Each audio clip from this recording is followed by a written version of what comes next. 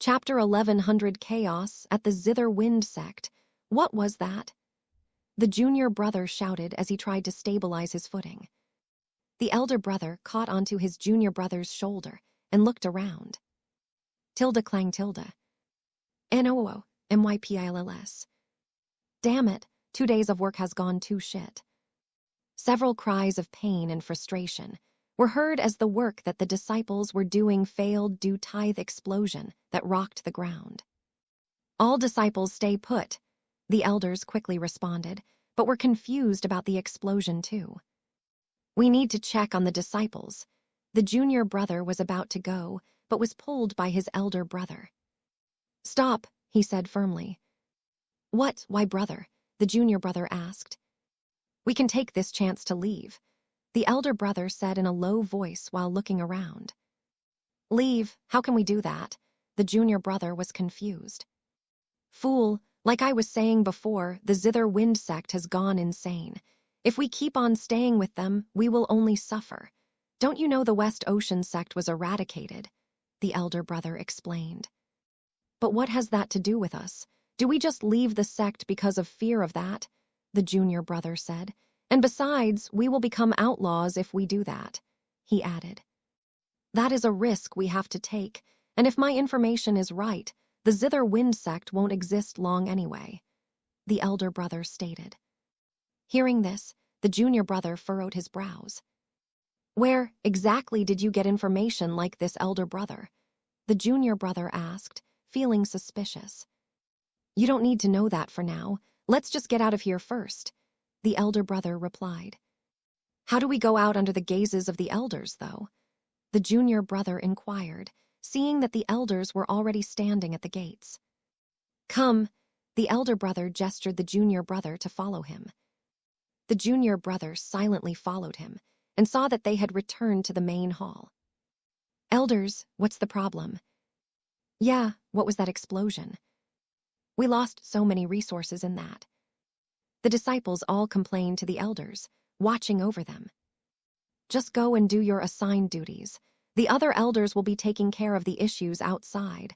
All of you just need to work, the elders firmly stated. The disciples were intimidated from their words and couldn't say anything, even if they wanted to. Swallowing down their words, they returned to their workstations. The elder brother took this chance while they were distracted to take out a certain talisman from his storage treasure. He slapped it onto a particular spot on the wall and quickly moved from there. What did you do there? The junior brother asked doubtfully, not being able to see properly. Just follow my lead later, and be ready, the elder brother warned. Then he turned and pretended to watch the disciples working, and the junior brother could only observe his elder brother for now. If one looked closely, they would see the hands of the elder brother trembling. His gaze was locked onto a certain disciple that was working on a cauldron. The cauldrons had collapsed, and he was setting it up straight again. Once he did that, the disciples added resources to it and was just about to activate it. But just when he touched the formation array that supplied the spirit chi to it, something happened. ARGH. The disciples were sent flying as the cauldron exploded. What the? The junior disciples were shocked by the sudden explosion. But that was merely the start. Another cauldron nearby exploded, sending more disciples flying and igniting the resources kept in a stack nearby. On the other corner, a refinement array collapsed, and the spirit tool that was being made was affected. It destabilized and exploded as well. The shrapnel cut the disciples, and even injured the elders with how far it spread. Boom tilde. One after the other, more and more explosions happened as the formation arrays started to break down. Now, the elder brother said, and ran towards the exit, which was now open with the elders being knocked away as well.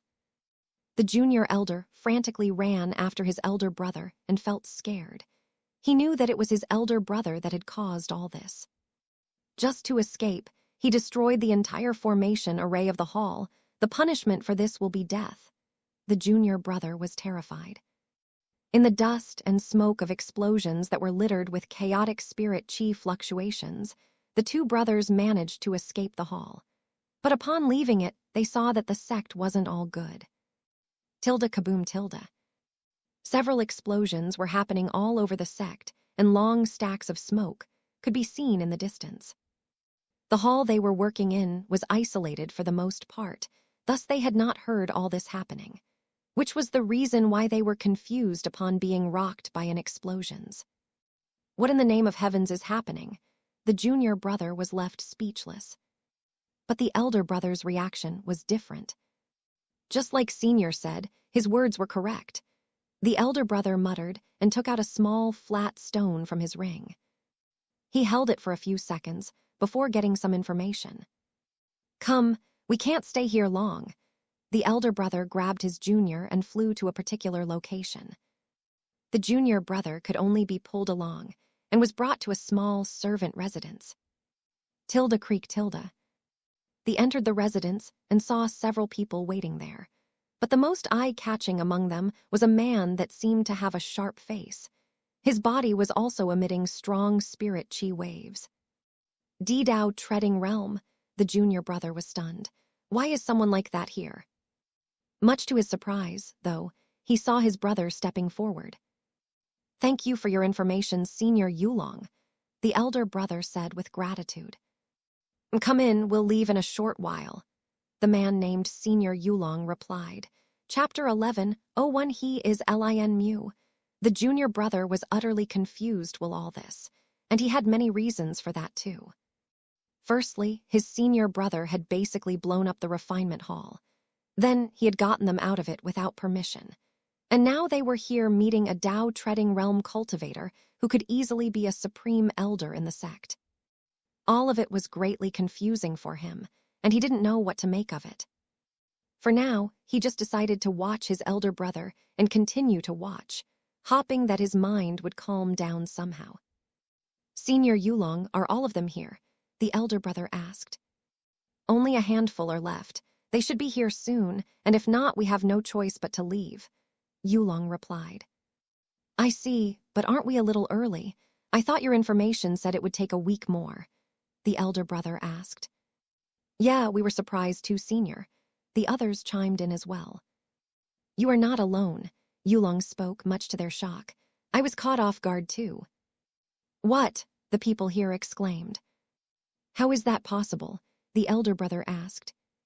"Well, I was originally supposed to initiate this, but..." Yulong took a pause and took out a large jade slip. The jade slip activated, and a stream of runes came out of it. The runes all joined together and formed into a formation that transformed into a screen. A second later, several scenes appeared on the screen. "Instead of me, an unexpected person has taken the chance," Yulong stated. The disciples all looked at the screen and were shocked to hell. What are they?" The disciples could barely speak. On the screen, they could see two beings, one man and one beast. The man had a golden sheen on his body, and tens of spirit weapons flew around him. The beast, on the other hand, was massive and was covered with flames. Its true figure couldn't be seen, but with every swipe of his claws, large fireballs shot out, burning and destroying everything in their path. The disciples watched as the man in the screen was intercepted by other elders. "Isn't that the Supreme Elder and the first and second High Elders?" the disciples identified. But what they saw only flipped their understanding of the world. The man with the golden sheen on his body, who should have been suppressed and killed with ease, beat up the elders. His golden fists were like hammers that pulverized their flesh and bone, leaving them crying out for mercy. But the cold look on the man's face only terrified them even more. "Eek!" A few disciples screamed as they saw an unbelievable scene. "The Supreme Elder is dead." They saw as the man with the golden fists knocked the Supreme Elder's head clean off with a punch whose power was unfathomable. And just as they saw this, an explosion was heard outside. Tilde rumble tilde. Aah. The disciples were startled as they saw the corner of the residence being blown off. In response to this, Yulong flipped his free hand and threw out 3 talismans that quickly formed a triangular barrier around them. But with the part of the residence destroyed, the disciples could see the scene outside, and what they saw there almost made them faint. A head. No, that's the Supreme Elder's head. Lying close to the residence was nothing but the Supreme Elder's head, which they had just seen getting punched off from his neck. Tilde roar, tilde. A thunderous roar shook the sect as a crushing spirit chi pressure was released. Tilde thud thud thud tilde. Several of the weaker disciples were unable to bear it and directly fell to their knees. Ugh! The junior brother gritted his teeth, but still managed to hold on. Tao treading realm. The elder brother gazed at the screen and saw that the roar had come from none other than the beast. Seems like my information was a bit wrong, Yulong spoke before a smile appeared on his face. It is even better than I imagined, ah. He suddenly burst out laughing. The disciples were far too terrified upon hearing that it was a Tao-treading realm beast wreaking havoc on the sect, rather than be confused by Yulong's actions. Senior, we need to leave. We won't survive in the collateral damage, the elder brother said hurriedly. No, but much to his disbelieving, Yulong denied. What, why? The elder brother questioned in doubt. The others who were also coming to terms were confused as well. Why can't we leave? We'll only die if we stay here, the others spoke. Ahahaha, you all don't understand. Now that he is here, this is the safest place. If you try to leave the sect, you'll be killed before you even step in the outer court, Yulong said. How can that be? Wasn't our goal to leave in the first place? Yes, Senior, you promised us that you will help us escape the sect, the female disciples pleaded. That was indeed the case before, but look, Yulong pointed to the screen. The eyes of the disciples stared as the scene on it changed.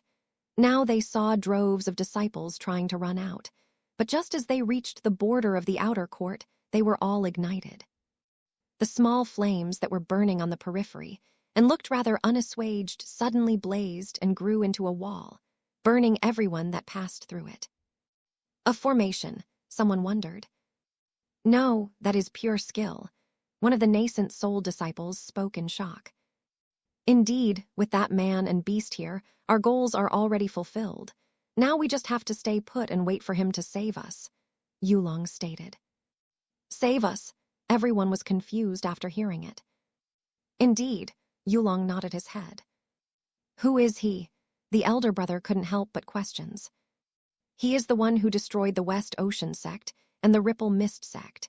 He is the alliance leader of the Long Cloud Alliance, Lin Mu. Chapter 1102 End of Zither Wind sect. Lin Mu's name was not something that was known outside of the alliance itself, thus the disciples who heard it were confused. That's the alliance leader of the Long Cloud Alliance. How come we've never heard of him? Someone asked. Yeah, isn't the alliance leader supposed to be the patriarch of the Long Cloud sect, Yu? The junior brother asked. That is what was said to be on the surface, but the true person behind it all is him, Yulong replied with a smile. Lin Mu, it's been such a long time. If not for you showing me the way in life, perhaps I would have already been dead. Yulong thought to himself as a few memories passed through his mind. What do we do now, then? Won't we be caught in the crossfire if we stay here? The junior brother asked and took another look at the broken roof. Look at them. Their attacks have already flattened half of the outer court. One of the disciples pointed at the screen. On it, one could see Lin Mu standing on the ground, which had caved in and turned into a crater. The ground had sunk nearly 3 meters deep, and the radius of the crater along was about 1 kilometer. Standing in the crater, Lin Mu gazed at the 2 men beneath him. Begone from this world. Lin Mu lightly spoke and stomped on the greatly injured bodies of the 2 high elders. He had already killed the Supreme Elder, and the 2 high elders were the last of the Tao-treading realm experts that were currently present in the Zither Wind sect. Lin Mu's spirit sense had already scanned the entire sect, and he knew that there was no one else among the sect's higher-ups here. Where did the patriarch of the Zither Wind sect go? Did he go to the Gu Legion like the Ripple Mist sect's patriarch did? Lin Mu wondered. He didn't know why the patriarch would leave their sex unattended, without a reason. Gu Yao probably summoned them and have been keeping them there. Lin Mu could only think of this for now. And while he was getting thinking of the next course of action, a few more explosions happened in the distance. Tilde roar tilde. Lin Mu looked and saw little Shrubby fighting against 7 elders at once. Or rather, fighting was an overstatement, as the elders were being beaten with little to no effort. Their attacks couldn't even touch little Shrubby, as he could outrun them. And they couldn't bear little Shrubby's attacks, as they were filled with a heat and crushing power that broke through their defenses with ease. Finish it, little Shrubby, we got more stuff to do. Lin Mu spoke. Tilde GRR tilde. All right, little Shrubby replied with a growl that terrified the 4 elder that were still alive. Little Shrubby moved at such a great speed that the very air tore apart, creating a sonic boom. AARGGHHHHH. The elders could only let out half a shout before they were directly exploded. Their remains were directly turned to dust and blown away by the wind, leaving behind nothing. Little Shrubby moved and appeared next to Lin Mu just a second later. I'm done, Tilde, little Shrubby spoke. Did you get their storage? Lin Mu asked. Of course. Little Shrubby shook his neck and 9 storage treasures fell out of it. They had been caught into little Shrubby's fur when he had attacked the elder. At his speed, one couldn't even see when he picked all of them up. Perfect, Lin Mu said before taking a quick look through their storage treasure. He wanted to find some more clues about Gu Yao, or the patriarch, or anything basically. Lin Mu furrowed his brows as the storage treasures of the 9 elders were basically empty, other than a few pills and spirit stones. Their spirit weapons had already been destroyed during the battle with little Shrubby. Mid-grade or even high-grade spirit weapons weren't durable enough to withstand little Shrubby's attacks now. Though Lin Mu didn't really mind the weapons, as he had plenty of his own. Did you find anything? Little Shrubby asked. No, it's strange. Lin Mu replied before taking a look through the storage treasure of the 2 high elders he had killed earlier. Strange, they have even fewer resources than the other elders, and don't have anything else either, Lin Mu said after searching. What about the Supreme Elder? Zhukong suddenly spoke. His body didn't have any spatial storage treasures on them, Lin Mu replied. Did you check his head? Zhukong suggested. His head, Lin Mu furrowed his brows, then recalled that the Supreme Elder did have a hair clip tying his hair in place. Oh yeah, I almost forgot about that, Lin Mu said before spreading his spirit sense. There it is. Lin Mu spotted the head nearly 2 kilometers away in the inner court of the sect. Lin Mu flew towards the place where the head was, and little Shrubby followed after him. But just as they reached it, little Shrubby sensed something. There are some people here, Master, little Shrubby said through their link. Lin Mu raised his brows and checked with his spirit sense again, not finding anything. Even though he didn't find anything right away, Lin Mu didn't doubt little Shrubby's words. A formation array to hide themselves, Lin Mu guessed. It was rather surprising to him, as a formation array that could hide from his spirit sense was not simple. Narrowing his eyes, Lin Mu picked up the head of the Supreme Elder and took the hair clip from it. It's indeed the spatial storage tool he has, Lin Mu confirmed. But he didn't check it right away. Instead, he gazed at the broken residence a short distance from him. Why don't you all come out? I know you all see me, Lin Mu calmly spoke.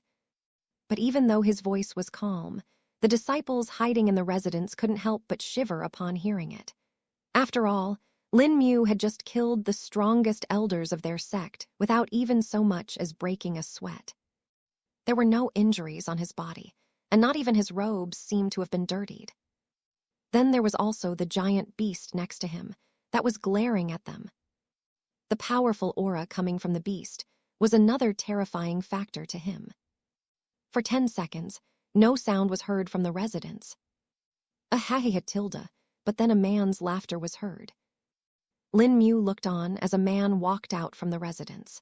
And when he did, the formation array isolating the residence also disappeared, allowing him to perceive the disciples of the zither wind sect hiding inside. Lin Mu's spirit sense swept over them, making them almost faint. Such spirit sense, not even Patriarch is on this level. The elder brother thought to himself as a bead of cold sweat dripped down the side of his temple. Lin Mu also saw all their expressions of fear and nervousness and guessed why they were there. So they took shelter there due to the battle. Can't complain about that, Lin Mu thought to himself.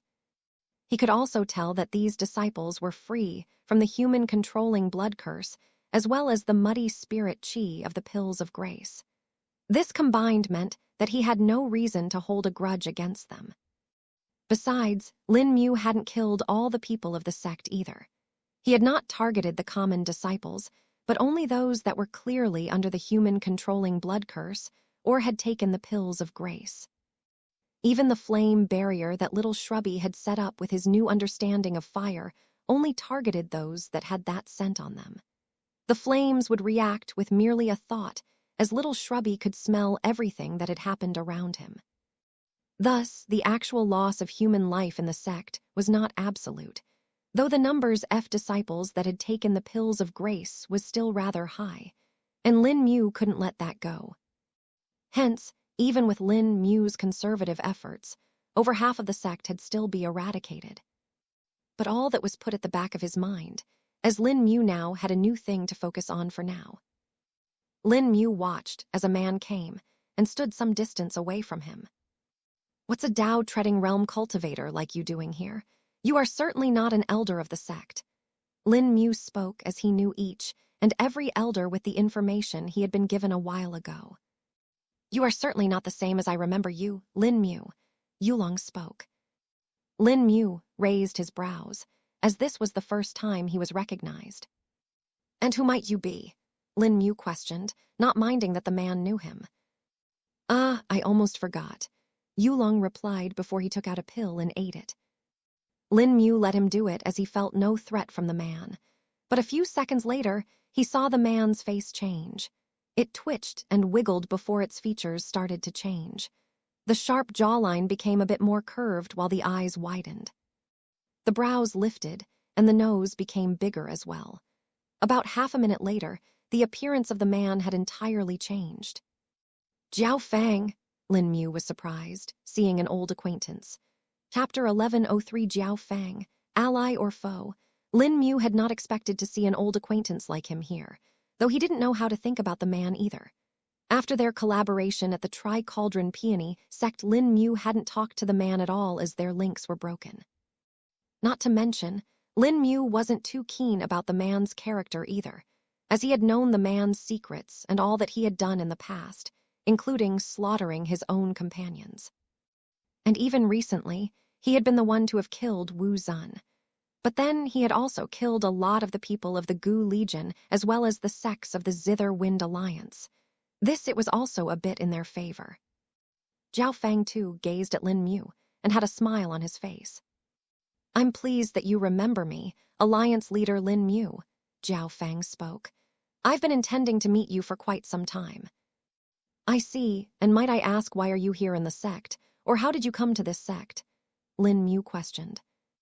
"Ah, of course, though I reckon I should at least establish the fact that I do not mean you any harm, and neither do I mean any harm to the Long Cloud Alliance," Jiao Fang stated. "Oh, so you want to ally with us?" Lin Mu questioned. "You could say that," Jiao Fang answered flatly.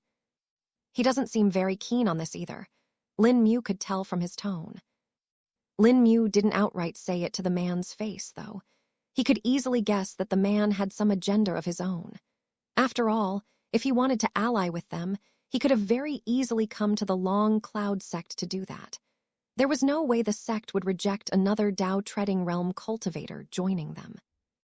Then there was also the fact that Lin Mu forehand suspicions about Jiao Fang and some more things he had done. Lin Mu had not forgotten that the man had been called Yulong, and that there was another Yulong who had been to the Iron Bull City, and how he had joined the people of the Gu Legion there. Lin Mu had a lot of questions, and he was sure as hell going to get the answers from Jiao Fang. And if he does not give satisfying answers, perhaps he doesn't need to exist either. Lin Mu thought to himself as a cold look flashed in his eyes. Jiao Fang involuntarily shivered and felt a hint of danger from Lin Mu. While he didn't know why he felt it, he knew that it wasn't a good idea to make the man who had just killed half of the sect wait. Senior Lin Mu, I will talk soon, but I have a promise to fulfill first, Jiao Fang replied. A promise? Lin Mu asked, feeling doubtful, and then remembered there were more people here. Jiao Fang nodded his head and turned back to face the broken residents. Come out, all of you, Jiao Fang called. Come out and greet Alliance leader Lin Mu. Tilde gulp tilde.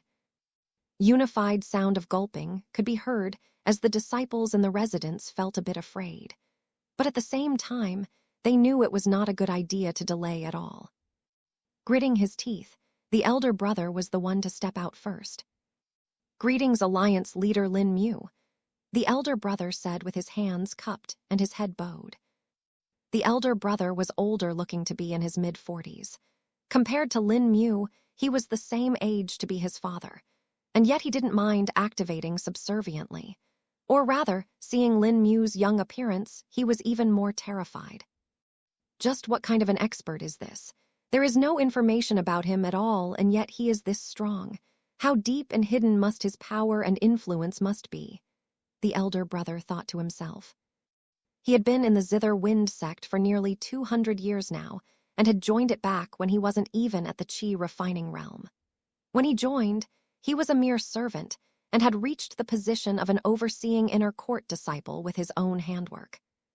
He could even be said to be a little talented, as he had reached the nascent soul realm at the age of less than 300, though he was only at the lowest stage of the infant soul stage. But he was not alone here either. Once he rose up in status, he also helped his younger brother along.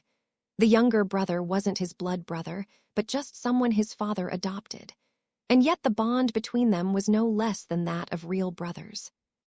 Having greeted Lin Mu first, his young brother flowed after him too. Greetings, Alliance leader Lin Mu. With the two brothers taking the lead, the rest of the disciples appeared as well and greeted Lin Mu in unison. Lin Mu, of course, didn't care for such formalities and didn't require such actions from others, but it still gave him an opportunity to assess these disciples. From their expressions, he could tell this much they weren't really mad about the Zither Wind sect being destroyed. Which was strange, as Lin Mu hadn't done anything to make them act like this. After all, unlike the Ripple Mist sect, he hadn't shown them the reality of the sect and what they had been doing. Is Jiao Fang behind this? Lin Mu wondered. And just as Lin Mu looked at the man, he understood the look and began his explanation. Senior Lin Mu, these disciples are all those that have learned the truth of the Zither Wind Alliance over the years. They were suspicious and didn't feel comfortable here and were looking for a means to escape. Jiao Fang explained. And I'm guessing you decided to be the one to assist them with it, Lin Mu replied. Chapter 11, 04 Jiao Fang's goals, and 4 reborn. The disciples standing behind Jiao Fang nervously looked at the two of them, afraid to let out even breathe loudly. Precisely, Jiao Fang spoke. It also served my purpose, thus I gave them a means to escape. I even came here to take them personally and was going to cause some chaos to get the right opportunity, he added, and took a pause. Though you came before I ever got to doing that, Jiao Fang said with slight pleasure on his face. Very well, since you want to get them out, you can. Though I don't think you will face any resistance now, they should be able to leave on their own. Lin Mu replied. There are still dangers lingering in the sect, Senior Lin Mu. We will have to guide them out, Jiao Fang stated. Lin Mu raised his brows and guessed what Jiao Fang was talking about. He then waved his hand and withdrew several things from the ring. Do you mean these? Tilde thud thud tilde. In front of Jiao Fang landed chunks of black flesh and bones. The disciples who glanced at it were scared and wondered what did this belong to. But Jiao Fang knew exactly what it was. You got rid of the reborn already. Jiao Fang was stunned. They were the first I got rid of upon entering the sect. Only after I had gotten rid of all of them did I attack the elders, Lin Mu answered. Hearing this, Jiao Fang was left confused and surprised. He knew about the existence of the reborn hidden in the Zither Wind sect. They were to act as a backup plan for Gu Yao and would be unleashed when a great trouble came upon the sect. They could act as a sword to initiate an attack, a shield to defend from foes, and as a dagger to cull any internal resistance. The reborn were to be released out if a specific amount of people died in the sect, or if anyone that Gu Yao had deemed worthy within the sect died.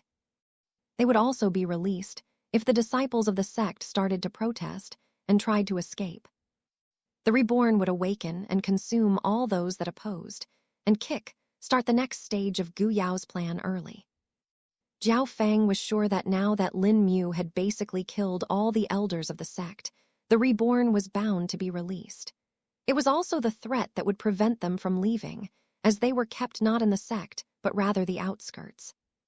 The Zither Wind sect also had more than just one reborn.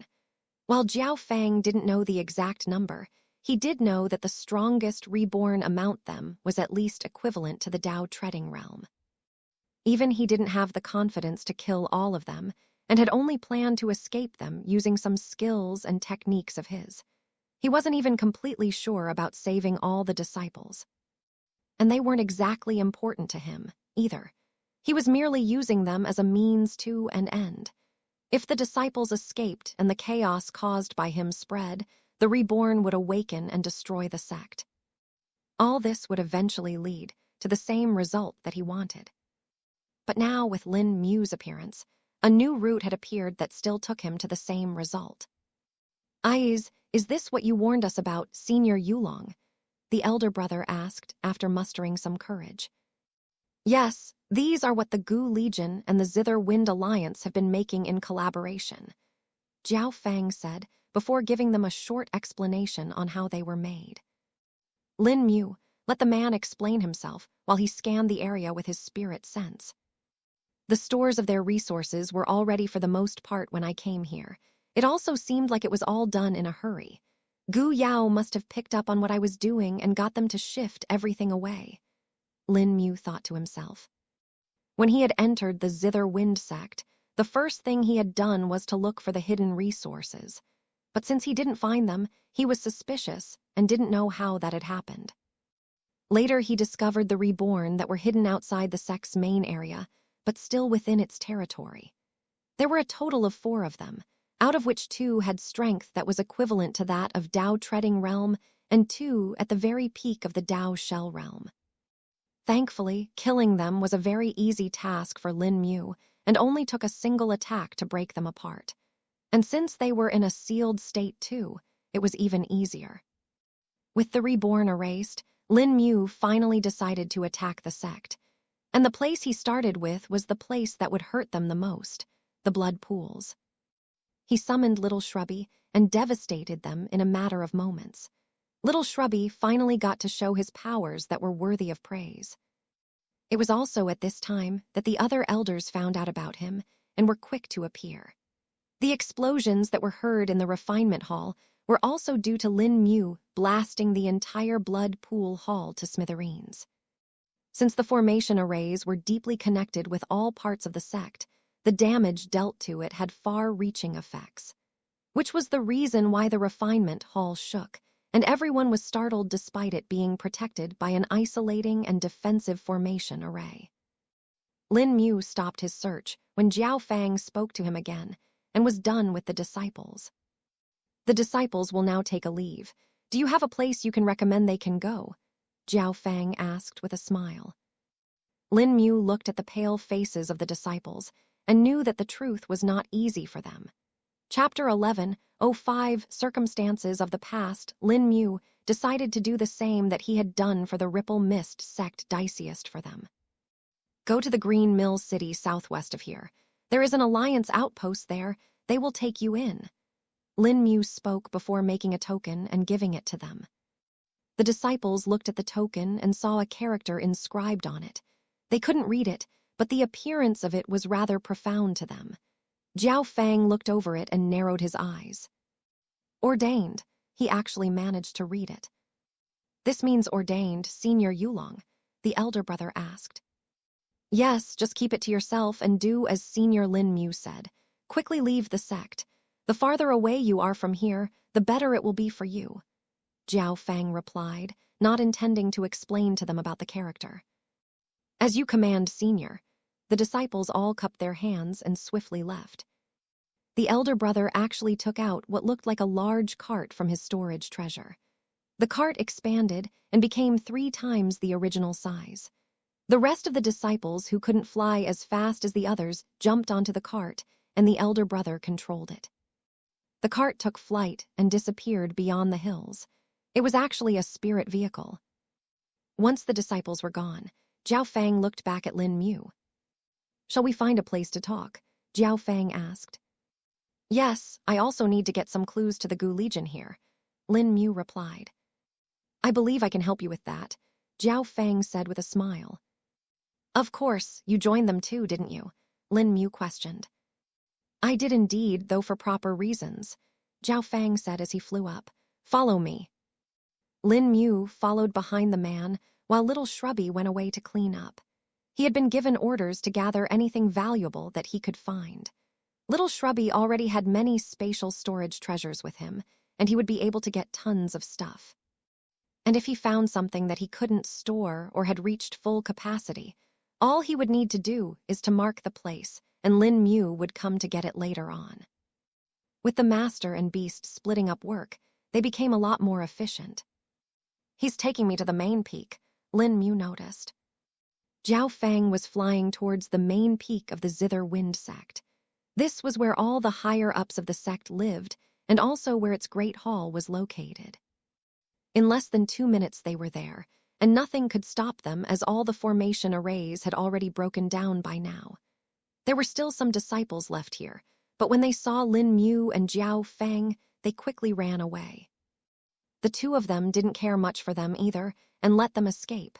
These people were no threat to them. Soon, the 2 of them were in the private chambers of the patriarch of the Zither Wind sect. We'll talk here, Jiao Fang spoke. That's fine with me. Lin Mu causally spoke and scanned the chambers with his spirit sense. He still didn't trust Jiao Fang fully and wanted to ensure that there was no trap here, though Lin Mu wouldn't get injured or affected by most traps now. I believe you want to know why I've been doing all this, Jiao Fang asked. You got that right. Speak. Why would someone like you reach the Dao treading realm this quickly, kill Wu Zun, join Gu Legion, and then go against them like this? Lin Mu questioned in a row. It all started from when you escaped from the Tri-Cauldron Peony sect, Jiao Fang said, and took a deep breath. When you had first spoken that you wanted to take things from the vaults, I had not believed you entirely. But then you proved me wrong and got everything you wanted. Not only that, but you also managed to escape the pursuit of the patriarch of the Tri-Cauldron sect and a lot of elders. Jiao Fang spoke, a hint of awe in his eyes. After you were gone, I saw the effects it had on the sect. I saw the blatant blame game that was played among themselves. I soon understood that there was something sinister going on in the sect. Thus I decided to leave the sect and learn more on my own. Then, with some difficulties and a little help, I managed to fake my death and left the Tri-Cauldron Peony sect. That turned out to be the best decision I made, as I later learned that most of the disciples of the Tri-Cauldron sect were forced into seclusion, quoting the lack of resources due to your theft. The name of the lightning thief could often be heard among the disciples, and there were many that resented you. After all, it was only after your actions that their life became complicated and tough, Jiao Fang explained.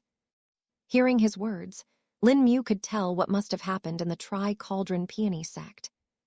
Gu Yao turned the disciple into pills of grace too, didn't he? Lin Mu questioned. Yes, the disciples of the Tri-Cauldron Peony sect were actually the first ingredients to be used for it. They were the first test subject, and it was only after 3/4 of the disciples were all drained and killed did Gu Yao stop his work. Though the true reason behind his stopping was that he had already gained some success with it and didn't need weaker disciples as much. The pills of grace have been perfected over 6 years now, Jiao Fang answered, only making Lin Mu feel disgusted and angry about the traitor of the world. And what about you? You are in the Tao treading realm. I don't think that is possible to do so fast without very unique condition. Lin Mu questioned. Jiao Fang was sure that Lin Mu would ask him questions about his cultivation, as it was easily the most shocking part about him. Forget Lin Mu, even he himself wouldn't have believed it in the past. And yet, it had become a fact. That is another story, though a part of it is something you should know already. Jiao Fang spoke. Yulong, that expert of the Zither Wind sect, Lin Mu stated. Indeed, after the information I found in Then's sect, Yulong's mnemonics, I went on to discover more places where he had hidden resources and some skills. I found all of them 2 years after leaving the Tri-Cauldron Peony sect. And those resources were enough to let me break through to the nascent soul realm. But when I found the last place where the resources were hidden by Yulong, I found something else there too. Jiao Fang said and took a pause. Lin Mu continued listening to the man and was fully invested in his words now. What I found was not any resources in that location, but Yulong himself, Jiao Fang stated. What? How's that possible? Wasn't Yulong an elder of the Zither Wind sect and had died a while back? Lin Mu questioned. Well, he was still dead, but a part of him was alive, Jiao Fang said, surprising Lin Mu. Of course, Lin Mu knew that nascent soul realm and above cultivators could survive even if their bodies were killed. They could switch to their nascent soul and avoid dying. Did you find a nascent soul? Lin Mu asked. No, it was actually a full soul. After Yulong reached close to the end of his lifespan, he had already prepared a method of survival. He was in reality a spy from the Forbidden Continent and had been present in the Great Zhou Empire for a long time. And due to being from the Forbidden Continent, Yulong had access to certain northern tribe techniques that were unique to them. In these techniques, he found one that could allow him to survive even after death. And this wasn't the death one would face after their body died, but rather one in which their entire self was wiped out, Jiao Fang said, thatching Lin Mu's interest greatly. While I couldn't find the technique that Yulong had used, I could still know about it from his memories. What the technique did was to kill the body of the user before they died naturally. Then the true soul of the user would be transferred to their nascent soul, and all the spirit chi and the rest of their cultivation base would be sealed in it too.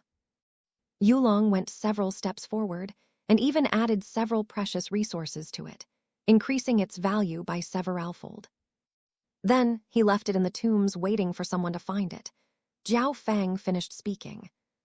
And you came up it in the end, but that still doesn't explain how you reached the Tao treading realm, as even Yulong was only at the nascent soul realm, wasn't he? Lin Mu asked in doubt. That is a part that Yulong had fooled everyone with. He was actually at the peak of the Tao shell realm.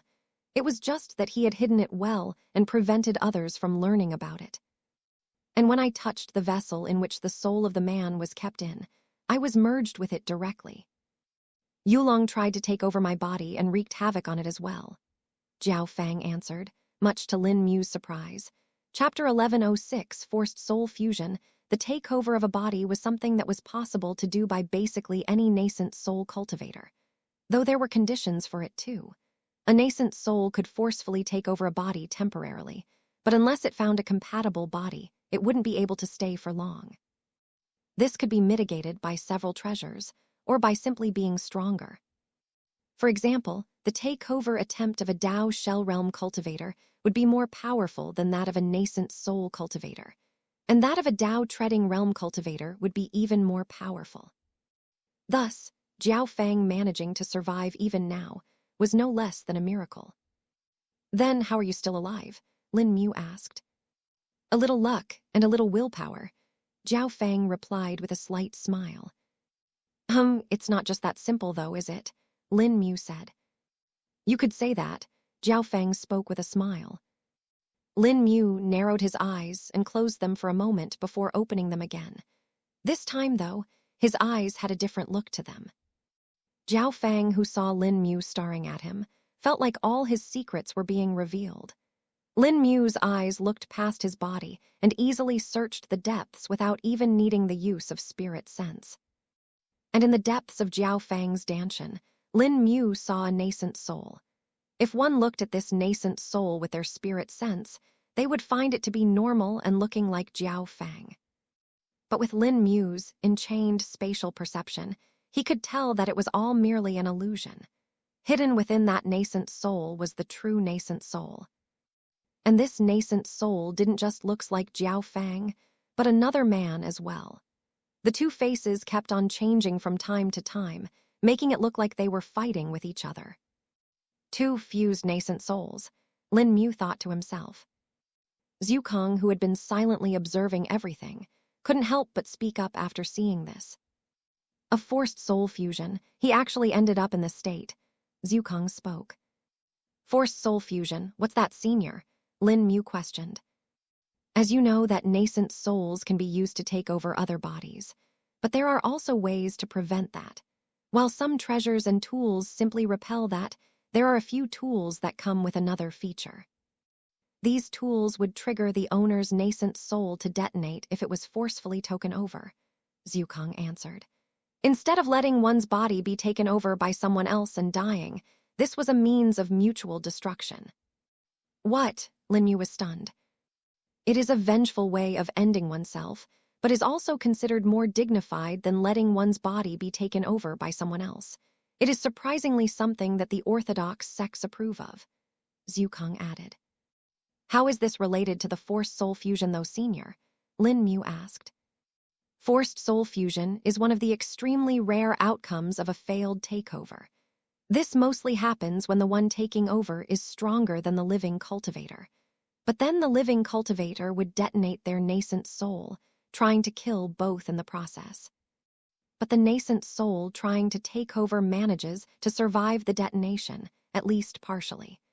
Then, to preserve itself, it would fuse with whatever is left of the original owner's nascent soul. Usually this would end up in the stronger cultivator managing to take over the body, but the remnants of the previous owner would change the soul. They would get their memories switched or erased. Their personalities might change, and they could even turn insane, Zhu Kong explained. Hearing all this, Lin Mu could now understand what must have happened with Jiao Fang. With all that he had found through Yulong's inheritances, Lin Mu reckoned there was either some treasure or spirit tool that could allow his nascent soul to detonate during a forceful takeover. Then Jiao Fang is actually that Yulong? Lin Mu asked doubtfully. In his case, though, it seems like the rate of fusion is in the favor of Jiao Fang. I don't know if he was simply lucky, or if Yulong's soul had become too weak, but the soul of Jiao Fang managed to retain most of its part. From what I can tell, the true soul of Yulong that was sealed with the nascent soul has 40 to 50% control over Jiao Fang's nascent soul. But at the same time, Jiao Fang's true soul is completely intact and is still in his body. So in all this, Jiao Fang could have been said to have benefited, Zhu Kong replied. So this turned out to be his fortunate encounter. Lin Mu muttered in his mind. While Lin Mu and Zhu Kong had this conversation in their shared mind space, not even a minute had passed by. During this entire time, Lin Mu had been staring at Jiao Fang, making him more and more nervous. Senior, Jiao Fang couldn't take it anymore and spoke up. Are you Jiao Fang or are you Yulong? Which soul is under control now? Lin Mu questioned plainly. Hearing this, Jiao Fang's pupil constricted. He knows. Tilde gulp tilde. Jiao Fang gulped down forcefully and didn't speak for a few seconds. But Lin Mu simply kept on staring deep into his eyes, making him feel more nervous than ever in his life. Of course I am, Jiao Fang. All that is left of Yulong are the memories and his cultivation base, Jiao Fang answered. But your nascent soul says otherwise. The two souls are fighting, Lin Mu replied. That's just the nascent soul. I have full control over the body and the cultivation base, and the current state of my nascent soul is only temporary. The stronger I get, the weaker Yulong's nascent soul will become. There will come a time when I'll be able to purge out his remnant consciousness from my nascent soul entirely, Jiao Fang explained. Chapter 1107 Gu Yao's location, learning that Jiao Fang had fused with the remnants of Yulong. Lin Mu was not ready to fully trust the man. He had already heard from Zhukong that people such as this could change personalities in the blink of an eye, and others wouldn't even know. There was no saying whether this might happen with Jiao Fang, but Lin Mu wouldn't bet on that. The oath would not work on him either, would it, Senior? Lin Mu asked. No, the oath affects the true soul. Thus it would only affect Jiao Fang. Thus if Yulong ever takes control, the oath would not come in effect. So unless we make Yulong take the oath, it wouldn't work, Zhukong replied. And for Yulong to take the oath, he would have to be in control, right? No use in that either, Lin Mu muttered in his mind. With the options being either to kill Jiao Fang entirely or to keep him on a short leash for now, Lin Mu decided to do the latter. While there were risks to trusting Jiao Fang, his earlier actions were still inclined towards Lin Mu and showed that he was trying to be an ally. All right, you won't have my trust now, though. You will have to earn that, Lin Mu said to Jiao Fang, who took a breath of relief. That is fine, and I think I can do that, Jiao Fang replied. And how will you be doing that? Lin Mu asked. By providing you with information, Jiao Fang replied. About the Gu Legion and Gu Yao, he added. All right, go on, speak, Lin Mu ordered. I think I should first tell you how I got into the Gu Legion first. It is related to all, Jiao Fang said, to which Lin Mu nodded. Lin Mu was interested about that and wondered how that had happened. After all, Jiao Fang had killed Wu Zun and several of the Gu Legion members.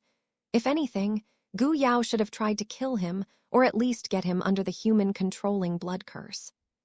But from what he could see, nothing of that sort had happened, which made Lin Mu rather intrigued about it all. I wanted to pull the attention of Gu Legion and Gu Yao, thus I took the most obvious approach and killed their members that were important. I also did it by changing my appearance enough to look similar to Yulong. There were some pills in his inheritance that I found that could achieve this, though their effects are only temporary. Killing the Gu Legion members and allies certainly got me in their eyes, and they started a hunt for me. After I reckoned it all the right time, I went to a place where they had their people stationed and voluntarily walked in. I let them take me to a Gu Legion base. There they were going to interrogate me, but I made use of Yulong's memories. Showing myself as the true Yulong who had come into the Great Zhou Empire a long time ago as a spy, I managed to get an audience with Gu Yao. The man was not trusting of me, of course, and inquired about Yulong from the northern tribes. The northern tribes had prepared for this a long time ago, but had not expected for Yulong to actually succeed in his insane plan.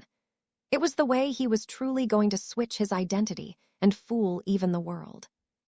They didn't want the repeat of the old times when the world's ordained defeated them. With a deep spy like Yulong among the higher-ups of the Great Zhou continent, the northern tribes would always be a few steps ahead.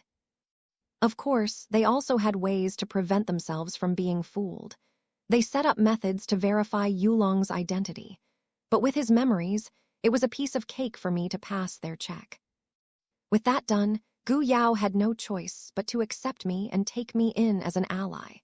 And since Yulong's clan was actually very influential in the northern tribes, being one of the ruling clans, he couldn't forcefully put me under his control. If he did that, he would only be breaking his relation with the northern tribes and risk losing their support. And once he had me in his circle, the rest of the plan went swimmingly. Jiao Fang explained in detail. Hearing all this, Lin Mu was rather surprised and a little impressed at the same time, though he didn't show anything on his face and kept a plain expression. At least I can tell that he isn't lying. Lin Mu had gotten good enough to judge whether people were lying or not.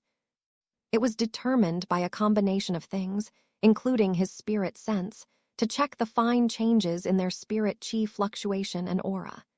These changes were so minor that a cultivator might not even realize themselves. One could fake their facial expression with great detail, but they couldn't do the same with their aura and spatial fluctuations. I see, that was a risky venture for sure, Lin Mu replied after a few seconds. Indeed, though it was worth it, I got something that you will greatly like, Jiao Fang said with a smile. And what might be that? Lin Mu asked in anticipation. Gu Yao's hideout, the true headquarters of the Gu Legion, I know where it is. Jiao Fang reveled. Hearing this, Lin Mu's eyes went wide, and he was unable to maintain a plain expression. After all, this was information he had been looking for a long time, and the entire alliance was spending a lot of manpower and resources in getting it. They had been using merchant and goods routes to trace out the location, but despite all that, they were still unable to get it. Where is the hideout? Lin Mu impatiently asked. It is far to the east, in the ocean. It's a secret plain located within the borders of the Echo Conch Kingdom, Jiao Fang revealed. Chapter 11, 08 Gu Yao's method of hiding the Echo Conch Kingdom and the First Sun Kingdom were the only two island kingdoms of the Great Zhou continent. And they were also the smallest kingdoms in the empire. They were even smaller than the Fenlong Kingdom. The First Sun Kingdom was located east of the Fenlong Kingdom and was a trade ally of them. They two kingdoms were separated by the ocean for about 300 kilometers, but the Echo Conch Kingdom was further south from there. It was over 1,000 kilometers away from there and was the smallest kingdom. It also had very little interaction with the rest of the kingdoms, outside of trade. It didn't have that many cultivators either, with the strongest cultivators among them being at the nascent Soul Realm. It was located over 500 kilometers from the shore, and thus had lack of certain resources. It prevented there from many cultivators being born, and since there was also not much land mass, it prevented them from growing crops too. Their reliance was mostly on the ocean for food. Even the cultivators depended on the ocean for their supplies of cultivation resources. After all, the aquatic beasts were an excellent source for that. But then there was the issue that fighting aquatic beasts was greatly disadvantageous for human cultivators. Even if they could fly, there was a great chance they might lose the beast they were fighting once the beast dived deep into the water. Despite all that, the kingdom had still survived all this time, and the people living on it thrived. Lin Mu never expected that it would be this place, that Gu Yao would be hiding in all this time. Do you have proof of this? As far as I know, there have been no reports of suspicion about the Echo Conch Kingdom. Plus, we would have known if there were any goods being routed there, with Echo Conch Kingdom being heavily dependent on exports. Lin Mu said after thinking for a bit. There was a reason why the Alliance had never suspected the two island nations about being the hideout for Gu Yao and the Gu Legion. Since they were tracking the trade routes using merchants, the two island kingdoms would have been detected right away. After all, they had a very specific route of importing to them. The First Sun Kingdom was literally located next to the Fenlong Kingdom, thus any anomaly would have been found instantly. All the goods also went through them. As for the Echo Conch Kingdom, a part of their supplies came from the Fenlong Kingdom as well, but a majority came from another kingdom that was located along the coast. It was the Silian Kingdom. It was a medium-sized kingdom, and was under the influence of the Long Cloud sect. In fact, the Long Cloud sect was located on the border of the Silian Kingdom too. With both kingdoms being in the vicinity of the Alliance powers, there was very little chance for them to be Gu Legion hideouts. I know about the Alliance's attempt at investigating it all, and they are commendable. Unfortunately, Gu Yao took a different approach here. Instead of going his usual route of controlling everyone in the place he is hiding, he let everyone free. Jiao Fang explained. Then how does he get all his supplies there? We know for sure that he has been rerouting tons of supplies from the sects and kingdoms. Lin Mu asked. Spatial storage treasures. He's been making a fool of the local fishermen and getting them to transport jewelry that is in fact spatial storage tools.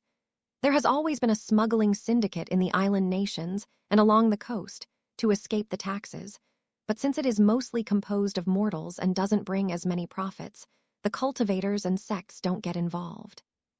Gu Yao got a few of these smugglers acting as his henchmen.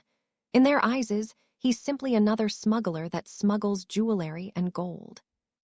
They simply bring the resources to the border of the Silian Kingdom, where they get transferred to the spatial storage treasure, and then sealed to make them look like normal jewelry. They get taken into the kingdom with ease, and then passed over to the fishermen who pass it over to the smugglers in the sea. Jiao Feng explained in detail. Hearing all this, Lin Mu was at a loss for words. No wonder we had blank trails after a certain point. He switched over to an unsecured way to transport the resources. We never had the commoners in our sights either, thus there was little to no chance of finding them. Lin Mu thought to himself. The elaborate net of transport and smuggling was very smart of Gu Yao to take advantage of. But Lin Mu knew that was not all. If Gu Yao was simply hiding in the Echo Conch Kingdom in the open, he would have seen it before. The headquarters of the Gu Legion aren't in the Echo Conch Kingdom, are they? They are on a different plane, Lin Mu stated. Senior Lin Mu certainly guessed right. Gu Yao had long since discovered an incomplete plane in the Echo Conch Kingdom. Using the formation arrays of the northern tribes, he expanded it and also added several teleportation channels to it. There is no physical entry to the plane either. One can only enter with a talisman, and even those only allow single entries to the plane. Only Gu Yao himself can leave the place without them. And there are also many escape paths set up for himself, Jiao Feng replied. Hearing this, Lin Mu's ears perked up as it meant that a few of the plans he had made earlier would now work. A smile appeared on his face that made Jiao Feng shiver, and he had a bad feeling. Seems like I need to head to the Echo Conch Kingdom next. Time to end it. This has gone on for too long. Lin Mu spoke with a hint of excitement. Wait, you're gonna head there directly? Jiao Feng was stunned. While he had seen Lin Mu's power here, he was still unsure of whether he'd be able to go against Gu Yao. Yes, I don't have any reason to wait after all, Lin Mu replied. That will be insane. Not to mention, how will you even enter the plane? Even if you manage to get a teleportation talisman from someone, it won't be useful as they monitor each person that enters and exits. They can simply stop the talisman from working, Jiao Feng said. Who said I need a teleportation talisman? I have other ways to get into the plane, Lin Mu said, not explaining any further.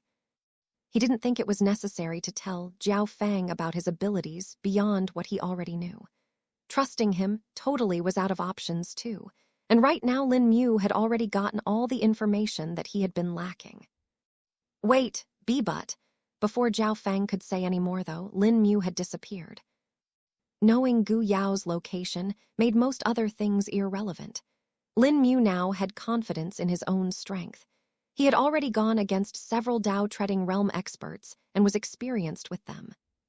Besides, having others with him there might only put him on the disadvantage, as Gu Yao could possibly play some scheme that could catch him off guard. Lin Mu would have to split his attention between his allies and his enemies at the same time. For now, little Shrubby might be the only one who could go along with Lin Mu and be an advantage to him rather than a burden. Little Shrubby's speed was also the main factor in deciding this. Though before heading there, Lin Mu still decided to inform his allies.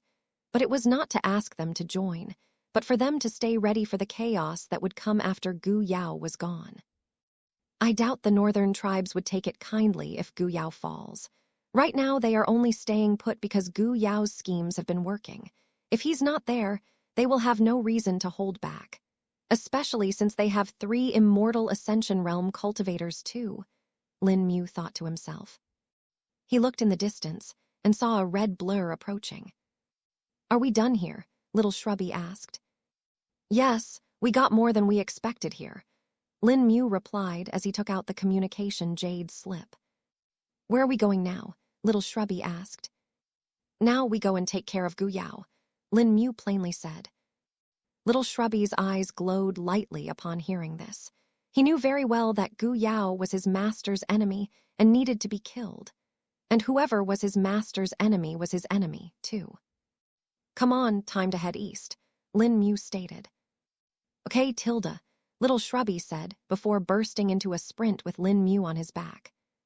A sonic boom was heard and alerted Jiao Feng, who had been looking for Lin Mu. He's already gone. Perhaps he really might be able to get Gu Yao to die, Jiao Feng muttered to himself. He looked around and sighed once more before leaving the sect, his destination unknown. While Lin Mu was heading to the Echo Conch Kingdom, he held the jade slip and contacted Jiang Luo. He didn't know if the man had left the ancestral grounds yet, but there was a great chance he had. Lin Mu, where have you been? Jiang Luo shouted through the jade slip. Chapter 1109, the top sects come around Lin Mu's disappearance without a word was certainly met with unease in the alliance. But since his actions were rather open, they could somewhat guess what was happening. Additionally, Jiang Luo's return from the ancestral lands had helped the alliance know what Lin Mu was doing. After all, many of the things that Lin Mu did were known by Jiang Luo, as it was among the many plans they had discussed. Because of this, the alliance could pick up from the devastation that Lin Mu left behind and work upon it. Then the arrival of the disciples from the fallen sects also let the alliance know quite a lot. The disciples of the Ripple Mist sect were questioned in detail about all that had happened. And not only this, but it was all recorded and documented. This helped to assuage the top 3 sects and make them calm down. Originally, they had been greatly upset with the fall of the sects. After all, if one top sect could fall with the offense of just a single person, it would set a bad precedent in the eyes of the people. The top sects were unshakable powers in the eyes of the commoners and cultivators alike. Even the kingdoms weren't said to be as stable as the top sects, and perhaps only the empire could stand on the same level. But now all of that had been flipped on its head. The people saw the reality of it all and understood they weren't the sovereigns they pretended to be. Just like the commoners who could be killed at any time, these sects now had something to be afraid of. And when the truth of the Gu Legion and Gu Yao was fully revealed to the top sects, they were left red-faced. They had been fooled for a long item and now needed to make up the face that they had lost. The Long Cloud Alliance had been working on all this with the help of Jiang Luo, while Lin Mu soloed the Gu Legion and the Zither Wind Alliance. Still, the alliance had a lot that they wanted to talk to Lin Mu about.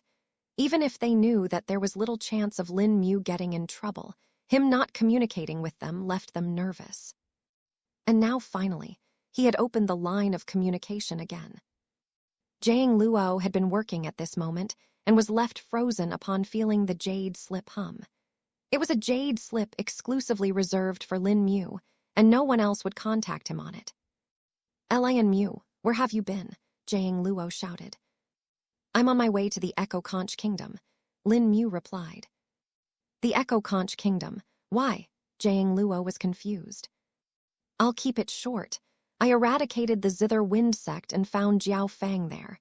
He gave me the information about where the Gu Legion's headquarters is hidden and how Gu Yao had been hiding. Lin Mu quickly spoke. Huh, wait, you're heading there alone? Jiang Luo hurriedly asked. He wasn't shocked that the Zither Wind sect was gone, but that Lin Mu was now going against Gu Yao on his own. Even if the top sects were powerful, by now they knew Gu Yao was in an entirely different league of his own. Even if he might not be that strong on his own, he had many other ways to harm someone. There was no saying what he had hidden in his sleeve. I'm going with Little Shrubby, Lin Mu replied. You can't do that. Wait for us. The entire alliance will come for this. It's too dangerous, Jiang Luo stated. No, the way I'm going to do things, others being there will only put them in danger. Besides, the Gu Legion's headquarters is in a separate plane just like we talked before, and the way to enter it is only using talismans.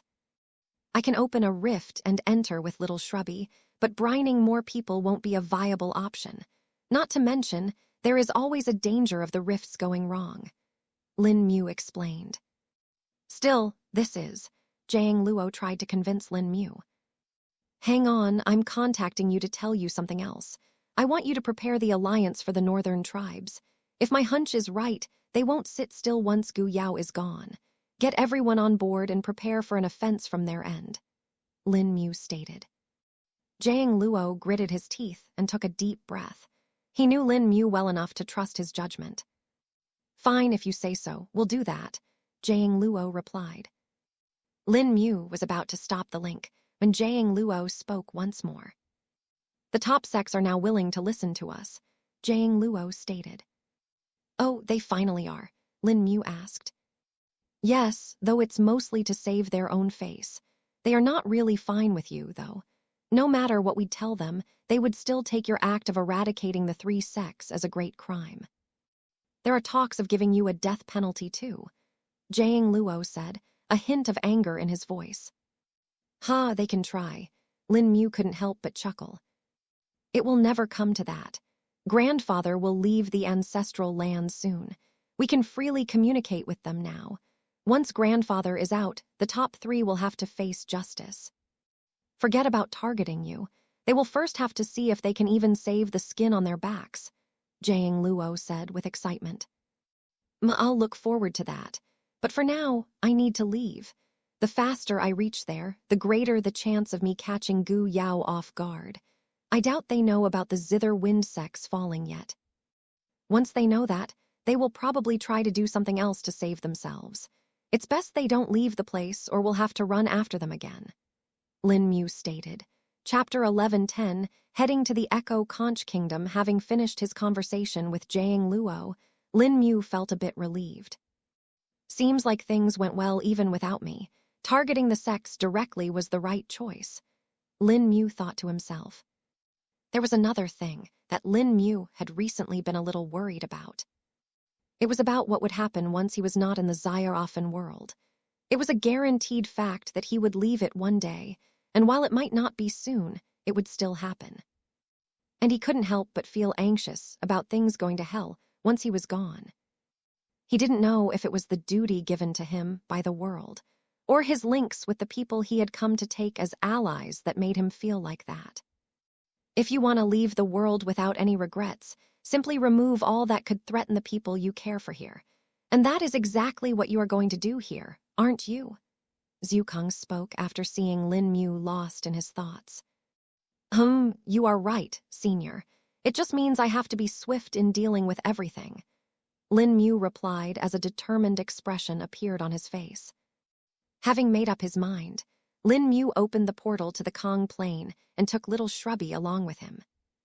When he reappeared, he was in the cave where all the teleportation gates were set up. The closest teleportation gate to the Echo Conch Kingdom would be the Fenlong Kingdom. We'll have to fly to the Echo Conch Kingdom from there. Lin Mu spoke to little Shrubby, who simply nodded. The two of them walked into the Fenlong Kingdom's teleportation gate and appeared in the palace of the Fenlong Kingdom. The guards there were stunned upon seeing Lin Mu, but before they could say anything, Lin Mu disappeared along with little Shrubby, only leaving behind a red blur and a gust of wind that pushed the guards back. That aura. Miss Fen, who had been working, felt a familiar aura and immediately looked outside. It really is him, but where is he going? She could see a red blur disappearing over the horizon. He's going towards the ocean, but why? There's nothing there. It was only after she got a report from the Alliance about their next course of action did she learn why. So the day has finally come, and Lin Mu will be doing it alone too. I don't know if this is brave or foolish. Miss Fen threw to herself as a complex expression appeared on her face. She looked in the direction where Lin Mu had disappeared and sighed. If it's you, then it should not be foolish, she muttered before returning to the study. She had a lot of things to do now, and tons of orders to give. Soon, the entire Fenlong Kingdom would be mobilized, and the commoners would get to see the true power that had been hidden for a long time now. This was something that would happen all over the empire, across multiple kingdoms. And while it happened, the imperial court in the capital of the Great Zhou Kingdom would be running around like headless chickens, trying to make sense of why an army bigger than the entire empires had suddenly been mobilized. Thankfully for them, envoys from the Alliance would bring the decree informing them of an impending invasion from the northern tribes. All this had happened due to the actions of Lin Mu, but he didn't need to bother with this decision as much. He had set the stage for the others, and if he still had to do everything, then these old experts who had lived for hundreds and thousands of years would have been the greatest fools the world had ever seen. Tilda woong tilde. The sound of waves could be heard while Lin Mu and little Shrubby flew over the ocean. They were heading south from the Fenlong Kingdom and could see hundreds of ships and boats below them. These ships and boats went about their day, unaware of Lin Mu and little Shrubby that flew past their heads. We should reach the Echo Conch Kingdom in a short while, I think, Lin Mu muttered as he checked the map in his mind. He had never been to the Echo Conch Kingdom and was depending on the old maps he read, along with his spirit sense. He could follow the ships in the water and roughly tell what direction to fly towards. After all, navigating in the ocean wasn't really an easy thing. On land, one could use various markers to guide one's path, but in the sea or ocean, other than a few islands, there was basically nothing. And since it was daytime, there were no stars to use as a guide either, though it would have been useless for Lin Mu either way, since he didn't know how to use stars for charting a route anyway. About an hour later, Lin Mu finally sensed land with his spirit sense. That should be the Echo Conch Kingdom, Lin Mu said upon witnessing small dots in the distance. The dots expanded in size as they got closer, and soon the dots turned into more dots, with them being the hundreds of ships and boats that were sailing around the Echo Conch Kingdom. A couple more minutes later, Lin Mu finally saw the entirety of the Echo Conch Kingdom. It was truly small in Lin Mu's eyes, as he could see both ends of the kingdom in a single glance. So this is the smallest kingdom of the empires, and also where the worst power of the empire has been hiding all this time. Lin Mu muttered with a serious expression. Let's head up, Lin Mu said to little Shrubby. They moved high up into the clouds, and Lin Mu used his spirit sense to first observe everything in detail. He saw the people, the cultivators, and everything that was on the kingdom's land. Chapter 11:11 Life in the Echo Conch Kingdom. This was the first time Lin Mu was seeing the Echo Conch Kingdom, and estimated that the size of the entire kingdom was about the same size as that of Wu Lin City, though there were also some smaller islands around the main island. But they weren't big enough to be called cities or anything. At most, these islands could house 10 to 20 houses, but not much. From what Lin Mu learned about the Echo Conch Kingdom, the lower class of the people that would be the same as the peasants would live on these smaller islands, and those that were even poor would not have actual land to live at all. Rather, these people would have to make do with their boats. In an island nation such as the Echo Conch Kingdom, every inch of the land was valuable and expensive. Even on the main island, the ones that could live either did so temporarily or were rich enough to stay there permanently. There was also a tax system in the kingdom which made it so that those who did not have the permission to stay on the main island permanently would have to pay the kingdom a certain amount for each day that they stayed on the main island. Of course, most of the trades here happened in goods, and one didn't necessarily need to use hard currency or coins to pay the tax either. Many fishermen and traders had this tax cut at the time of the entry and whenever they sold their goods. No wonder the smuggling trade is so popular here. With a daily tax like this, not many would be able to afford it, and those that live on those smaller islands don't have the proper supply of water and other necessities either, Lin Mu thought to himself. The only source of fresh water was on the main island and came from two main places. First was the underground spring that was protected by the kingdom's own guards. This was said to be the protected supply of water, and only the royal court had access to it. Other than this, there was the lake located in the center of the island.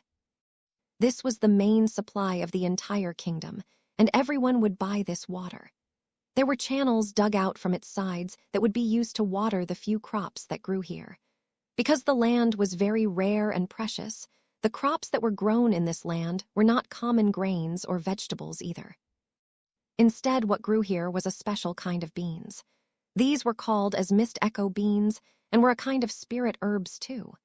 What was unique about them was that they didn't need spirit chi-rich areas to grow, but rather the unique soil that existed in the Echo Conch Kingdom. These mist echo beans were used to refine oils that were used in alchemy. But other than this, the mist echo beans had other uses too. For example, the dried and fermented flowers of the mist echo beans had hallucinogenic properties and could give one an euphoric high when consumed. There was also a special wine distilled from the fresh flowers that was high in demand. These were the high-value cash products of the Echo Conch Kingdom that they specialized in. Though if it were not for the fact these things didn't really affect cultivators, there was no way the Echo Conch Kingdom would have been able to keep all this safe to themselves. Rather, these products were something that the mortals used the most. Lin Mu also observed the commoners and their lives before checking the cultivators that were in the kingdom. Another thing that was special about the Echo Conch Kingdom was that there were no cultivation sects here. Nearly all cultivators of the kingdom instead worked for the royal court or the royal family, as they were the only ones that had the cultivation resources. The sales and trade of cultivation resources was almost monopolized by the royal court, and if someone wanted to do any business related to it, they would need to get permission from them. This was also one of the reasons why the Alliance had not suspected of Gu Yao hiding here. With all the power being in the hands of the Echo Conch Kingdom's royal court, he would have to either control them all or get official permission.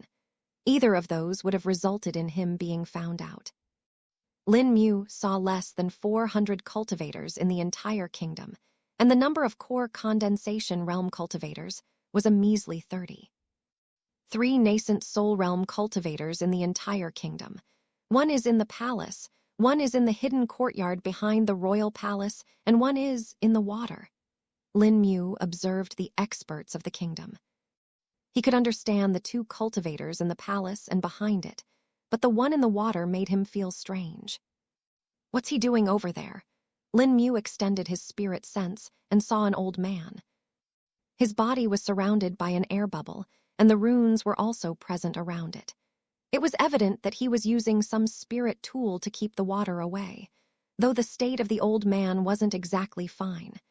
There were several injuries on his body and even teeth marks. Deep in the water some distance from the kingdom, a large fish was swimming around. It had sharp teeth, and its cultivation base was also at the nascent soul realm.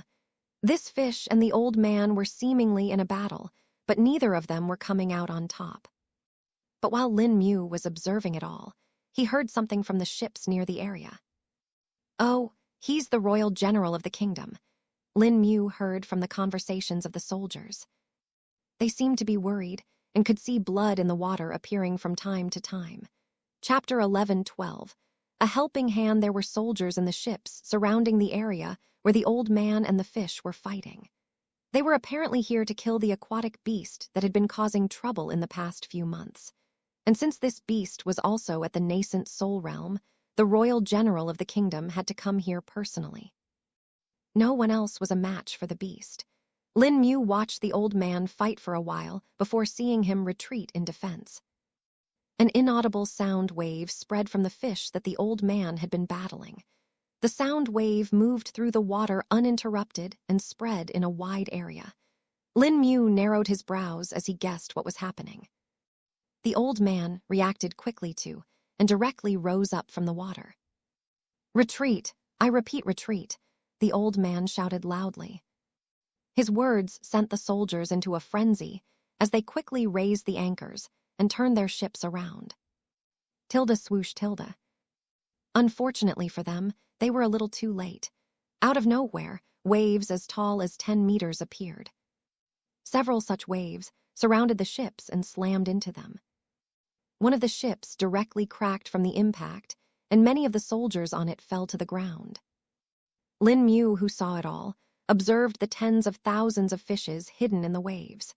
These fishes looked the same as the one that was fighting the old man, except they were much smaller in size, with the smallest being less than a pinky finger in size. That nascent soul realm fish can actually control its spawn to raise waves like these. Aquatic beasts are truly on a different level. Lin Mu muttered before flicking his finger as a gray blur shot out from it. Back in the ocean, the old man looked at the ships in anger. "Damn you all beasts," he shouted in rage. He could see that from the ship that had sunk, over half of the soldiers were already dead and were being feasted upon by the fishes. In a small kingdom like the Echo Conch Kingdom, manpower was valuable as well, especially skilled manpower like the soldiers that needed quite a few resources and effort to train. Tilda swoosh tilde. The old man tried to attack the nascent soul realm fish, but it was faster than him in the water. It easily dodged his attack and controlled its spawn to attack once more. Several tall waves rose in the air, this time even bigger than before. The soldiers who watched it all were left terrified and frozen in despair. Is this our end? They wondered. Tilde shing tilde. Unknown to them, a gray streak had suddenly entered the water. Tilde shua tilde shua tilde. Suddenly, the waves turned red, as if roses were blooming within them. What? The old man was confused too. His spirit sense spread around and detected something. Snapping his neck to the back, his eyes locked onto a particular spot. How? The old man was stunned to see the foe that he had been battling was already dead. The corpse of the nascent soul realm fish floated up, its head having been pierced, and a finger-thick hole present there now. The large waves that had formed earlier had disappeared as well and melded back into the ocean, leaving behind patches of blood that were rapidly fatting away in the water. We were safe. The soldiers couldn't believe their eyes. One moment they were in the jaws of death and could only watch on in despair, and now they were free. The old man was the same, but he quickly composed himself. He picked up the corpse of the nascent soul realm beast before returning to the biggest ship. The corpse fell on the deck of the ship, while the old man landed as well. What happened, General? The commander of the ship asked. But the old man didn't answer him. Instead, he cupped his hands and raised them in the air. This old man thanks Great Senior from the bottom of his heart, the old man exclaims loudly. His voice was heard in all the ships nearby. The soldiers who heard this were surprised at first, but quickly followed after the old man. We thank Great Senior for saving us. Everyone stayed in the same position, for about a minute before the old man assumed his normal self. Who saved us, General? The commander asked in a low voice. I don't know either, but from the way they acted and how swift they were, they should be a great expert. The old man replied. Is there someone from the sect visiting us? The commander asked. No, there are none. This should be a passing expert who decided to help us on a whim. The old man answered. Then the Great Senior is truly benevolent, the commander said with gratitude. While this was all happening, Lin Mu stood several kilometers away with a plain expression. A thin gray blade floated beside him, stained with blood. Waving his hand, Lin Mu stored it away and looked in the direction from where the swarm of fishes had come from. Did you sense it too, little shrubby? Lin Mu asked. That aura is similar to the mutant beasts, little shrubby replied. If those fishes had traces of their aura, it means they have been staying somewhere close to a reborn. It does make sense. Gu Yao wouldn't stay calm without a contingency plan. Lin Mu spoke. But if there is a reborn there, then the node of the plane should be there as well. I doubt Gu Yao would let the reborn be without his control, he guessed. This was the reason why Lin Mu had decided to help out the old man and the soldiers. He sensed a hint of mutant beast aura from the fishes, and upon killing them, all the auras hidden within their bodies was released. This helped him get a proper trace of the aura and estimate where the said reborn might be hidden. After all, Lin Mu's duty as a world's ordained was to eradicate all traces of the invader, which would include the reborn as well. Finding a node to the plane was simply an additional bonus. Chapter 11:13. A peak Dao treading realm reborn Lin Mu and little shrubby moved to where the node was supposed to be at. It's underwater, Lin Mu muttered and looked at little shrubby. He knew that little shrubby had a dislike of water and wouldn't be as good of a help to him there. Lin Mu only needed to get rid of the reborn there anyway and get a trace of the plane's node. Once he had the trace, Lin Mu would be able to open a portal to the plane anywhere. Wait for me here, little shrubby, Lin Mu spoke. Okay, Tilda, little shrubby replied and watched Lin Mu rapidly descend. Lin Mu's body hit the water, and the armor of the mortal strengthening scripture prevented him from getting drenched. He continued to sink in the water before spreading his spirit sense and going in the direction where he sensed the aura of the reborn from. The depth of the water in this area wasn't as deep as where the general of the Echo Conch Kingdom had fought the fish beast. This area was a lot closer to the main island of the Echo Conch Kingdom, and thus the land mass was greater. In less than a minute, Lin Mu ended up reaching the bottom of the ocean. There were coral everywhere, and vibrant marine life spread all over the ocean floor. It was colorful and looked rather beautiful. "This is nice," Lin Mu muttered as he moved towards a particular area. The area was a trench hidden between two ridges. There were corals hiding the opening of the trench, and thus, most people might just miss it. And even if they did notice it, it wasn't like they would know that a reborn was hiding there either. Lin Mu quickly entered it and directly sank to the bottom. With his great weight, there was no problems of floating around randomly or being pushed by the water currents. He was like a heavy anchor, immovable.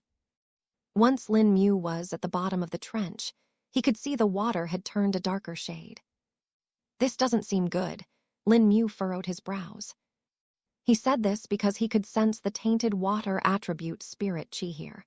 While Lin Mu couldn't absorb it, he could still sense it due to his experience with the glacial shell snail queen flesh before. In addition to the water attribute spirit chi, which was always present in the ocean, he also sensed something else. The aura of the invader is tainting the water and in turn, affecting the aquatic beasts that live here. Guess this is another effect we didn't know before, Lin Mu thought to himself.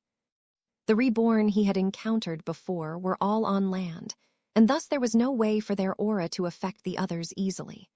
Unless and until they directly touched or came in contact with others, they wouldn't infect them. But in the ocean, where almost everything was in contact with water, the aura was being directly infused into it and spreading to others. The only plus point was that it was diluted and wouldn't affect other beasts easily. Lin Mu followed his spirit sense and saw that there was a tunnel leading to some place from this trench. Continuing through this tunnel, Lin Mu eventually reached a wide open area. "There's actually air here," Lin Mu was surprised. Lin Mu ascended upward and left the water. He could see that he was in a wide cave, much like the ones he had seen the reborn in before. There were runes carved on all the wall, and a ceiling formation array was also established. But that was not all, as Lin Mu could see a platform that was partially covered with water and partially dry. It was on this platform that the being he had been looking for was sleeping.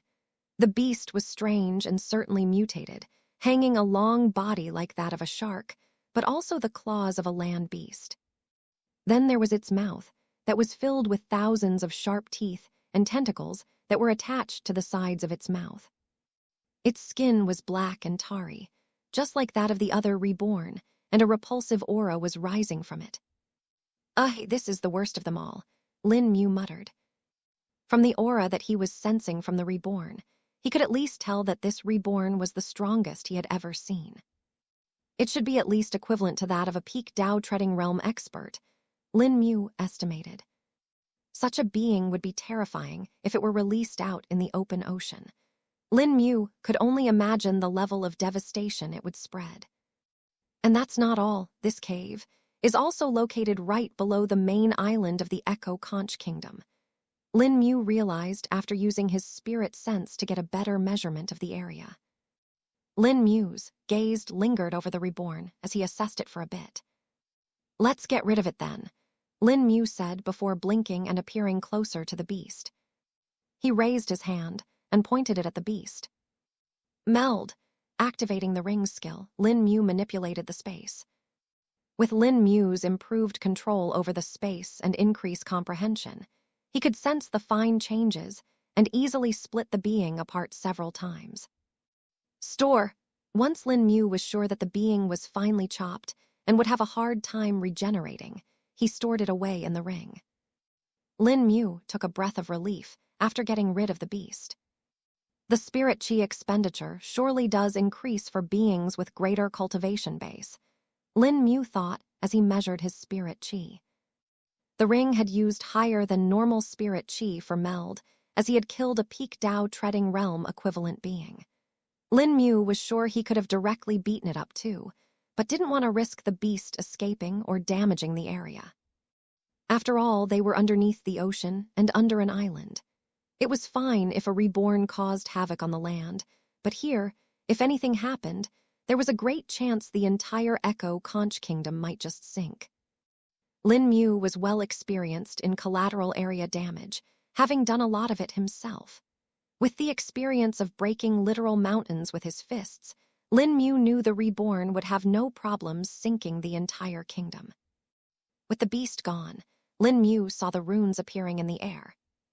So they are linked with the beast, but with it gone, they having nothing to target. Lin Mu muttered. You can take this chance to tap into them. See if you can find a direct link to the plane where Gu Yao is hiding. Zhu Kong suggested. I will, senior. Lin Mu nodded and quickly used his spirit sense to link up with the exposed nodes of the formation array. With the main dependent subject of the formation array gone, it was like an armor without a person inside. Lin Mu soon traced the layers and accessed the formation nodes. I got it, Lin Mu said after a few minutes, having discovered something. What is it? Zhu Kong asked. Just like we thought. Gu Yao wasn't going to let a reborn go without his control here. He kept the formation array that sealed the reborn linked with another smaller formation. This one had traces of spatial disturbance around it. Lin Mu replied. Good, now you can simply use that to get the right coordinates, Gu Yao stated. Indeed. Lin Mu nodded his head and walked up to a certain part of the cave. There were a few obscure runes written here and were arranged into a formation. This was none other than the part linking the ceiling formation array to the hidden plane. Lin Mu placed his hand over the formation and let the ring do the rest. Tilde hum tilde. The ring hummed, and spatial disturbances appeared in the air. Lin Mu could literally see the air flicker and tear. That should be enough. Lin Mu took his hand off the formation after the ring hummed again. Let's return to Little Shrubby now, Lin Mu said before directly flying up and phasing through the solid ground. A minute later, he had left the ocean and appeared next to Little Shrubby. You're back, did you find it? Little Shrubby said. I did, we were correct, Lin Mu replied. Time to kill then, Little Shrubby asked. Time to kill indeed, Lin Mu said as a cold light flashed in his eyes. He closed them for a moment before opening them again. His spatial perception activated and allowed him to see the weaker points in the space. Lin Mu wanted to keep his point of entry a little farther from the Echo Conch Kingdom, as there was a chance that he might end up damaging it when he would destabilize the plane. After a few seconds of looking around, Lin Mu found a spot half a kilometer away from the main island that had a weakness in the spatial fabric. There, that should be good enough. Lin Mu pointed before Little Shrubby carried him there. Lin Mu pointed with his hand and activated the ring. Tilde rip tilde. Spatial energy spread from the ring and showed its effect. The air in front of Lin Mu trembled before a long black tear appeared in it.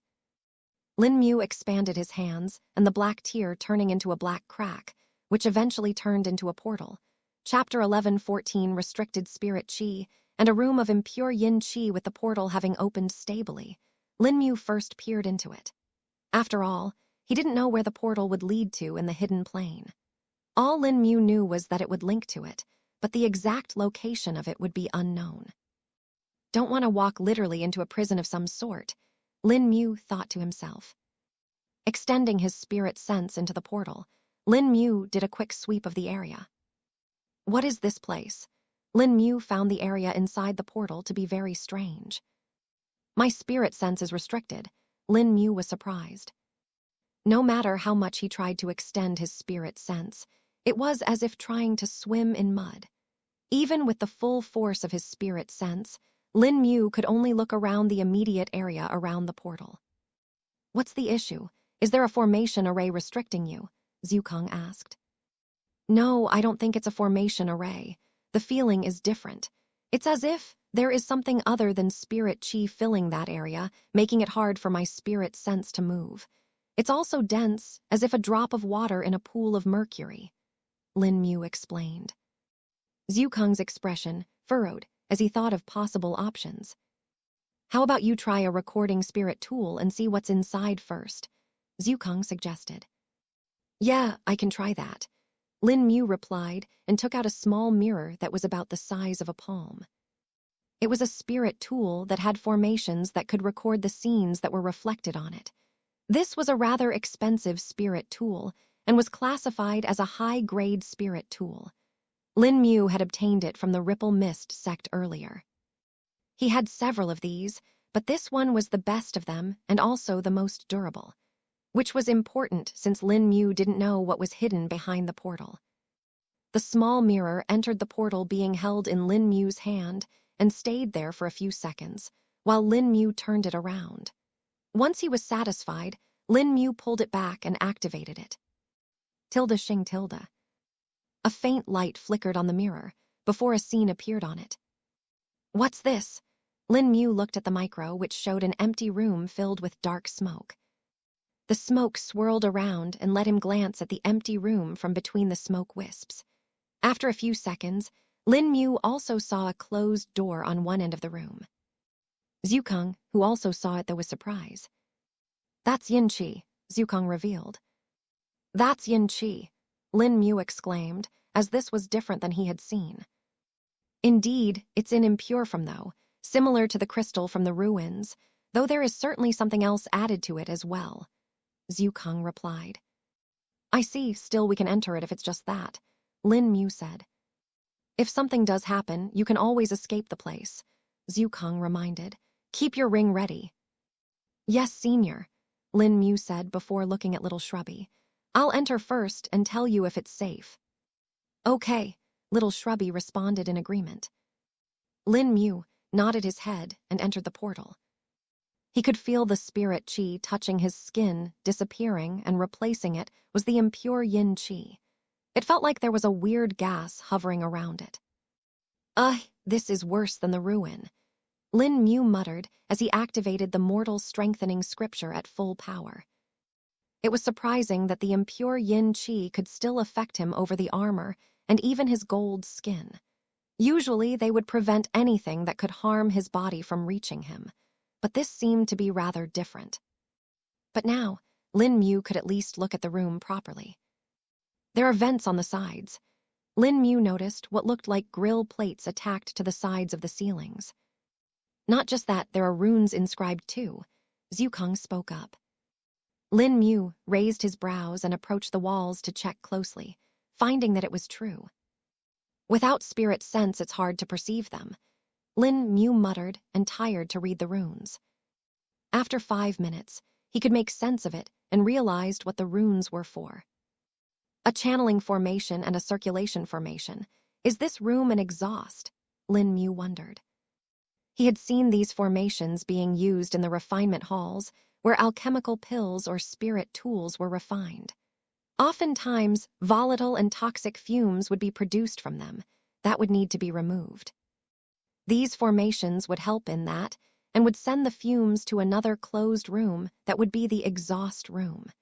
Here they would either be stored in some other container or be purified if it was possible. Doesn't seem like there is any secondary processing here, Lin Mu said, seeing the impure yin qi just floating around. There is also a possibility that they simply have no way to process it further, Zhukang replied.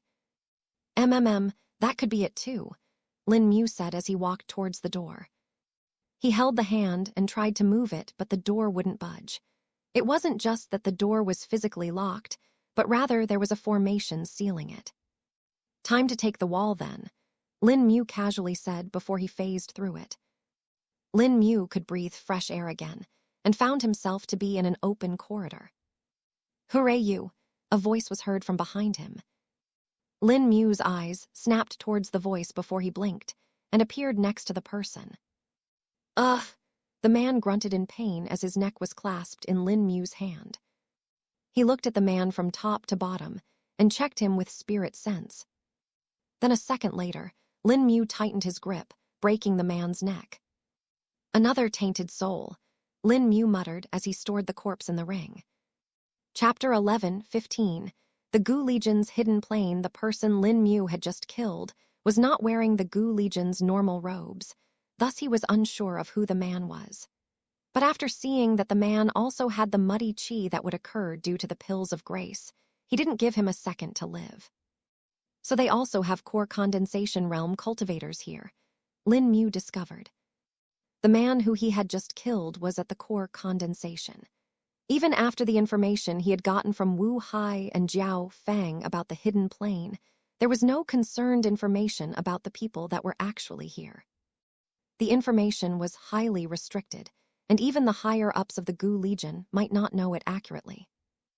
Gu Yao has gotten careful with how much information is spread to his subordinates, Lin Mu thought to himself. His spirit sense spread out and quickly started to observe everything. The first thing Lin Mu found was that the room he had come out of from was just one of the many exhaust rooms. There were over 20 such rooms along the corridor here, and all of them seemed to be linked to another hall that was some distance away from here. Along with this, there were many other personnel working here. None of them were wearing the normal Gu Legion robes, though. They were a different design of robes and were possibly workers that took care of this place. This entire area was actually a single building that was contained within a large formation array dome. Lin Mu's spirit sense was restricted from leaving it, and he realized that forcefully breaking it will trigger other alarm and restraining formations. This place is armed to the teeth, and secure too, Lin Mu said after checking the formation array in detail. It is the headquarters of a major force, so that was bound to be so, Zhukang replied. Seems like it was wise to be cautious. If I had entered from some other place instead of the node, I might have triggered the other detection formations. But since this place is isolated separately to keep the impure yin qi contained, it prevented them from sensing me, Lin Mu said after thinking for a bit. Indeed, also little Shrubby might not be able to enter here if it is like this, Zhukang added. Oh yeah, that's right. It is better if I keep him out. Lin Mu nodded his head. Lin Mu closed his eyes and sent a message to little Shrubby using their link. You'll have to wait outside, little Shrubby. The security here is too high. I'll inform you if I need you, Lin Mu spoke. All right, I'll wait here. Call me whenever you want, little Shrubby replied without an issue. Lin Mu knew that he wasn't restricted from opening a portal and could call in little Shrubby from pretty much anywhere. The only issue would be the chaos that came after that would be beyond his control. Lin Mu quickly made his way to the border of the formation array, which was also the compound wall of the building. This'll take a bit of an effort, Lin Mu said as he got to unraveling the formation array. He didn't want to dismantle or break it, but simply make it so that he could phase through it. It took Lin Mu 10 minutes before he was able to create a vulnerability in the formation array that allowed him to pass through it. Lin Mu activated phase and passed through the compound wall and appeared outside in the midst of what looked like a city. Lin Mu immediately sank into the ground so as to avoid anyone seeing him. His spirit sense had already picked up on many Gu Legion members that were going about on their duties. Thankfully, this building was built on the periphery of the city, or others would have surely seen me leave, Lin Mu thought to himself as he observed everything. He moved around and checked the different buildings, and found that most of them were protected by the same kind of formation array that could prevent spirit sense from entering it. Lin Mu spent about 2 hours wandering around and hearing the conversation of the Gu Legion members. These 2 hours were enough for him to increase his knowledge about the Gu Legion by leagues. He got to see several documents and records of the Gu Legion that were pretty much kept in open. Lin Mu only had to bypass the formation array to enter the buildings and read them. 5 more hours later, Lin Mu now knew exactly what Gu Yao had been doing. A Yang Qi pool. He intends to balance the Yin Qi with Yang Qi and break through to the immortal ascension realm and directly reach the immortal realm. Lin Mu felt shocked up reading it. Is this viable, Senior Zhukang? Lin Mu was at a loss. It is indeed viable, though it would have been the same as any cultivator cultivating spirit qi. He is definitely using something else as a catalyst for it all. Simply yin and yang qi won't help him make a breakthrough to the immortal ascension realm. After all, he needs to comprehend Dao traces from a Dao embryo too, Zhukang replied. Lin Mu thought over it as for a few minutes, when it finally struck him. The invader, Lin Mu exclaimed in his mind. He must be intending to use the same method he used on the Dao treading realm cultivators he helped break through. That might be it. If it is a Dao embryo that is already derived from the invader like those cultivators from before, then he might really be able to do something like this. But this also means that the invader might be on a different level than we thought. Even for immortals, helping a spirit chi cultivator rapidly improve is not a simple task. They would still need to comprehend for years on their own. Zhukang explained. Chapter 11:16 Gu Yao's intentions. The possible chance that Gu Yao might have found a way to use the invader to rapidly increase his cultivation base was a bit unnerving to Lin Mu.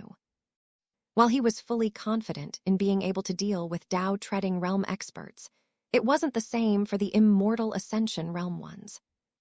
Especially one that would be as strange and sly as Gu Yao. There would be no lack of unknown abilities that Gu Yao might end up with. There was always a chance that they might be able to threaten Lin Mu. And even if Lin Mu himself was safe, there was no guarantee that the people he cared for and the world would be safe from it. We need to hurry and find the Yang Qi store. That pure Yang crystal I got from the destroyed base should have been one of them. Lin Mu said, recalling the red crystal he had fed to the gray egg. While Lin Mu hadn't found much information about that headquarters yet, there were still some slivers of it present here. And from those documents, Lin Mu learned that the headquarters in the Eastern Ming dynasty was actually the original test site for Gu Yao's experiments. Unfortunately, it had exploded, and the man had to move it all away. Still, the man had evidently learned from failures, and was already growing beyond that. Are you going to do as before? Rip this plane and set it free in the void? Zhukang asked, seeing that Lin Mu's thoughts were changing. I will be doing that, but I need to make things a bit more secure. If Gu Yao is really able to make use of that invader, there is no guarantee that he won't also learn how to navigate the void from it. We have seen that the avatar of the invader escapes into the void, and have a particular location they go to. What if I destabilize this plane and uproot it from the Xia world, but then Gu Yao still completes his breakthrough and returns for revenge years later? I can't let that happen, Lin Mu said after thinking for a bit. That is indeed possible. You are right, removing a problem from the roots is the best choice. Zhukang agreed. I won't leave any avenues for Gu Yao to survive.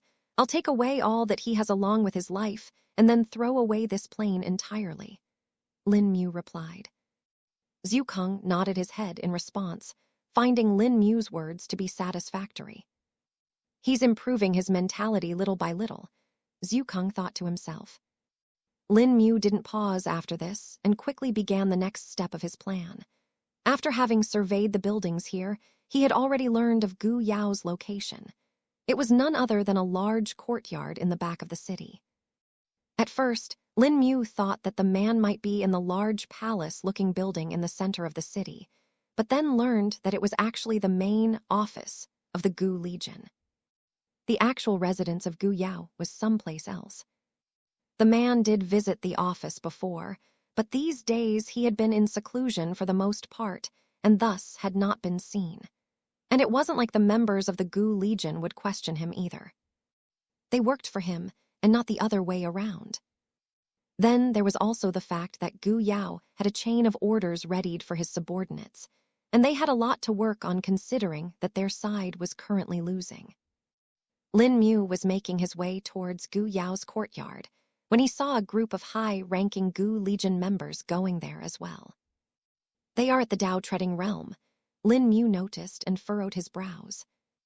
While he didn't fear fighting them, if they were here, Lin Mu knew something must have happened. Lin Mu stopped at the barrier around the courtyard and was forced to watch the high-ranking Gu Legion members enter. Damn it! Lin Mu cursed as he looked at the formation array blocking him. He quickly tried to unravel the formation just enough to make an opening for him to pass through. Thankfully, The practice from earlier buildings had made him a bit used to this type of formation array, and he finished it in less than 5 minutes. Yes, Lin Mu quickly entered through the gap that had opened up for a moment. He needed to be careful with it, since the formation would have rung an alarm due to movement. Lin Mu kept his spirit chi fluctuations contained within his body and also sealed his aura, leaving no chance for others to detect him. Speeding through the ground using phase, Lin Mu swept through all the rooms, eventually finding the high-ranking Gu Legion members standing in the central hall of the courtyard. The courtyard was pretty large too, having nearly 30 rooms and 7 halls. And in the main hall, Lin Mu sensed the spirit chi fluctuation of 4 people. 3 of them were the high-ranking Dao Treading Realm members of the Gu Legion he had seen outside, and the final one was far stronger than them. The faint spirit chi fluctuations, coming from the 4th person, were filled with a malicious aura that Lin Mu could feel. "Gu Yao," Lin Mu muttered as his eyes sharpened. Taking a deep breath, Lin Mu peeked his head out from the very corner of the hall, from behind a chandelier. He made sure that there was no way to see him, and only let a single eye peek out from the gap. The area that he was peeking out from was right behind the chandelier too, thus it was very dark and masked by the bright light of the lamps, preventing others from noticing him easily. "The Zither Wind Alliance has fallen. My lord, our links are also disappearing." Chapter 11:17. The Yang Chi Pool Gu Yao, who had a cold and calm expression on his face, looked at the 3 Dao Treading Realm Gu Legion members. "And what are you doing for that?" Gu Yao asked calmly. We tried to repel some of the Long Cloud Alliance people, but we failed. For some reason, they always know where we are hiding, and there are no signs of our intel being leaked out either," one of the Dao Treading Realm members replied. "We even investigated whether there was any spy among us, but there are none. After all, Lord's control over everyone simply makes it impossible," another man replied. Gu Yao rubbed his beard, thinking to himself, "And what of the top 3 sects?" he questioned. They're against us now. We can no longer make use of our previous pawns to hide our origins. All of them have been captured and interrogated. I've even heard that the Sky Precepts sect has authorized the use of soul-searching techniques," the 3rd Dao Treading Realm member answered. "So it has finally come to that," Gu Yao said as a smirk appeared on his face. "My lord," the 3 Dao Treading Realm felt nervous with Gu Yao's expression. "What should we do? Should we call the tribal council?" one of them asked. Gu Yao stayed silent though, and only after a minute did he speak. "No, there is no need," Gu Yao replied. But, my lord, if we don't then," the others tried to speak, but were interrupted by Gu Yao. "I said there is no need." Gu Yao raised his voice. "I'm close to success anyway. Just stay put for now, we shall have the final laugh soon," he added. Gulp. The 3 Dao Treading Realm Gu Legion members gulped down their saliva and nodded their heads. "If you say so, Lord Gu Yao," they said. "What should we do in the meantime then?" one of them asked. "Just stay put and get the rest of the members ready. My previous orders of making more Dao Treading Realm cultivators are still in effect. With the Zither Wind Alliance gone, we will need them more than ever," Gu Yao answered. "We are already at a saturation point though, my lord. If we increase the refinement rate of the pills any more, we will drain the entire source we have accumulated," the Dai Treading Realm Gu Legion members spoke. "That is not an issue anymore. Use all that we have left. Drain all the pools of yin qi. We are going all in from this point onwards," Gu Yao stated firmly.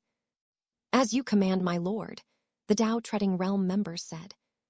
"Go off now, I'll prepare for my part now." Gu Yao dismissed them. He waved his hand, and a formation array suddenly appeared. "Huh!" Lin Mu was startled by it and realized that it was a teleportation formation.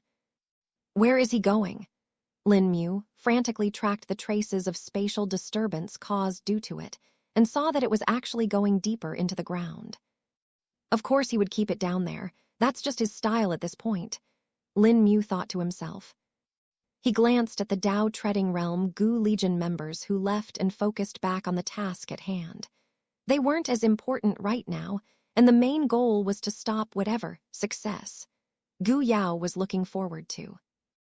Lin Mu waited for a bit till the Tao-treading realm Gu Legion members left, before going deeper into the ground. But at a certain point, Lin Mu ended up getting blocked. What? Lin Mu was surprised. Carefully using his spirit sense without alerting anyone, Lin Mu realized that he was blocked by several barriers that had been set up in rows. 1, 2, 10, 20, 30, he set up 30 barriers. Lin Mu was shocked. It wasn't just the number of barriers that surprised Lin Mu, but also the quality of them. Each of them was as tough as the main sect protecting barriers, and even with his full power would take several attempts to break. The number of barriers that had been set up would certainly take a ton of resource to build as well. Now we know one of the uses that Gu Yao made of all the resources he seized. Lin Mu thought to himself as his brows furrowed. He let his spirit sense wander and go around the entire barrier, discovering that it was in the shape of a sphere. This'll be hard to get into, Lin Mu muttered to himself as he tried looking for other avenues of entering. And just as he was doing this, he felt a wave of energy appearing from somewhere. Wait a second. Lin Mu's spirit sense moved to track the energy and discovered that it was actually entering the barriers. How can it enter it? Lin Mu wondered and observed it. After about a minute, Lin Mu saw that the runes were actually operating in a rather different way. Instead of blocking the energy, they were letting it enter and replace the spirit chi they were composed of. This energy moved layer by layer, getting milder with each layer. Is he filtering this energy? Lin Mu guessed. The energy that was coming was certainly strong, but also impure. Lin Mu could tell that there was both yang qi and yin qi mixed into it. He's really doing as we suspected, and this must be the catalytic method he devised for it, Zhukang stated. Indeed, but we can't let this progress, Lin Mu said as he raised his fist. Wait, Zhukang interrupted Lin Mu. What, senior? Lin Mu paused. Don't break the barriers right away. It will take Gu Yao a while to absorb it all. Why don't you take advantage of it? The pool of yang qi should be nearby, Zhukang suggested. Lin Mu's eyes glowed lightly, as he knew exactly what to do. He tracked the energy waves, and soon appeared in another section that was located half a kilometer away. So this is the yang qi pool, Lin Mu muttered, looking at the large reddish-orange pool. Chapter 11:18, draining the pool. The yang qi pool was actually smaller than Lin Mu had originally expected. The yin qi pools that he had seen so far had been very large, going so far as to be nearly 100 meters wide. But the yang qi pool was merely 2 meters wide. No, it's not just the size. The yang qi in it is very pure too, Zhukang spoke up. Lin Mu came closer to the yang qi pool and kneeled next to it. The reddish-orange fluid in it was none other than the liquefied yang qi. While there were still some impurities in it, they were greatly reduced from before. The concentration seems lower than that of the crystal we saw before, though, senior, Lin Mu replied. This might be the only way he could stabilize it, perhaps, or keep it in a state in which it could actually be utilized. That crystal we saw before was highly condensed, but also difficult to use directly. But this liquid yang qi is the perfect material to be utilized, Zhukang explained. I see, Lin Mu said, and curiously extended his hand towards the pool. His finger lightly dipped into the reddish-orange liquid for merely a moment, when Lin Mu felt burning energy entering through it. Argh, Lin Mu cried in pain and quickly pulled his finger back. Looking at the finger, red veins had popped up on it, despite the gold skin. The yang qi had drilled into his finger without so much as even caring about the defense of the gold metal. How is this possible? Lin Mu was surprised at seeing his defenses being breached.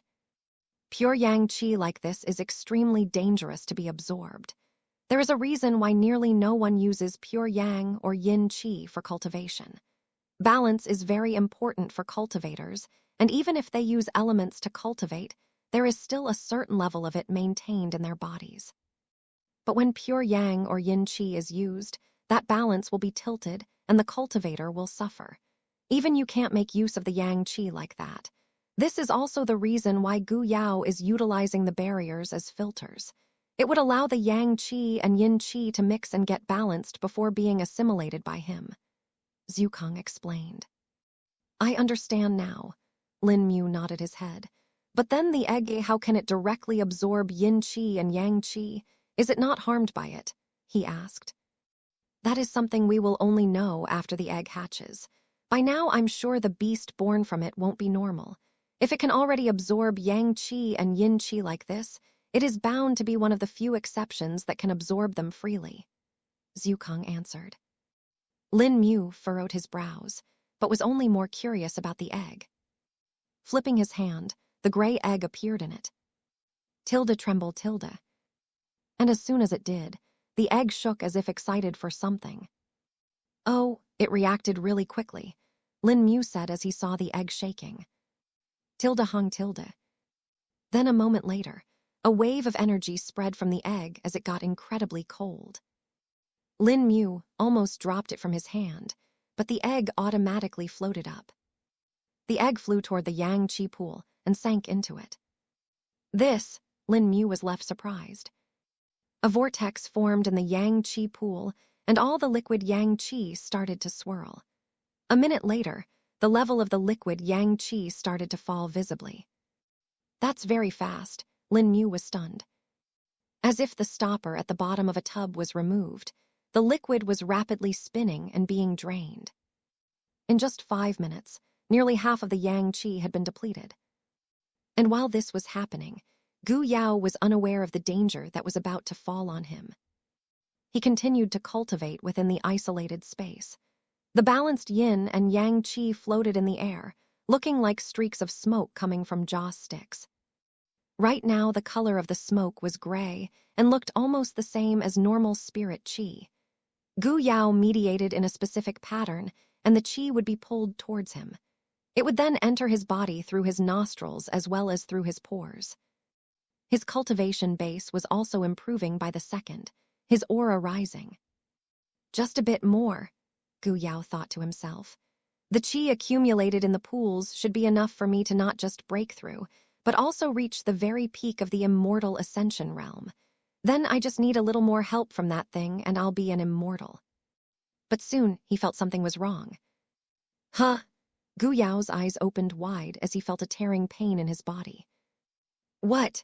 Gu Yao almost screamed upon coughing out blood.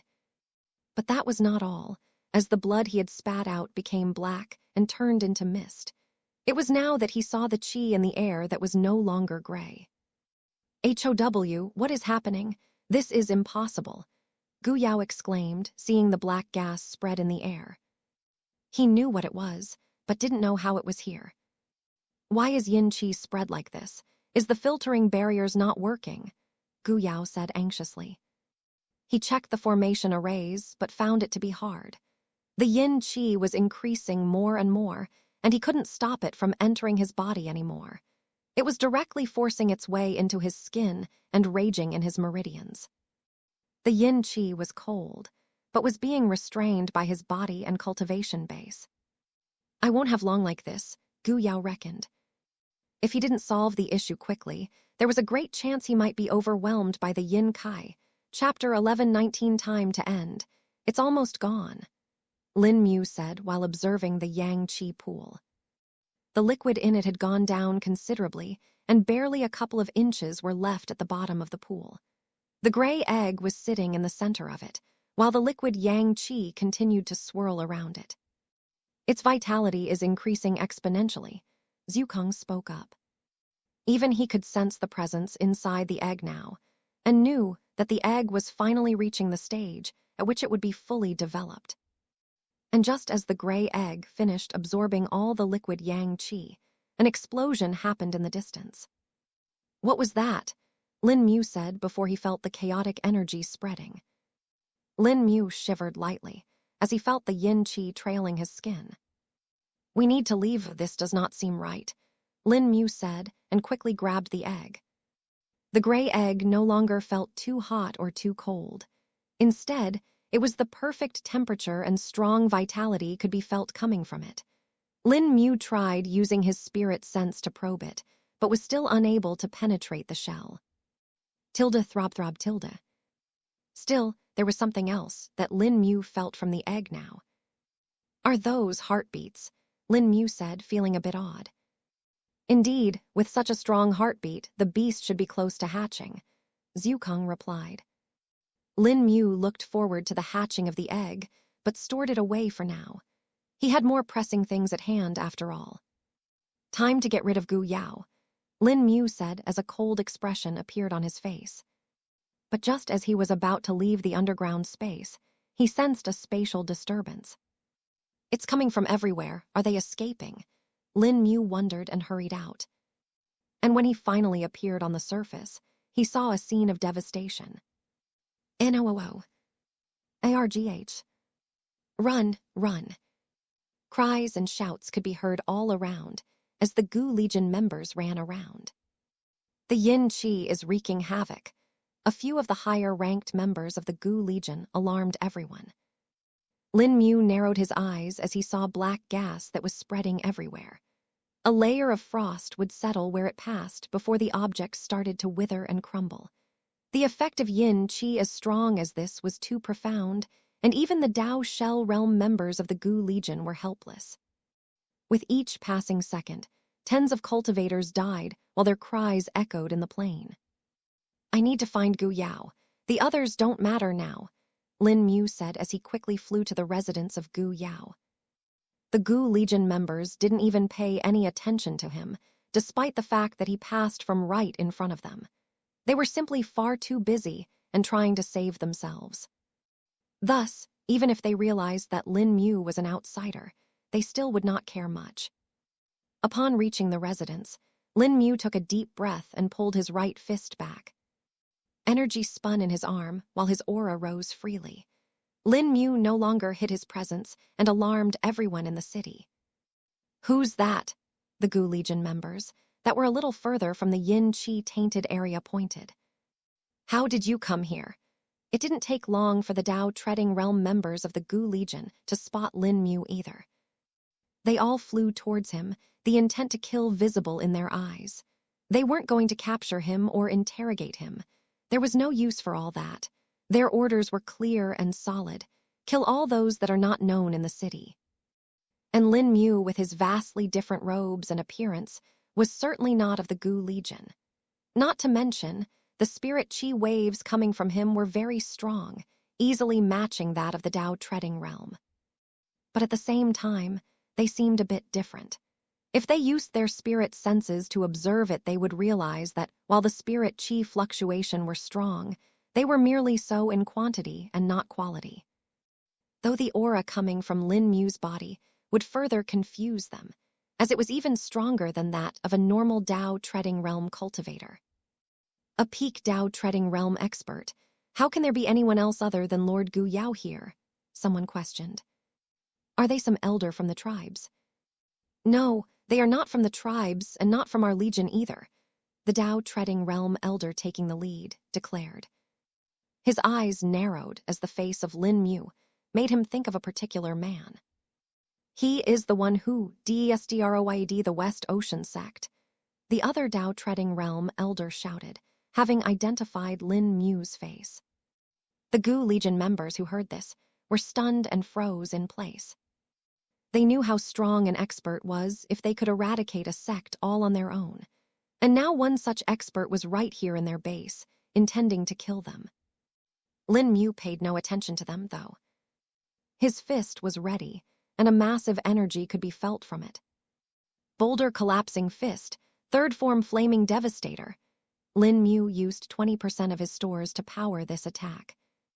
A searing heat spread from his fist at that moment, as a flaming ribbon of energy shot out from it.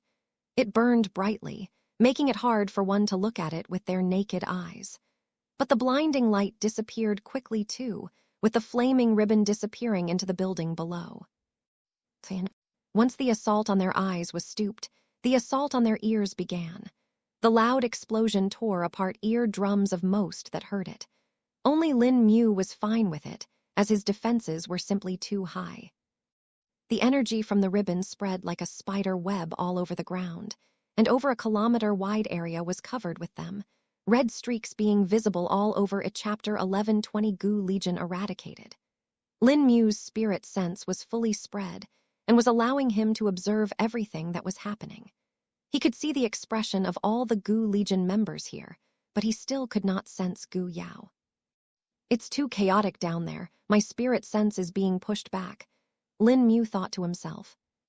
While he didn't know what had happened down there, Lin Mu knew that the gray egg's absorption of the Yang Qi pool had probably broken the balance of the yin and Yang Qi that Gu Yao was using. Without the fully understanding of the formation array used for filtration as well as Gu Yao's catalyst, there was no knowing of what would happen to him.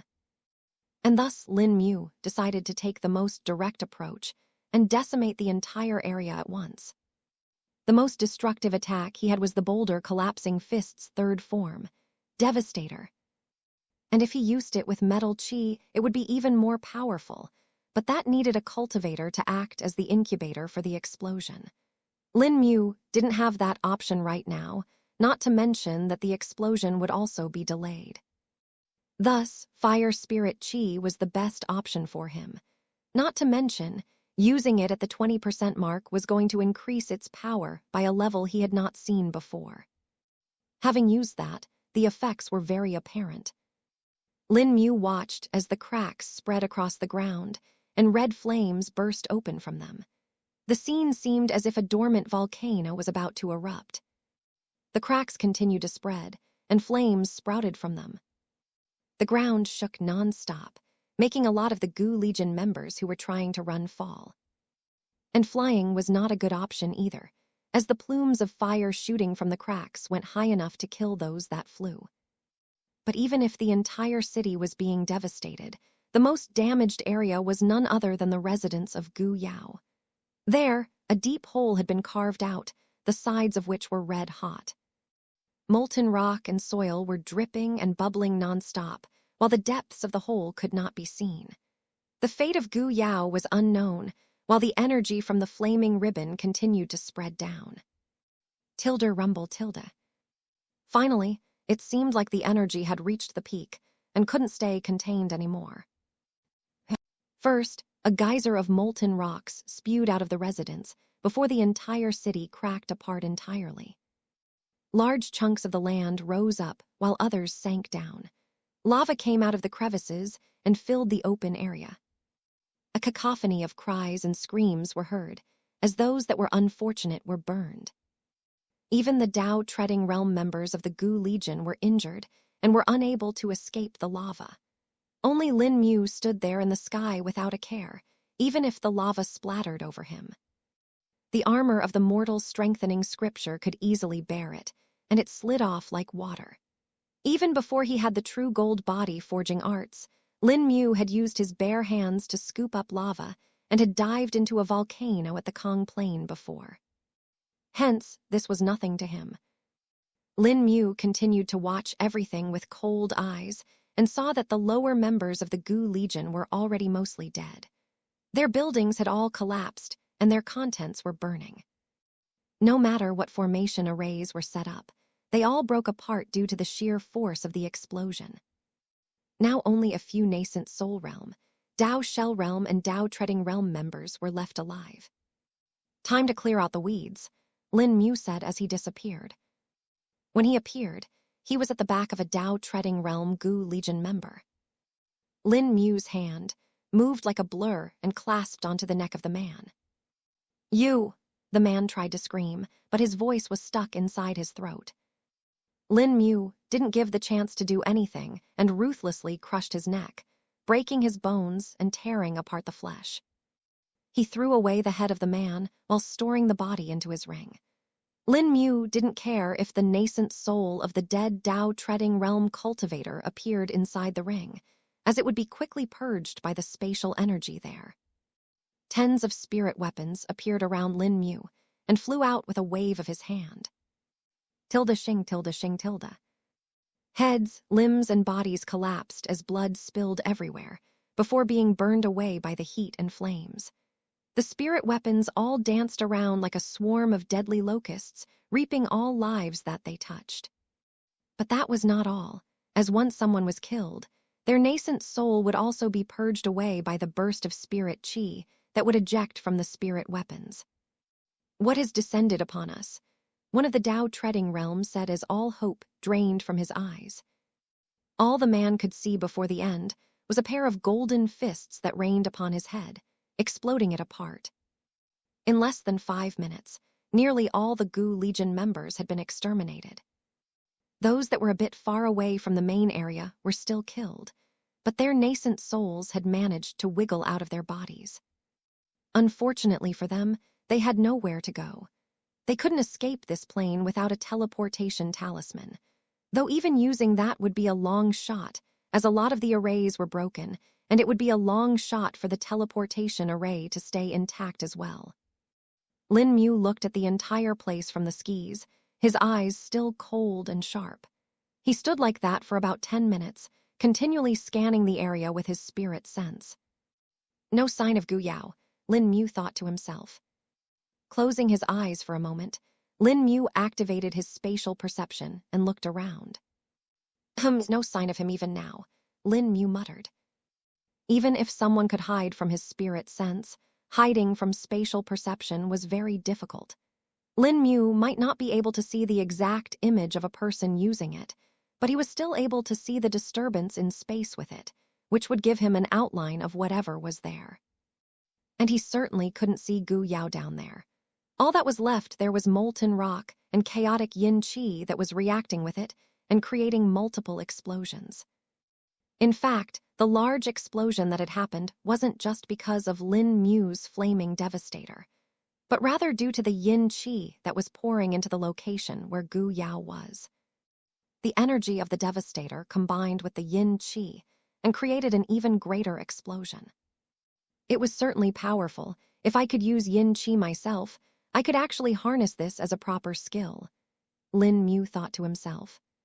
But no matter how much he wished for that, he knew not to bite off more than he could chew. The space is getting unstable, too. Lin Mu continued to look around and saw the damage to the plane had spread to its spatial borders, too. The yin qi was like a sharp knife that tore into the stabilizing arrays and caused cracks to form. Since this place was artificially expanded by Gu Yao using several arrays, the lesser void around it was always exerting force into it. Just like how water would exert force on any object that was placed in it, the void exerted a similar force. But the force was many times stronger than what water could ever exert. The entire plane was continually being squeezed, but was being held back by the arrays. And now that the arrays were all but gone, it couldn't hold on for much longer. Might as well do it properly, Lin Mu said as his eyes looked around for a good location. He disappeared for a second before appearing in another spot. This should be good enough, Lin Mu muttered before extending his hand towards the sky. Tear, Lin Mu activated the ring. His spirit chi started to drain rapidly as the ring absorbed it. In less than 10 seconds, around half of Lin Mu's spirit chi had been drained. This was a massive amount since Lin Mu's stores had increased by many times. The amount of spirit chi used by the ring was enough to send someone from the chi refining realm all the way into the Tao shell realm, perhaps.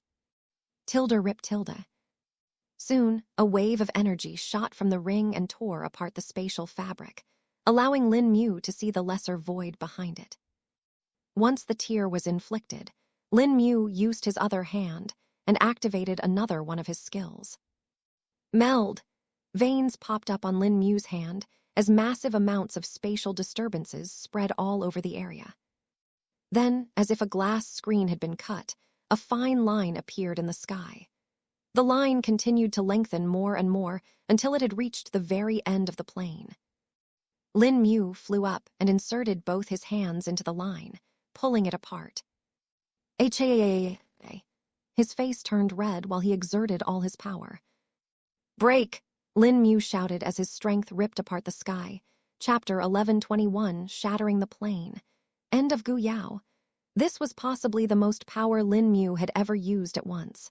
It had reached a level he had never even expected. It was the full power of his 5 Treasures Realm cultivation base combined with his Spirit Chi cultivation base. It was the combination of those two that would allow him to do something like this, and it was beyond the realm of normal. In fact, Lin Mu discovered a new thing when he did this. His gold body, which had been mostly impenetrable, was actually being strained. And it wasn't something external that was making it like that, but his own strength. Lin Mu reckoned that if he didn't have the gold body of the true gold body forging arts, he might have never been able to do this. His body might have destroyed itself by doing something like this. Though there was also the experience that Lin Mu had due to the fact that he had always used the boulder collapsing fist, which was a skill that dealt damage to oneself. Originally, Lin Mu sustained severe injuries when he used it in the past. It was only after his body cultivation rose that he was able to sustain it without issues. And now that he had the gold body, he could use it almost with no effects. But despite all that, he had reached the point where even his gold body would start to creak and crack if he exerted any more power. So this is the limit of my body's durability. Any more than this, and I'll end up damaging myself again, Lin Mu thought to himself. Still, physical strength amplified by the spirit chi was almost always less than the power exerted by skills. But Lin Mu had changed that fact. The sky started to split as the dark void behind it became visible. The skies of the plane were always overcast gray, but now they were starting to become utterly dark. Once Lin Mu had made a large enough gap in the sky, all he needed to do was give it one final push, and it would continue to rip itself apart. Boulder collapsing fist, first form impact. Lin Mu used the close combat version of the skill. His fist seemed to have hit empty air, but the force of the impact shook the very fabric of space. The dark edges that were leading into the void were forced further back by the impact as the large tear in the sky started expanding rapidly. Strange sounds could be heard coming from all around the plane as fine cracks developed all over the area. These cracks were on all objects too, from the ground to buildings, to rubble, to trees, and even the very air. But the strange thing was that these cracks weren't on the surfaces themselves, but on a different dimensional level. Tilde rumble tilde. Once the cracks reached a certain level, though, they started to expand individually, and multiple smaller openings into the void appeared. That's enough. The plane will now be broken apart by the lesser void automatically. You should leave now or you'll get thrown too far away into the void. Finding your way back to the Xia world might become too difficult, Zhu Keng advised. Yes, Senior, Lin Mu replied right away. His face was still red from the strain, but the veins had stopped being as pronounced as they were before, though his breathing was still not normal and a bit fast. Lin Mu was also feeling tired for the first time in a long time now. Tilde shua tilde shua tilde. Lin Mu used to blink several times in succession before reaching the point from where he had originally entered the plane. Since the plane had been destabilized, this was the safest way to exit it. If the plane was not in this state, Lin Mu would have been able to leave from most parts of the plane. But now, he didn't want to take that risk and end up in some part of the lesser void. Lin Mu opened the portal and jumped into it, quickly entering the Xia world. Lin Mu took a deep breath and looked back at the portal. He could see the edges of it were already starting to come apart, as the anchor between the Xia world and the plane of the Gu Legion became detached. Slowly, Lin Mu could see the ruined headquarters of the Gu Legion slowly being shredded apart by the lesser void and being thrown into it. The rubble flew into the lesser void, never to be seen again. And while Lin Mu was watching this all, a red blur came from the distance. It stopped beside him and turned out to be none other than Little Shrubby, of course. "You're back," Little Shrubby spoke, feeling surprised at his master's appearance. Lin Mu looked far more tired than before, and even his aura was a bit weak. Little Shrubby had not seen him like him for a long time and knew that something must have happened in the plane. I'm back, Lin Mu replied. Was it hard? Little Shrubby questioned. You could say that, Lin Mu replied, but continued to look at the breaking plane. It was his first time seeing this, and he wanted to understand the fine changes that happened in the void and further his own understanding of it all. Little Shrubby didn't ask any more questions after this either, and simply stood by Lin Mu, watching the plane break apart and be consumed by the lesser void. It took about half an hour before Lin Mu couldn't see the plane anymore. All that was left behind was merely the darkness of the void. And it's over, Lin Mu muttered as he took a breath of relief. It certainly felt like a weight had been lifted off his back. You have finally finished one of your biggest goals, Zhu Keng said after a while. Yes, but it still feels a bit empty, Lin Mu replied and became silent after that. Chapter 11:22, the northern tribes make their move having dealt with the Gu Legion and their plane. Lin Mu felt very tired. He had, after all, depleted nearly 3/4 of his energy in this and needed to replenish it. Not to mention the great strain he had put on himself in his attempt at breaking the plane from the anchor of the Zaya-Offen world. Let's go, Little Shrubby. We're heading back, Lin Mu said. Okay, Tilda, Little Shrubby replied. Lin Mu placed a hand on Little Shrubby and activated the runes on his back. The runes glowed brightly as Lin Mu and Little Shrubby were brought to the Kong Plain. Lin Mu looked around the lush forest of the Kong Plain and felt a bit better. The spirit chi here was high in concentration and sped up the passive absorption of his body. Lin Mu simply plopped down onto the ground, and Little Shrubby laid behind him as well. Burying his head in Little Shrubby's fur, Lin Mu closed his eyes, deciding to take a bit of a nap. In just a few minutes, Lin Mu was fast asleep, while spirit chi swirled around his body lightly. Rest well, master, Little Shrubby said silently before closing his eyes as well. Though he wasn't sleeping, even with his eyes closed, his senses were on alert and anyone coming close would be found by him immediately. And if it was an enemy, Little Shrubby didn't even need to move from here. Merely a look from him would send forth fires that would rage with no end. Though something like this was not likely to happen, as beasts would be instinctively scared of Little Shrubby and wouldn't dare to come close anyway. His aura was more than enough to startle all beasts here since he was at the Dao Treading Realm now. So far, Lin Mu hadn't discovered any Dao Treading Realm beasts in the Kong Plain, and neither had the Alliance, thus they were safe. The sky started to change colors, becoming orange from the blue and finally black. The night passed and day came, but Lin Mu didn't wake up. He slept peacefully, unaware of all that was happening in the world. Far in the north of the Zaya-Offen world, the Forbidden Continent existed. It was the home of the northern tribes, and their capital was located over 3,000 kilometers from the border.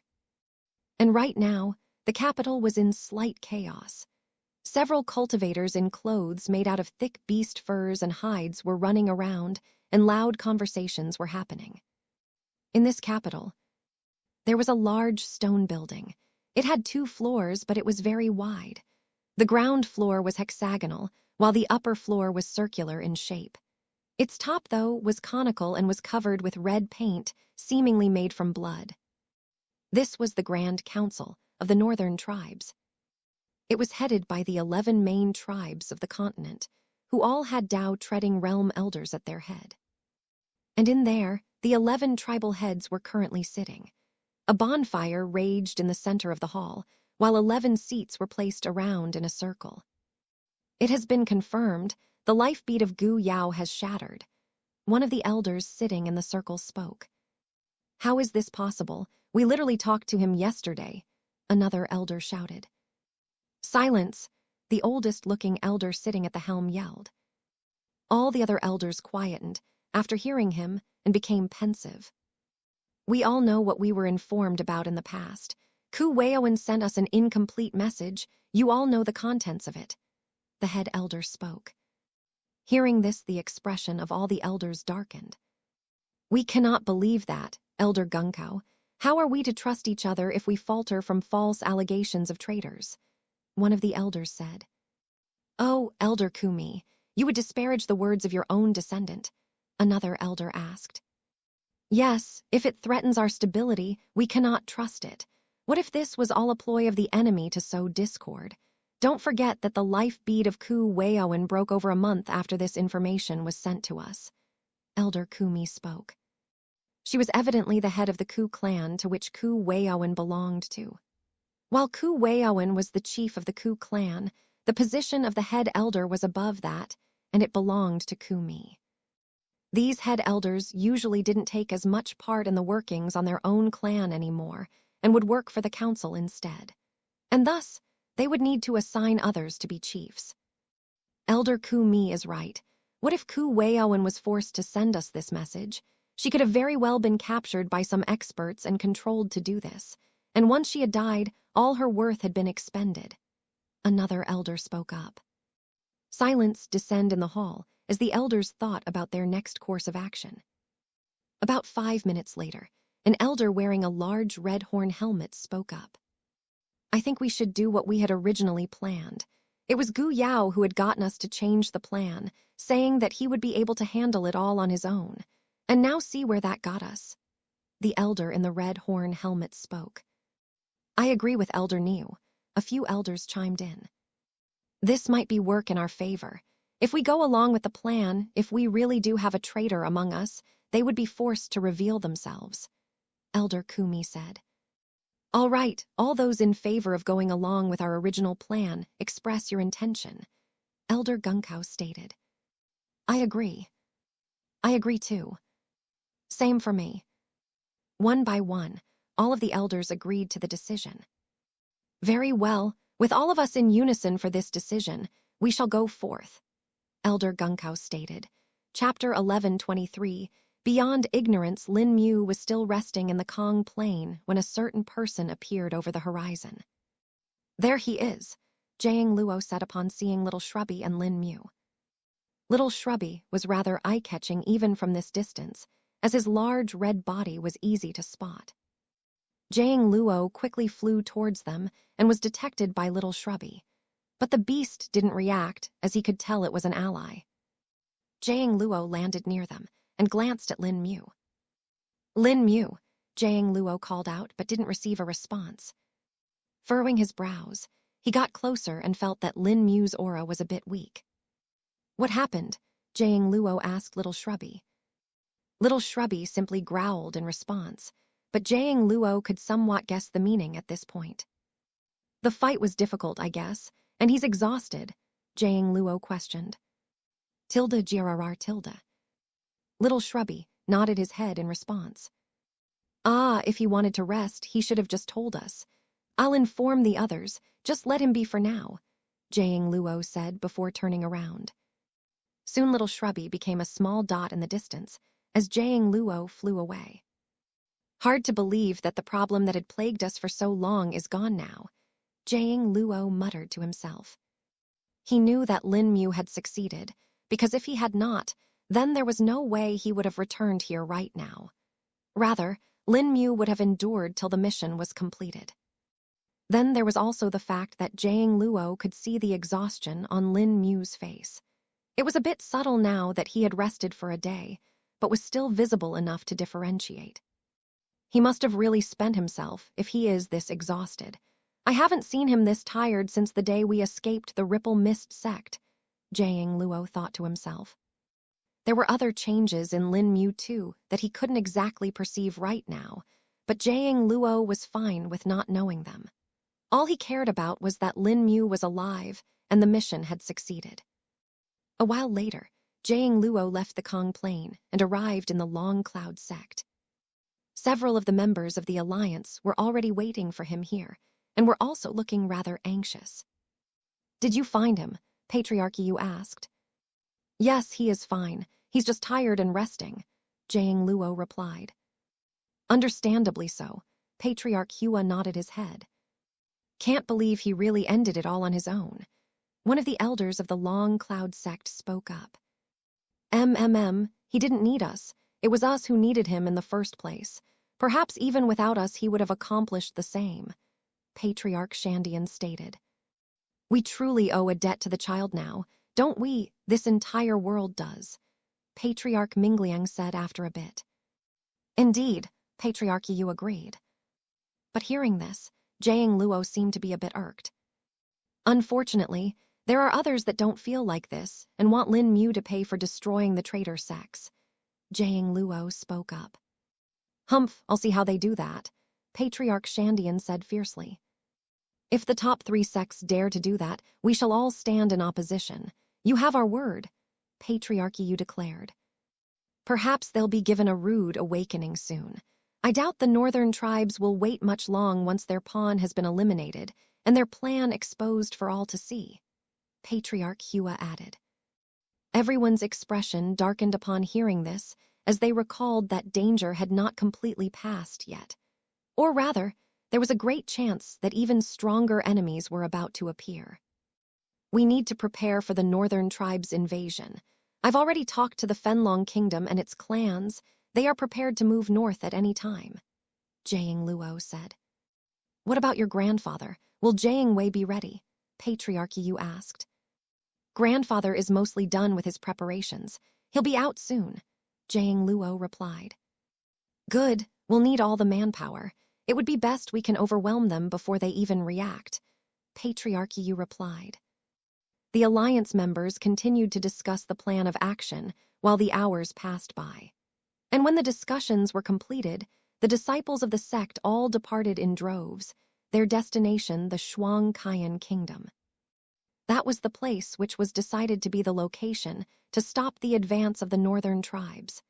Everyone already knew that the Vermilion Legion was compromised, and thus that frontier would be useless to fight at. Another part of the alliance members split, a part to destroy the remnants of the Gu Legion around the empire. Zhao Fang had evidently provided some more information a while back, and now the alliance had all the secrets of the Gu Legion. The spies of the northern tribes were rooted out and eliminated one by one. The top 3 sects were certainly alarmed by this sudden series of actions by the Long Cloud Alliance and sent forth messengers to question them why. But what they didn't expect was that the 4 patriarchs of the sects themselves went to the Sky Precepts sect and talked to the patriarch of the sect in person. The contents of discussion was unknown to most disciples who had seen the entourage of patriarchs enter the sect. But then, a shocking thing happened as the patriarchs of the Rainbow Pill sect and the Centennial Sword sect arrived at the sect. Currently, all of them sat in the Grand Palace of the Sky Precepts sect, while a few high elders of the sect were present as well. So you are saying the northern tribes will be attacking soon? The patriarch of the Rainbow Pill sect questioned. Yes, that is what we've been telling you all for months now, Patriarch Shandian answered in an irked tone. What proof do you have of that? The patriarch of the Centennial Sword sect asked. Humph, if you still need proof after all this. Then you are being more than just ignorant, Jia Chuanli. Patriarch Yu replied. Chapter 1124, A Final Warning. Jia Chuanli was the name of the Centennial Sword sect's patriarch, and he was of the same generation as the patriarchs of the Long Cloud Alliance. Oh, do you wish to not even give us the proper explanation? Jia Chuanli asked. You all have already seen Gu Yao and his Gu Legion, along with all that they did. 3 sects have fallen and you still don't see the danger, Patriarch Mingling said. That was Gu Yao. Even if he is suspected to be part of the northern tribes, we cannot say for sure that they would attack us.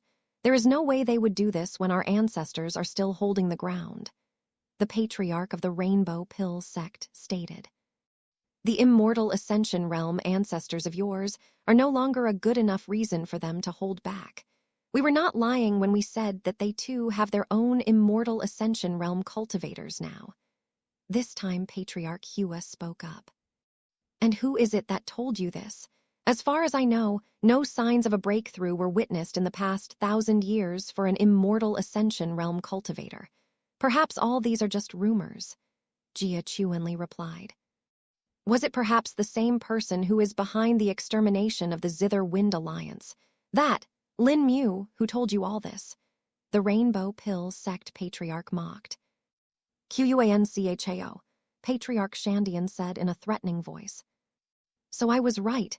Don't forget that man is a criminal wanted by the top 3 sects. If you dare to associate with him, you all will face charges relative to that. The patriarch of the Rainbow Pill sect, Quan Kao, replied without fear. Seeing all this, Patriarch Hua let out a sigh. I pity you. What was that? Jia Chuanli raised his brows. I pity you all. Time after time you try to go against Lin Mu when he's been saving you all. I'll only say this once, if you go against him now, you'll be going against us all. Patriarch Hua said firmly, his expression straight. Is this the official stance of your alliance? Patriarch Tian of the Sky Precepts sect questioned. It is indeed, Patriarch Yu answered. Fine, we shall decide what the fate of the Long Cloud Alliance will be then, Jia Chuanli said in response, earning a glare from Patriarch Tian. That is not what I said, Patriarch Jia Chuanli. Patriarch Tian quickly spoke. Do not push things into a conclusion without getting the facts right, he warned. Is Patriarch Tian afraid of them now? Quan Kao asked with a grin. This is enough, we will leave now. We now see how foolish it was to come here. We've done what we came here for though and have warned you. What happens next will be on your head. Patriarch Yu said before standing up. You all don't know the mistake you are making.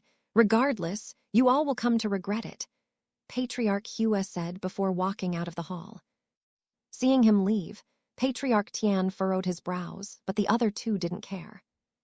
Do you feel the same, Patriarch Mingliang? Will you participate in this foolishness and support that Lin Mu? Quan Kao asked. Our sects have old links, so it would be bad if your sect is gone. Haha, you surely jest, Quan Kao. You do not even know who you are challenging. Do you really think the person who can exterminate 3 of the top sects can't do it again? It is not us who have to be afraid, but you all who need to reflect. Repent and perhaps you might be spared. Lin Mu is not someone you want to offend, Patriarch Mingliang said in a serious tone. He turned around after saying that and walked to the exit of the hall.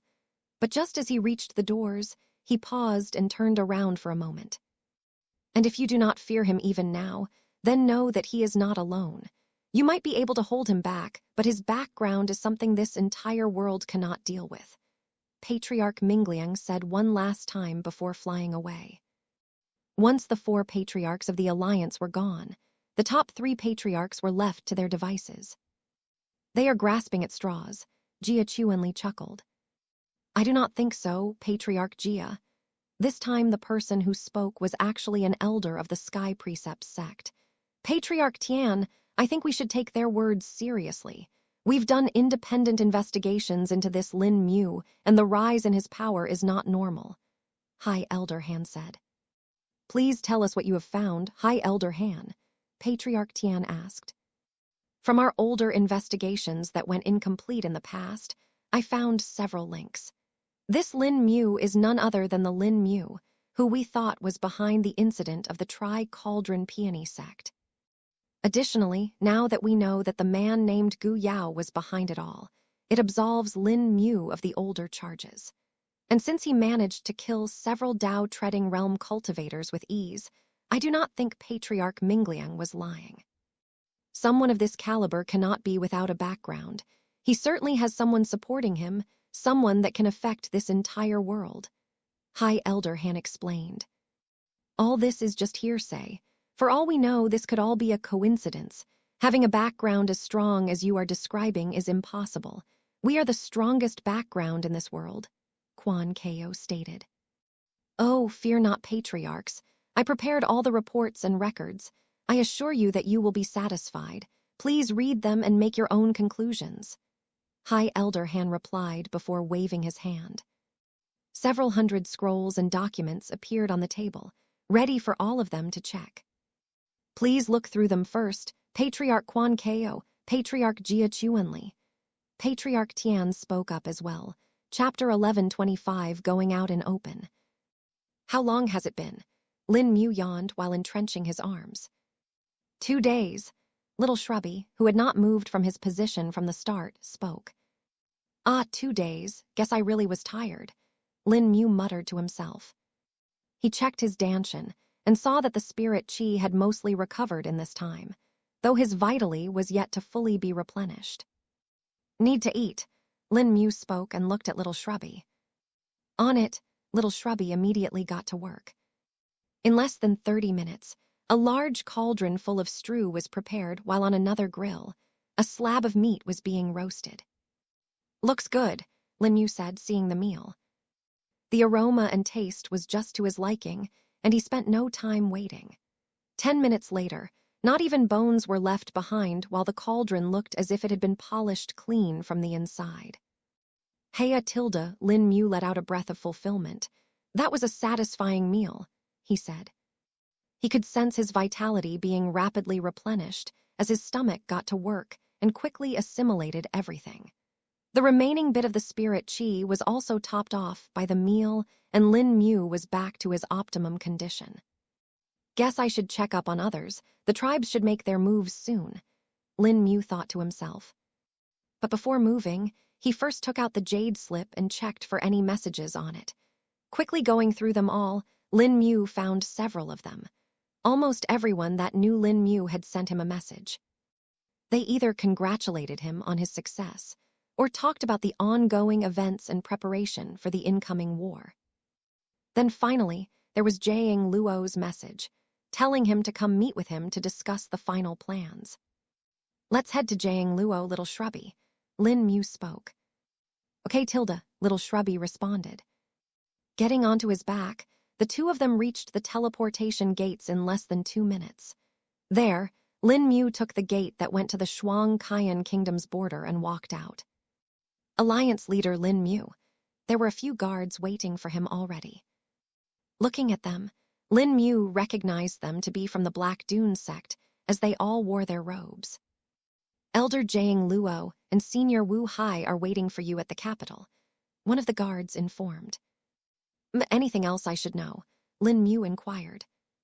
The Shuang Kayan capital was in chaos until a while ago. The first prince and king have died 2 days ago under mysterious conditions, and Senior Wu Hai has stabilized it for now. The guard spoke. "I see. Thank you for the information," Lin Mu said before flying out of the hidden outpost with Little Shrubby. A lot of the outposts that hid these gates needed to have their exits expanded due to Little Shrubby, as he could not fit through a lot of them before. All outposts now had large exits or had secondary ones that could be opened for the beast. Though since Little Shrubby had the ability to shrink down, it wasn't of much use now. Lin Mu and Little Shrubby quickly flew to the capital, while Lin Mu took this opportunity to scan the area they passed over. "Doesn't seem like there are any more traces of the invader here, and neither is there anyone with the human controlling blood curses aura here either," Lin Mu thought to himself. One of the biggest concerns he had about Gu Yao was whether the people that were under his control would be free or not. It was possible that the curse might have some unknown effect. And hearing that the king and prince of the Shuang Kayan kingdom had died under mysterious conditions, Lin Mu was inclined on the bad option. If the curse really kills those that were under it after the death of Gu Yao, then it'll make things difficult, Lin Mu thought to himself. He was concerned about Wu Hai since his elder brother Wu Teng was still under the effect of the human controlling blood curse the last time he had talked to him. If he had died as well, then things would probably be bad. An hour passed before Lin Mu and Little Shrubby finally reached the capital of the Shuang Kayan kingdom. Though when he entered it, a lot of shouts and cries were heard. "What's that?" "A beast. A beast has come to attack the city. Run." The citizens of the city were startled and scared upon seeing Little Shrubby, and it would be rightfully so. After all, Little Shrubby was far too massive to be considered a tamed beast at this point. While the cultivators in the Shuang Kayan city capital had their own pet beasts, none of them were this big. Usually beasts even quarter this size were at the nascent soul realm, and above thus couldn't really be tamed according to the normal thinking. Then there was also the fact that due to Little Shrubby's size, Lin Mu couldn't be seen sitting on his back either. Even the guards of the city were stunned upon seeing it and couldn't move. These guards were cultivators and could easily sense that the beast in the sky was no normal beast. There was no way they would be able to fight this beast or even protect anyone. But much to the shock of the citizens, the beast didn't stop in the sky for more than a few seconds. It quickly went to a particular mansion located at the back of the aristocratic district. It's not going to attack. The people were confused after a minute, seeing there were no loud explosions or screams. Lin Mu and Little Shrubby, who were the center of attention, didn't really care for it, and Lin Mu simply wanted to do the task at hand. And he didn't think he needed to hide anymore either, since Gu Yao was no more. "You're finally here." A voice was heard coming from the mansion just as Lin Mu landed in front of it. Chapter 11:26 After Effects of the Human Controlling Blood Curse. Lin Mu looked at the slightly haggard-looking man and was surprised.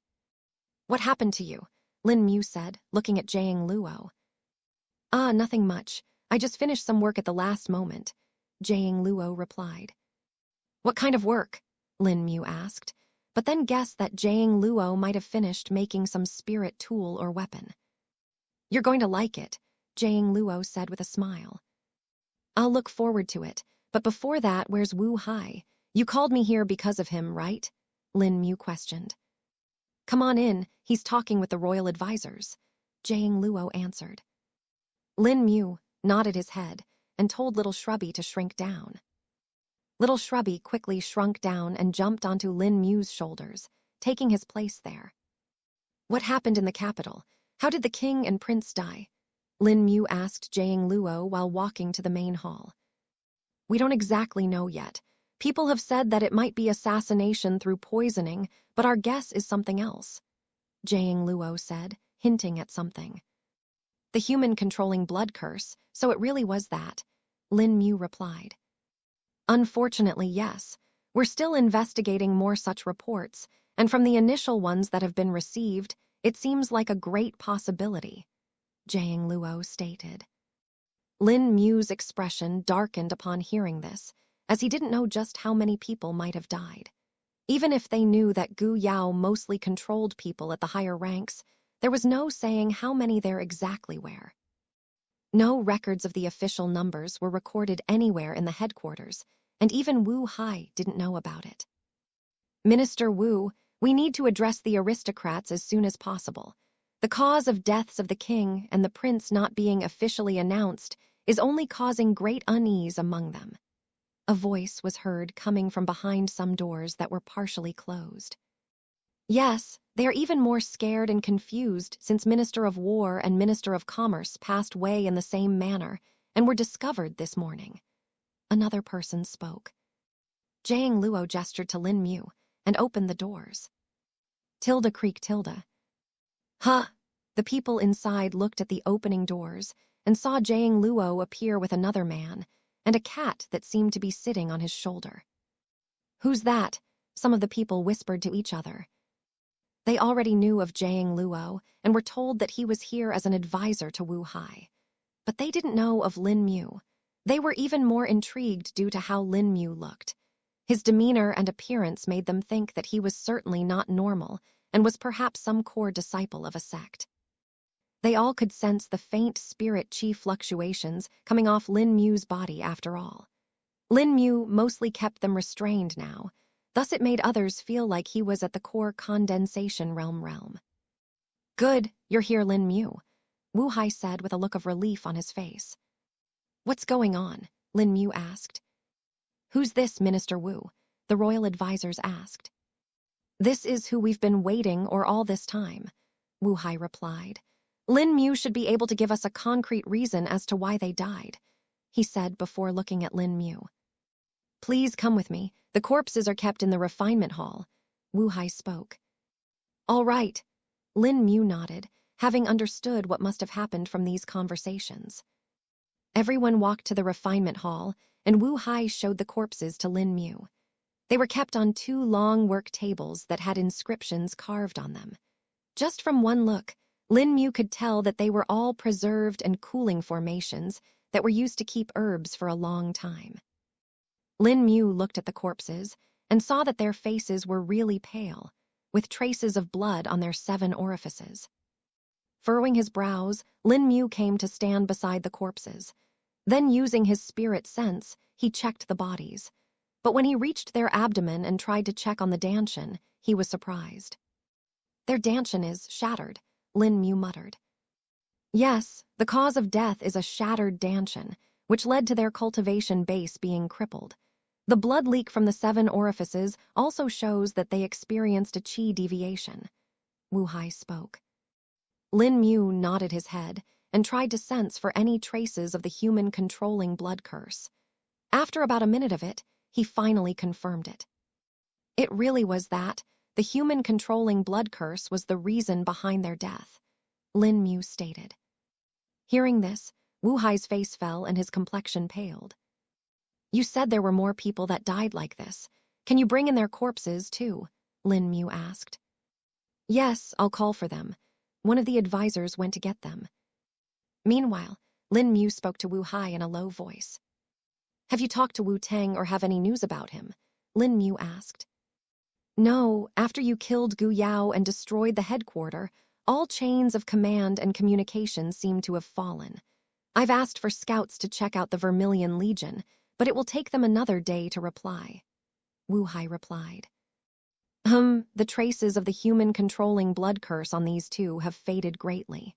Thus it is a bit hard to tell if they truly died because of it. Plus, there is the mudded qi of the pills of grace as well. I've read that they can have an effect like this too.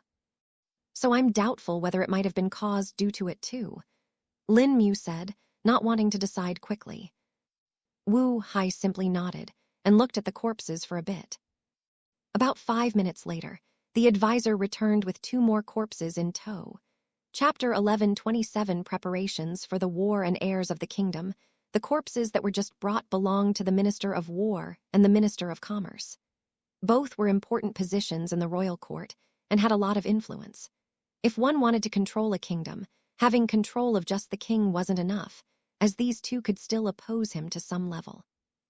It would make sense if Gu Yao had them under his control too, perhaps. "Put them here." Lin Mu gestured to the workers who were carrying the corpses. The royal advisors all looked on anxiously while Lin Mu checked the corpses. After about 5 minutes, Lin Mu's brows furrowed, only pushing the anxiety of those men further high. "Is it the same?" Wu Hai asked. "Yes, it is far more apparent in these two," Lin Mu replied before gesturing to Wu Hai. "Come." Wu Hai walked closer and followed Lin Mu's directions as to where the traces were.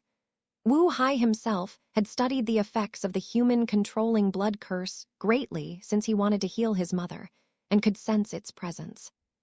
But now that the host of it had died, the presence of the human controlling blood curse was rapidly fading. Only those with spirit sense as strong and sharp as Lin Mu could sense it at this point. But with his guidance, Wu Hai managed to sense the traces as well. "It really was that," Wu Hai let out a sigh. "This was all due to the work of Gu Yao. We now have confirmation of it. Let it be known to all," he ordered. "Why, yes, Minister Wu," the royal advisors hurriedly replied. Right now, there were very few people left in the royal court who held any authority to control it entirely and manage the situation.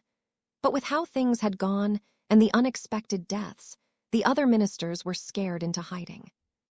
Even the princes were useless and had all left the capital overnight. Some also had a fear of being accused of assassination. "What are your next orders, Minister Wu? With the royal family in disorder, we do not have anyone to take the lead anymore." One of the royal advisors spoke. "Yes, and since they left the city in times of distress, according to the laws of inheritance that are hereby debarred from contesting the rights," another minister added. Wu Hai rubbed his forehead, feeling like this was gonna be another headache for him.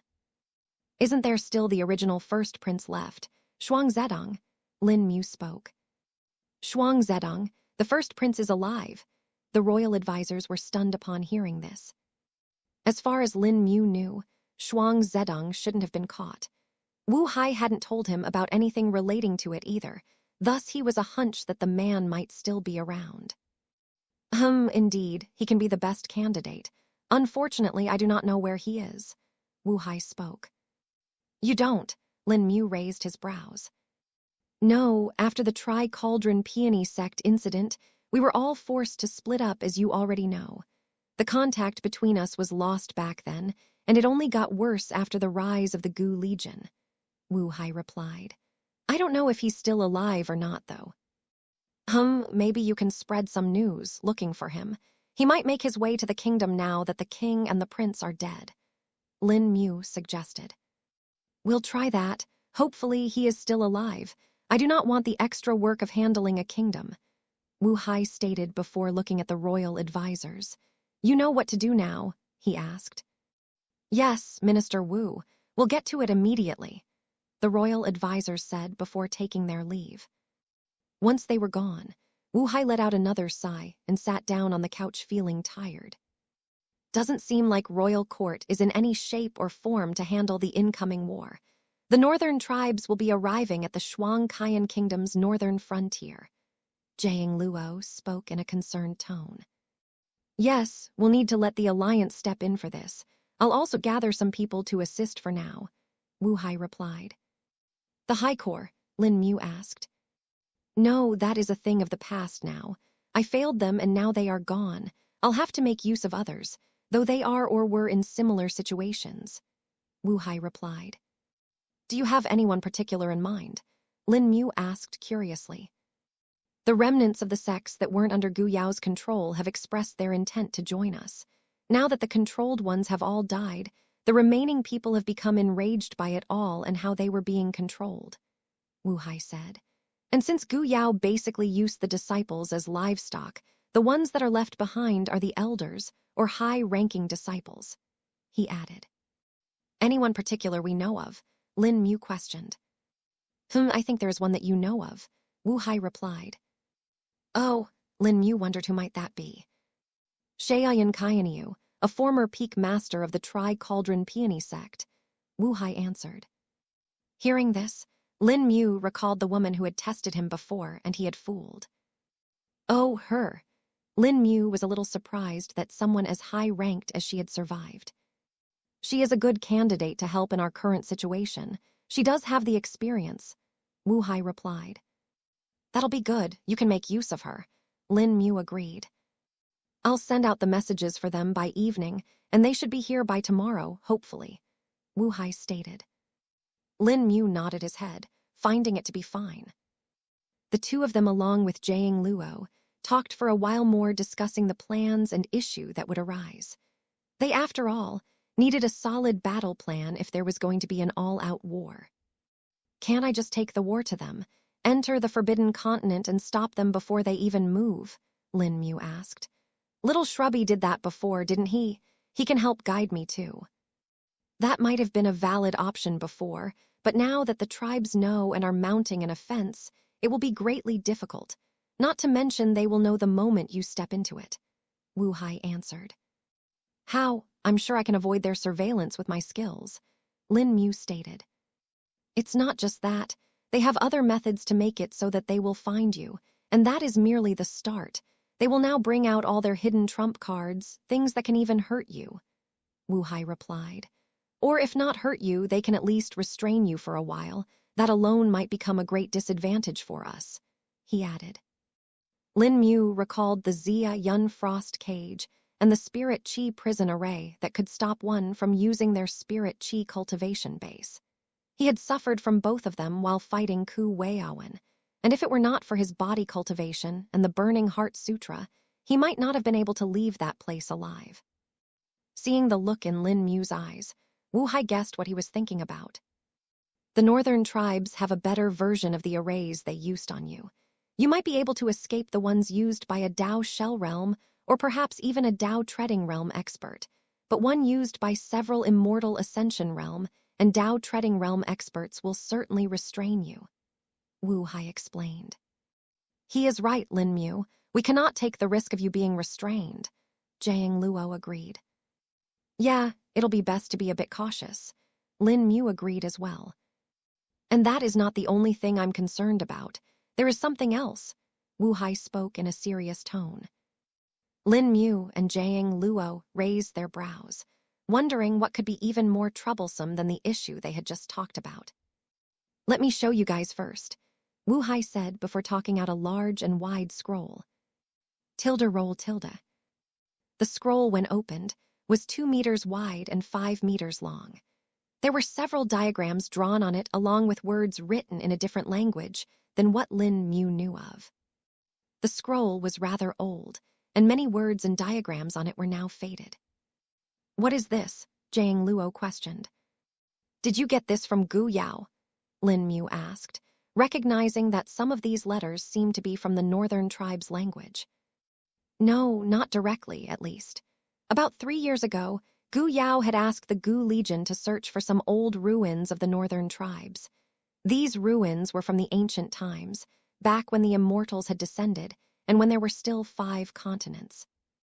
We were supposed to find those ruins since they contained old teleportation arrays that could operate over large distances. Additionally, Gu Yao also wanted to use them as a base if it was viable. We certainly did find those ruins and even the remnant of the old teleportation array. But in addition to that, I found some old and tattered documents. Most of them were too damaged to even be read, but this was still intact. It's made from the aged beast's hide of the tribes, Wu Hai explained. And what's so important in this? Lin Mu asked, since he couldn't actually read the words. This scroll's mentions of one ancestral bell. It is an artifact that the Yao clan brought with them, Wu Hai answered. Chapter 1128, The Ancestral Bell. Upon hearing the name Ancestral Bell, Lin Mu couldn't really tell what the use of such an object was. He had not come across in spirit tools or weapons that were in the form of a bell yet either. But the fact that it was an artifact that was brought by the Yao clan made it far more serious. The Yao clan was the one that had brought about the rise of the northern tribes in the past. It was them that had given them the advanced knowledge of the formations and even cultivation techniques. It was all that they had lacked in the past, and also why they were easily restrained by the central, eastern, and western continents in the past. But with the rise of the Yao clan, everything was flipped on its head, and they brought about the biggest revolution in the history of the entire Ming Dao world. And once that happened, the world became as it was now. Then there was also the fact that the Yao clan was always suspected to be from a different world, or at the very least, had been supported by the people of the different world, a higher-ranking world too, perhaps. What is that exactly, and how can it pose danger to us? Lin Mu questioned. While I do not have the entire record of it, from the fragments of it that are mentioned here in this scroll, I can safely tell that it is a very strong artifact. Something that can affect a very wide area and is also powerful enough to decimate entire nations at once, Wu Hai answered. Hearing this, both Lin Mu and Jiang Luo frowned, as they knew if this was all true, then the artifact might not just be a spirit tool. Lin Mu looked at Jiang Luo and guessed that he was thinking the same as him. A pseudo-immortal tool, or perhaps an immortal tool, Lin Mu said. Maybe, until we know the exact effects or its location, it will be hard to assume, Jiang Luo said before turning to Wu Hai. What more does it say? Are there any descriptions as to what the bell looks like? He asked, seeing as there was more than just one diagram on it, thus it was hard to assume. In response to this, Wu Hai pointed towards a certain diagram that was relatively smaller than the others. This is supposedly the ancestral bell, Wu Hai spoke. Lin Mu and Jiang Luo stared at the diagram and saw that it wasn't just of a normal ringing bell, but rather that of an entire bell tower. Is this one of the miniature spirit tools that are modeled after buildings? Lin Mu asked, as he had seen such spirit tools that were made to look like pagodas and the like. It could be possible. Jiang Luo took a closer look at it. Perhaps grandfather might have an idea. He is the only one who has gone deep into the territory of the northern tribes, thus he should know the most, Jiang Luo suggested. Yes, that'll be better, Lin Mu agreed, as Jiang Wei was truly the safest bet they had. Is it fine if I take it with me? Jiang Luo asked Wu Hai. Of course, he replied right away, having no reason to deny him. I'll take it to him after I'm done with Lin Mu in a bit, Jiang Luo stated. That's fine, you can keep it with you right now, Wu Hai said. I've made copies of it so there won't be an issue, he added. That's good. You should also show this to the Alliance. The patriarchs had also participated in the wars of the past, so might have some idea perhaps. Lin Mu suggested. Yeah, Wu Hai nodded. But Jiang Luo's face was still a bit irked. What are you thinking? Lin Mu asked, seeing his face. Something doesn't add up, Jiang Luo said. How so? Wu Hai asked this time. If the ancestral bell really is as strong and dangerous as it says here, and is something the Yao clan brought in the past, then why does it still exist? I mean, when the immortals descended to our world, they decimated the northern tribes and destroyed all that they had. Even now, their return was only because they had managed to hide away their knowledge. But physical items such as this ancestral bell and other weapons were certainly destroyed in the past. I remember reading about it, Jiang Luo answered. Yes, I recall reading about it too, Lin Mu replied. The immortals didn't want to leave behind any chance of another rebellion, and thus shattered every spirit tool and weapon they had. Exactly. And if it really is an immortal tool, then why didn't they use it in the past against the immortals? It certainly should have been able to stall them for a bit, even if not defeat them. At least that way it would have been in the records, Jiang Luo added. Lin Mu thought to himself, finding it all to be suspicious. Is there a chance it was missed somehow, or wasn't used at all? Wu Hai guessed. That would only make sense if they couldn't use it, even if they wanted to. Lin Mu completed Jiang Luo's words. Yes, if there was a situation where they were unable to use it, or were restrained to use it, it might have survived. After all, we do know that the northern tribes unearthed several of their old ruins that were sealed away and thus hidden from the immortals of the past. Jiang Luo agreed. Seems like we might have a wild card at our hands now. Lin Mu thought to himself, wondering how to go about dealing with this. Though one thing was for sure that Lin Mu wouldn't be able to take the same approach as he did with the sex until now. Barging in might only put him in danger, and thus the entire world. Chapter 1129, an obsolete armor. The information about the ancestral bell was passed on to the rest of the Alliance by Wu Hai so that they could see if there were any old records that might have been missed. And while he went to do this, Jiang Luo had brought Lin Mu to show the item he had talked about at the start. So what is it that got you looking like this? Lin Mu asked. It's kept here. Come on in, Jiang Luo said as he opened the door to a rather large room. This was a separate refinement room that Wu Hai had given to Jiang Luo for the time being. Since Wu Hai had tried to find a solution to the human-controlling blood curse and had used every path for that, there were several refinement halls in the mansion. Tilda creaked Tilda. The doors of the room opened, and the two of them walked in. And as soon as Lin Mu looked at the end of the hall, he saw the large object that was kept there. Is that? Lin Mu could recognize what the object was. Indeed, that armor is ready, Jiang Luo said with excitement. Lin Mu looked at the gray armor with a bumpy surface. There was fur around the neck as well as on the arm guards. The armor was made out of 8 pieces, with them being 2 boots, 2 gauntlets, 2 shoulder pauldrons, a chest piece, and finally the helmet. It was a full set of heavy armor that looked fit for a general. Lin Mu walked up to the armor and scanned it. He saw the hidden inscriptions that were carved on its inside, as well as the intertwining formation method of Jiang Luo. It was something the man had made himself before at the fragment of the minor plane where he was trapped. But there, since Jiang Luo didn't have the right materials, he could only use leaves and other things like it to make it. He had refined these leaves to the limit before imprinting formations on them. Then he had sewed them into his clothes. This was the intertwining formation method made by him, and he had applied it here by separating the armor into several pieces.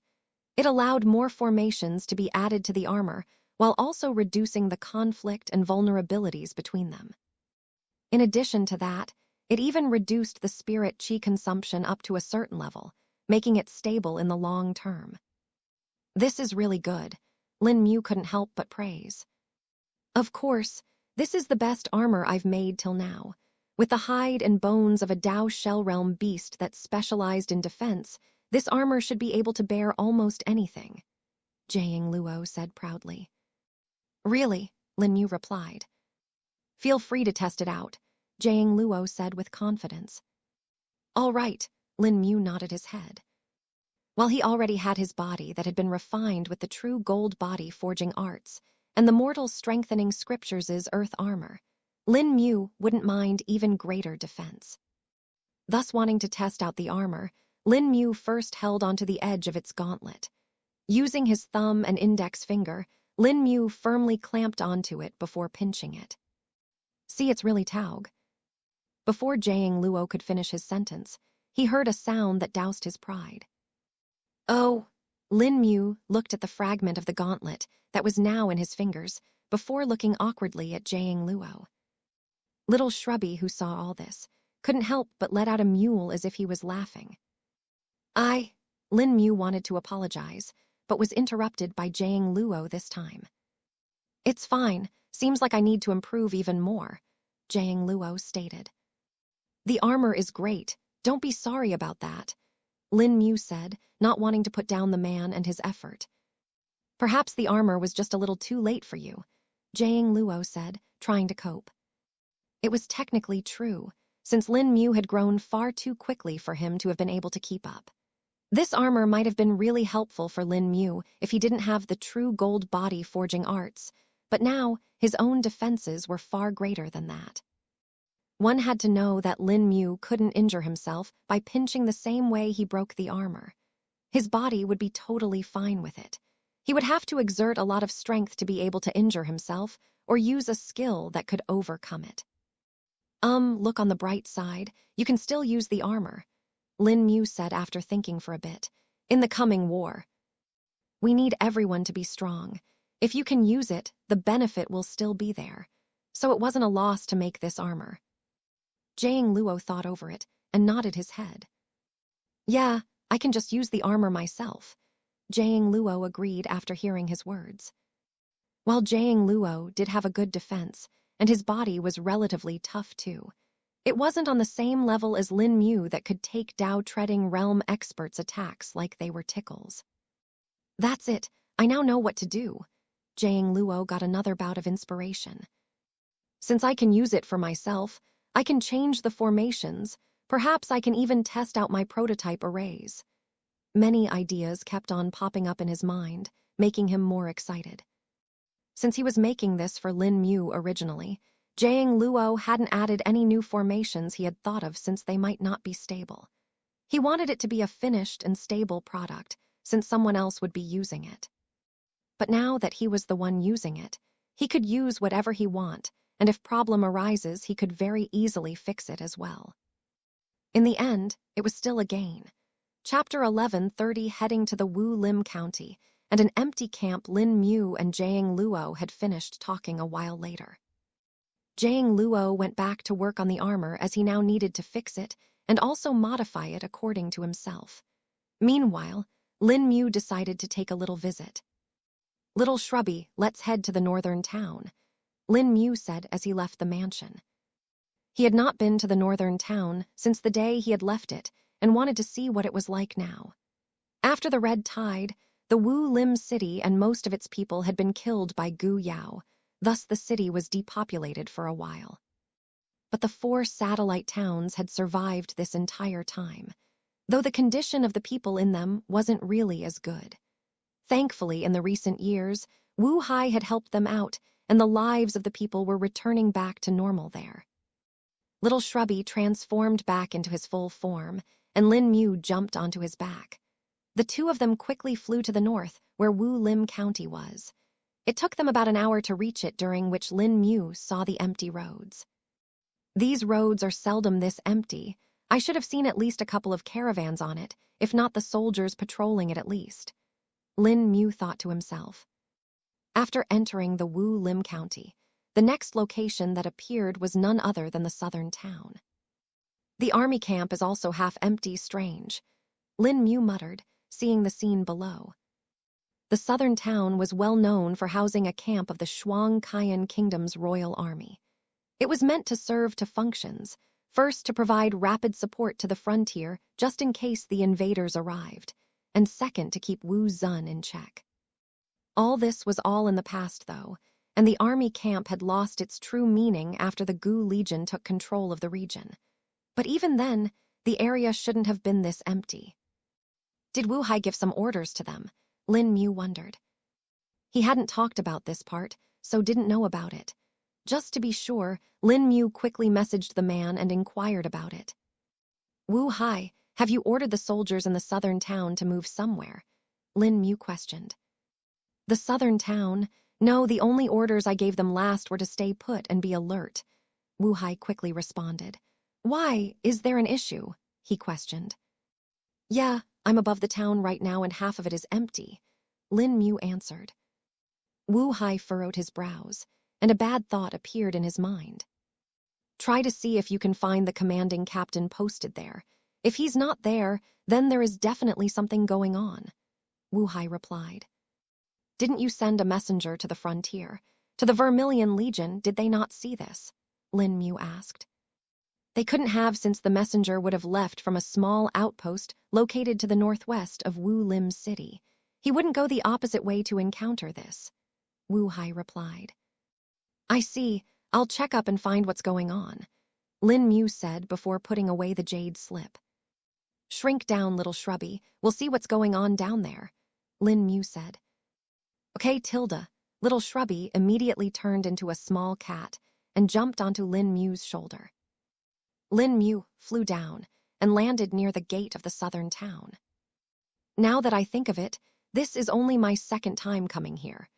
Lin Mu recalled the first time he had visited the southern town.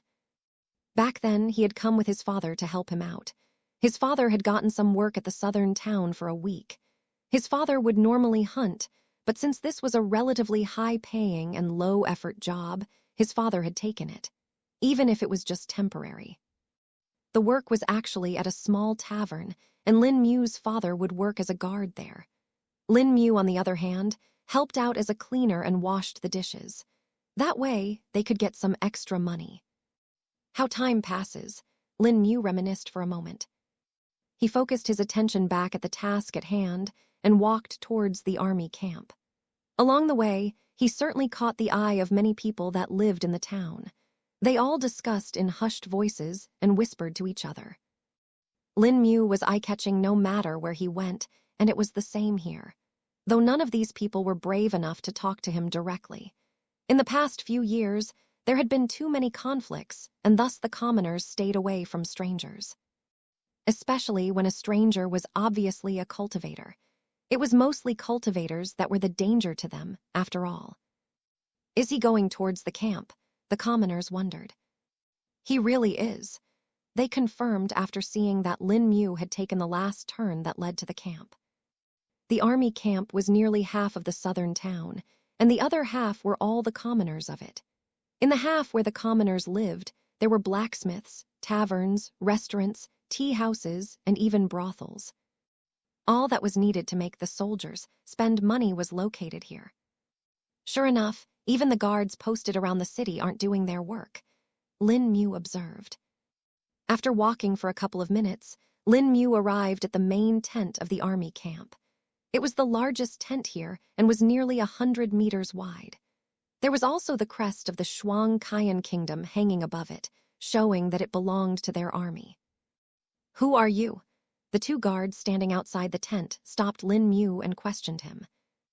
Even if their common sense could tell them that Lin Mu was a cultivator, they couldn't help but stop him, as it was their duty. Chapter 11:31 A Runaway Prince and Revisiting the Northern Town. Where is your commanding captain?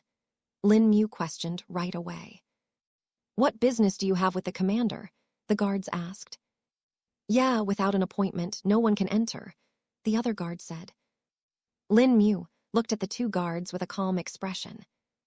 They're certainly nervous, but what might be the reason behind it? Lin Mu wondered before he spread his spirit sense. It quickly scanned the tent behind them and revealed all that was hidden in it. Oh, so your commanding captain is not here at all, Lin Mu said. How do you know that? The guards were stunned. Why don't you tell me where your commanding captain went, and why is the camp half empty? Lin Mu questioned. We have no obligation to do that, the guards said. Oh, but you do. I'm here under the authority of Minister Wu, and if you do not comply, sufficient punishment shall be dealt, Lin Mu replied. He didn't want to use force with these guards, who weren't even cultivators and were simply doing their duty. They are afraid of something, that's for sure, Lin Mu thought to himself. Lin Mu even took out the command token and showed it to the guards, startling them. It really is Minister Wu. The guards were scared now. Now then, tell me everything, Lin Mu ordered. The two guards immediately fell to their knees. Please forgive U.S. Lord, the guards pleaded. The commander forced us to stay here and turn everyone away. Oh, and where did he go? Lin Mu asked. He didn't tell us, but before he left, a man and a few people had come to visit him. He left after meeting them just a few minutes after that.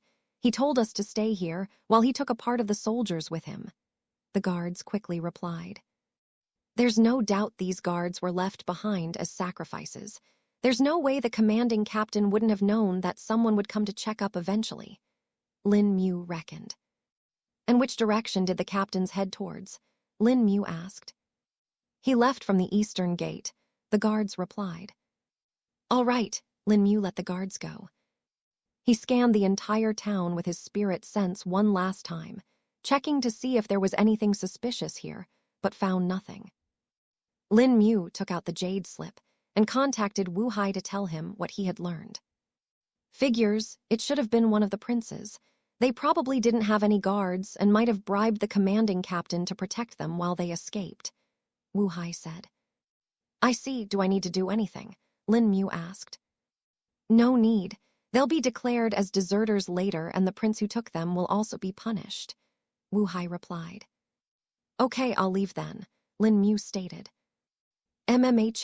Farewell. I'll be having a meeting with the Alliance soon enough, Wu Hai said at the end.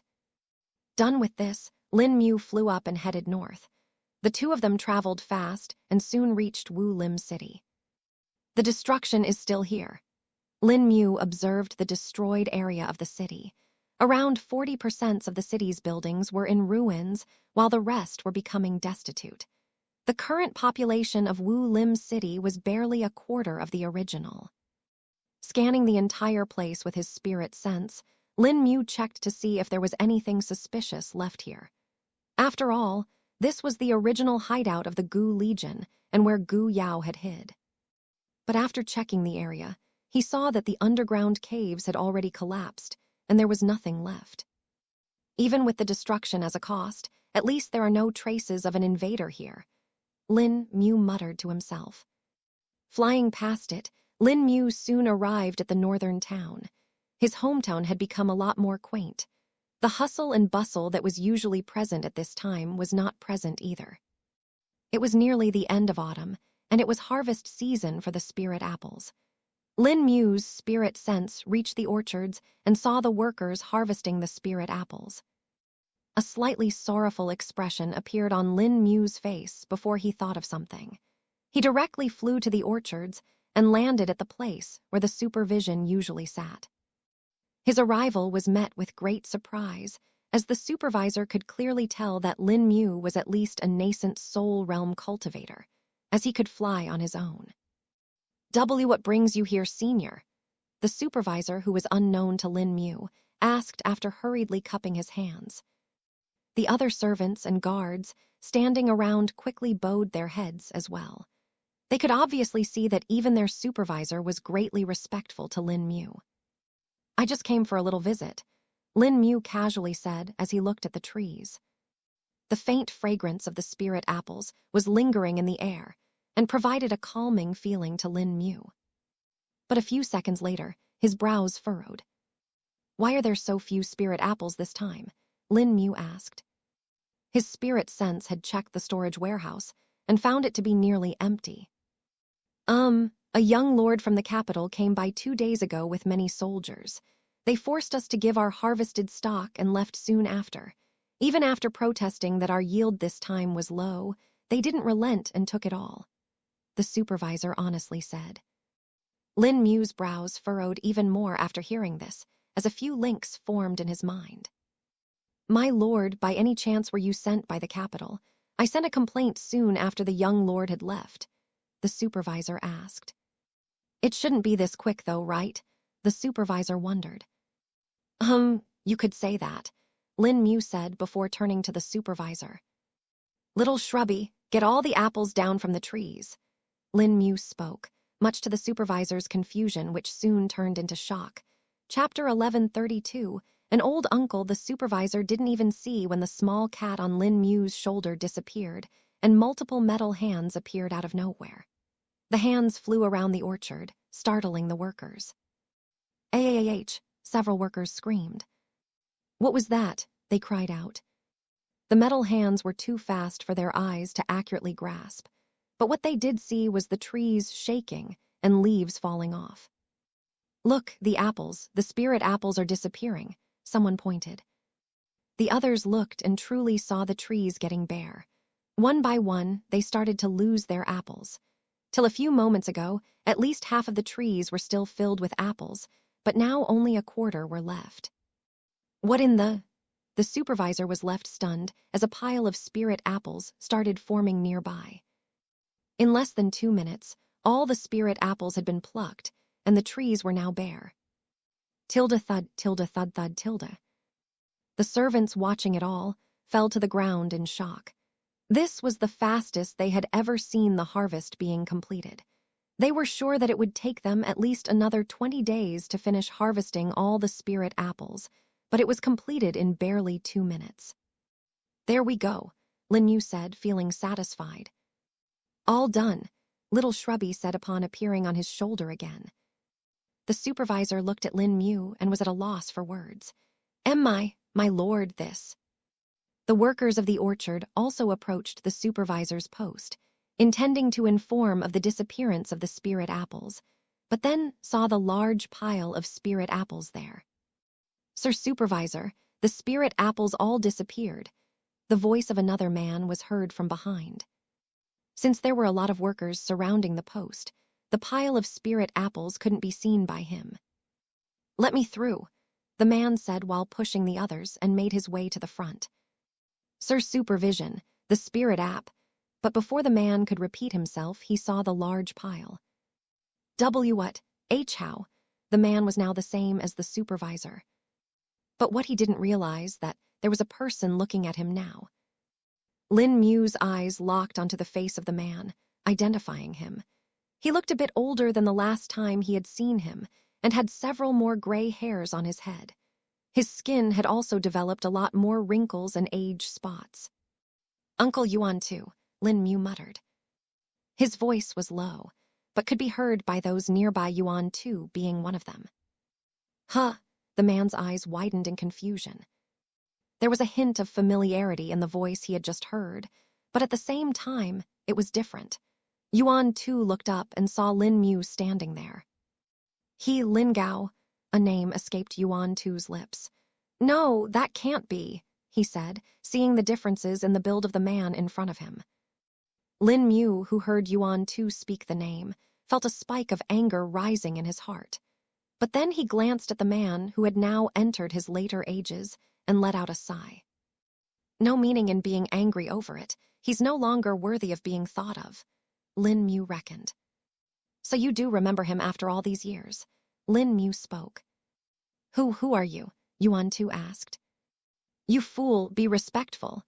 The voice of the supervisor was heard, anger and anxiety in his voice. Yuan Tu was startled by the voice and was about to instinctively apologize, but was interrupted. This is a great lord from the capital. Not only is he here to help us with the complaint, but has also helped us finish our harvest quickly. All of you should be thankful, the supervisor stated sternly. The workers, including Yuan Tu, who heard it, were stunned.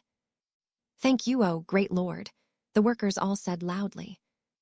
Lin Mu could see the true gratitude in their eyes. It was pure and unaffected. There was no trace of greed or malice in it either, completely unlike the last he remembered them to be. Time and power truly change people. If I was the same as before, they would never be like this. Lin Mu felt enlightened. The change in the attitude of these commoners was far more impressionable on Lin Mu than those of the great experts of the sect. It just felt a lot more heavy to Lin Mu. As I've always said, power will bring you respect. Zhu Keng's voice was heard in Lin Mu's mind. Indeed, senior, indeed. Lin Mu replied, a few melancholic thoughts passing through his mind. Great Lord, may I have the honor of knowing your name? The supervisor requested. The workers all seemed interested too, especially Yuan Tu. How does he look so much like Lin Gao when he was younger? Yuan Tu wondered. Is he related to him? Though Lin Gao never told me about having any family in the capital, not to mention someone as high-ranking as a great lord, he thought. He couldn't help but have these thoughts. Yuan Tu knew very well that Lin Gao became an orphan after his parents had died. It was merely an occupational threat since both his parents were hunters and had perished to beasts. It was one of the main reasons why Yuan Tu himself had left the job, but Lin Gao had kept at it. I am Lin Mu, he answered, looking at the supervisor. As soon as this name was heard by Yuan Tu, he felt like there was thunder roaring in his head. Impossible, he exclaimed, almost screaming out. All the memories came rushing back, and the faces started matching for him. He recalled the orphan boy who had been left behind by Lin Gao, the same boy who called him Uncle Yuan Tu, and the same boy who he had wronged in the past. Chapter 1133, severing old karma. Yuan Tu's loud exclamation was enough to surprise the workers all around him. You can't be Lin Mu, Yuan Tu shouted. It's been a while, Uncle Yuan Tu, Lin Mu said in response. But it really is me. You remember my father but forgot me. How can this be? Yuan Tu felt his world flipping. It's not possible. The boy should be dead. Yuan Tu recalled the many soldiers that had come asking about Lin Mu in the past. He had been questioned along with many others. They were then told that Lin Mu had done some great crime and was wanted dead or alive. It had stunned the peasants, but Yuan Tu was pleased. And over the years, there was no news or information about Lin Mu either. The wanted notice also disappeared after a while and couldn't be seen in the town either, making Yuan Tu think that Lin Mu must have either been caught or killed by now. But seeing him alive, and not just well but thriving, left him utterly astounded. Lin Mu could roughly guess the man's thoughts, but couldn't care for them anymore. Instead, he just ignored him for now and turned to the supervisor, who had not expected Yuan Tu to know a powerful lord like this. After all, he could tell that Lin Mu was at least a nascent soul realm cultivator. Experts with such a high cultivation base were often patriarchs of large clans, or in high positions such as that of a minister in the royal court. How much is the harvest in deficit this time? What of the peasants' wages? Lin Mu questioned the supervisor. My lord, the deficit is nearly 50% this time. The yield turned out to be greatly lower, as we couldn't procure the right fertilizers. The supply of fertilizer has fallen greatly in the past 2 years, and the number of merchants bringing it to the town had also reduced. We tried asking Wu Lim city official too, but they didn't do much. And with the great tragedy there, I don't think they could do much anyway. I sent a request to the royal capital but received no response. We made do with manure, but the effect wasn't as good. The supervisor answered. As for the peasants' wages, it is 1 silver a month, he added. Oh, isn't that half of before? And what of the bonuses? Lin Mu asked next. We can't afford either, my lord.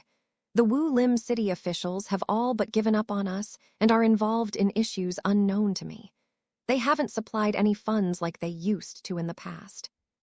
Even the wages for the peasants now will be coming from the amount left over after the sale of the spirit apples. The supervision honestly said. Lin Mu's brows furrowed, and he took another look at the peasants. They're certainly thinner than from how I remember them, Lin Mu thought to himself as he tried matching those he knew here. Their bodies turned skinner, and their robes were loose. Many among them weren't wearing the usual warm clothes either, which was strange as it was already cold to warrant their use. They sold off their thick clothes, didn't they? Lin Mu understood when he looked at the faces of the children that seemed malnourished.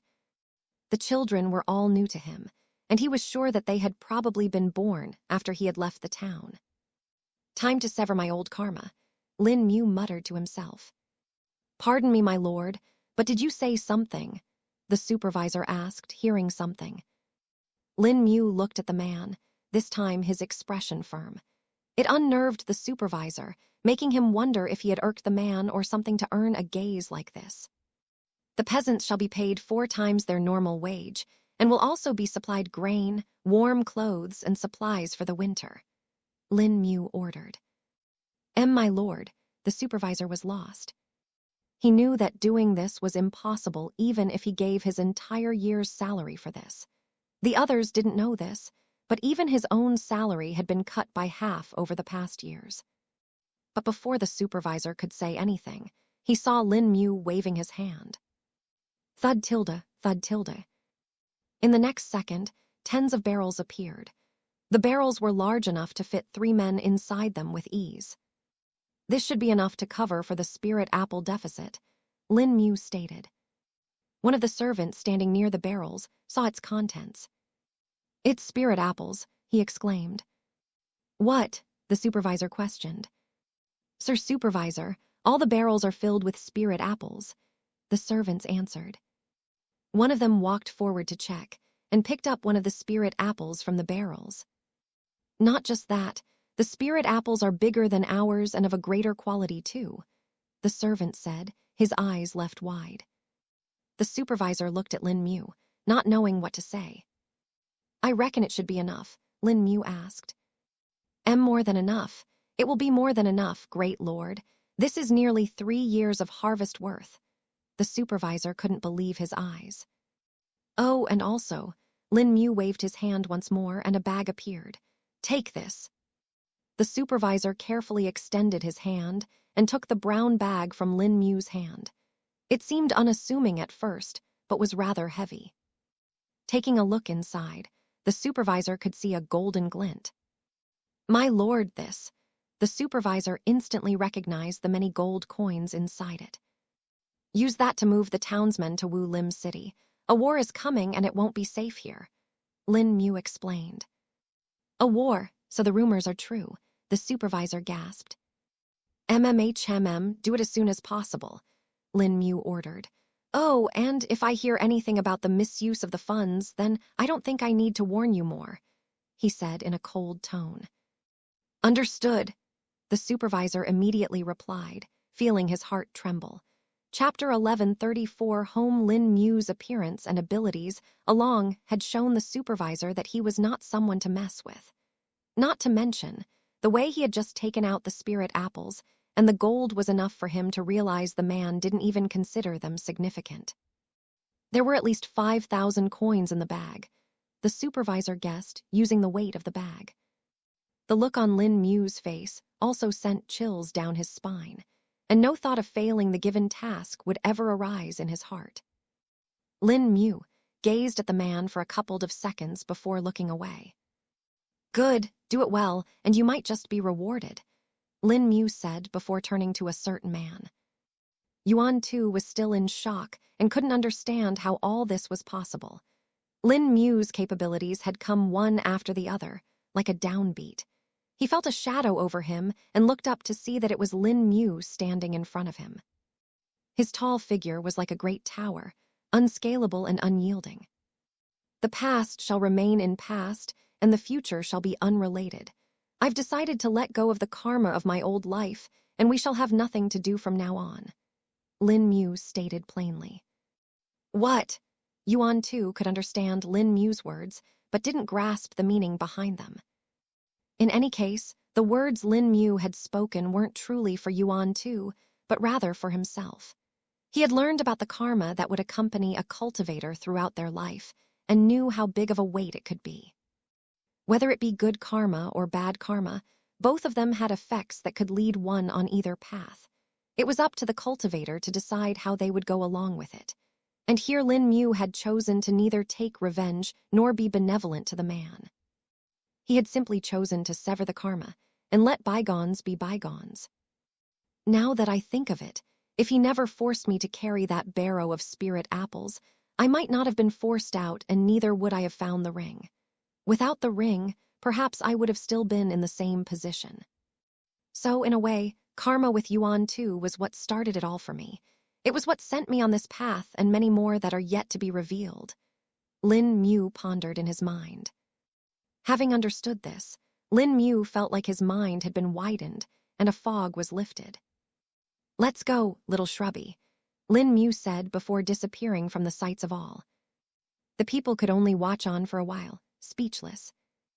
Unknown to them, Lin Mu had actually not left the town, but rather he had gone to a specific palace close to his heart.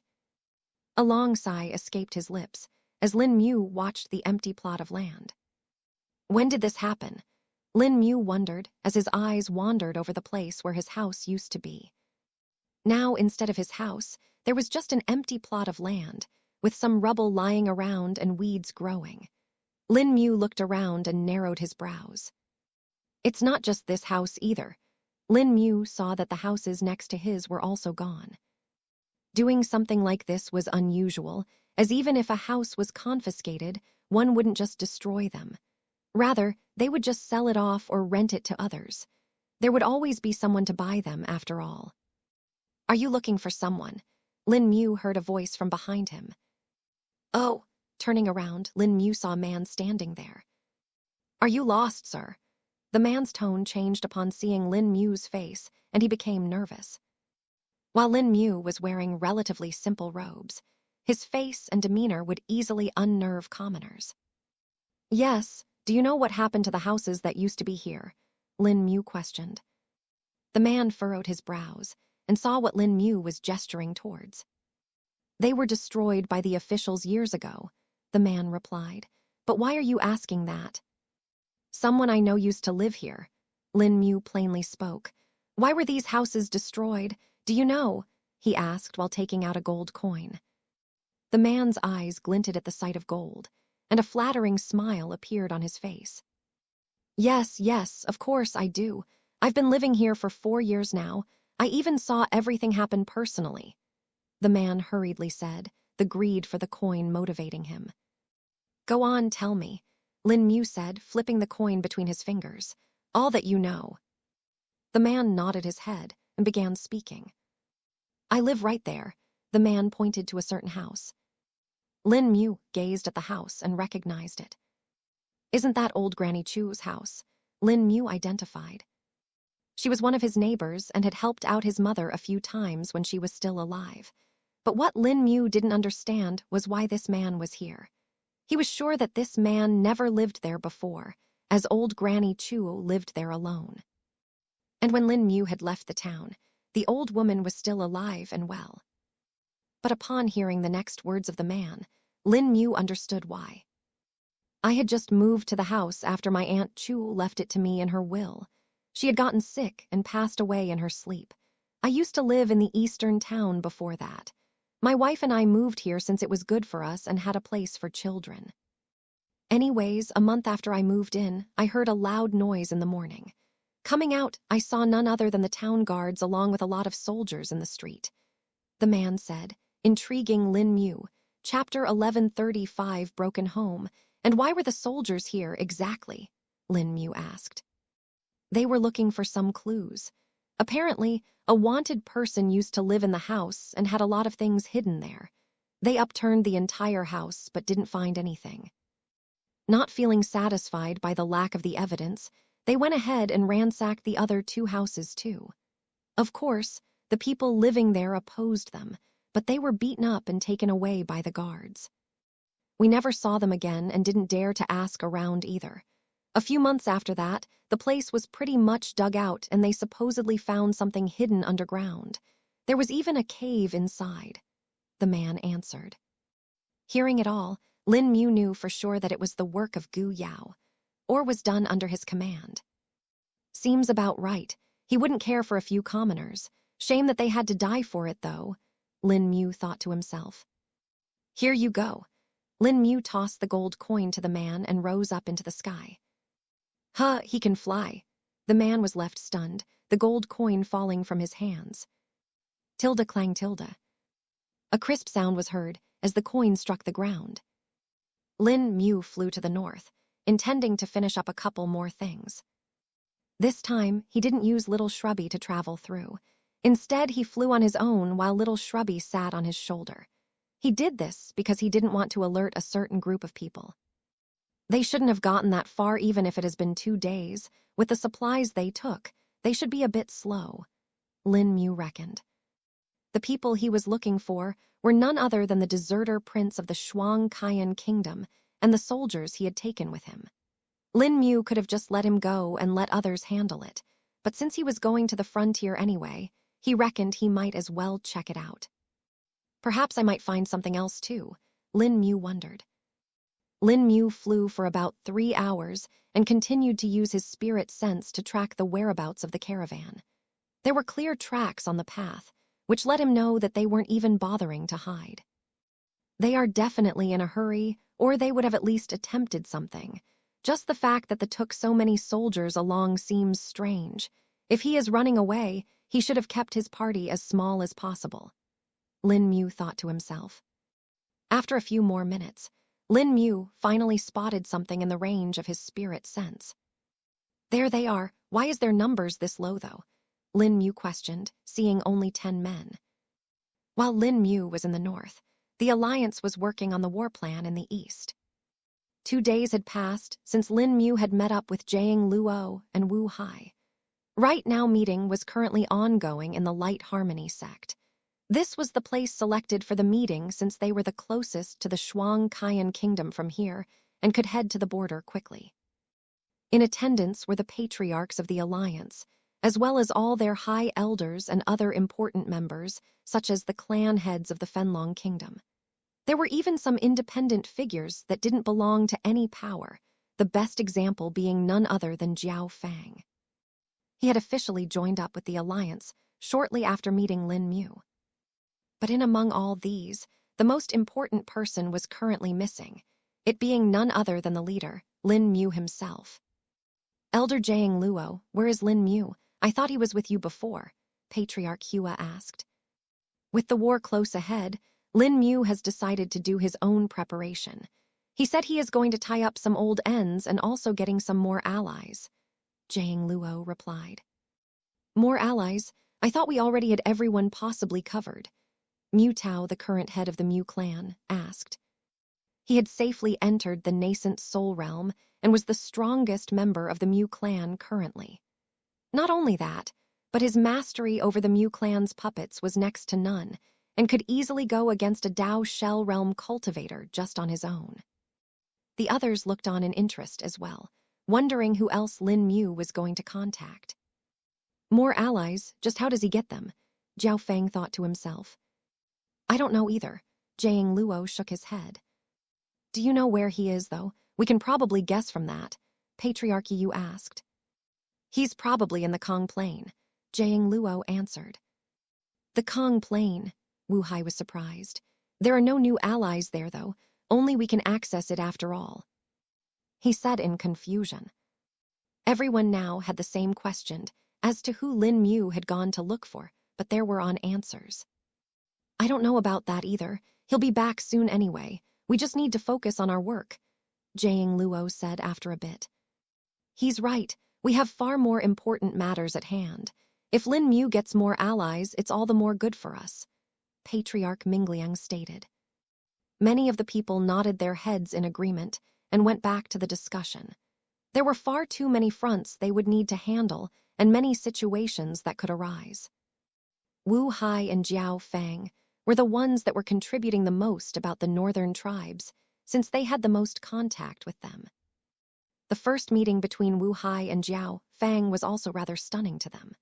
Wu Hai realized he had been kept in the blind by Gu Yao about Jiao Fang's identity the whole time. It only made him hate the man even more, but was also thankful that Jiao Fang was ultimately on his side. Chapter 1136, The Deserter Prince. While the meeting continued on in the Light Harmony sect, Lin Mu continued his investigation.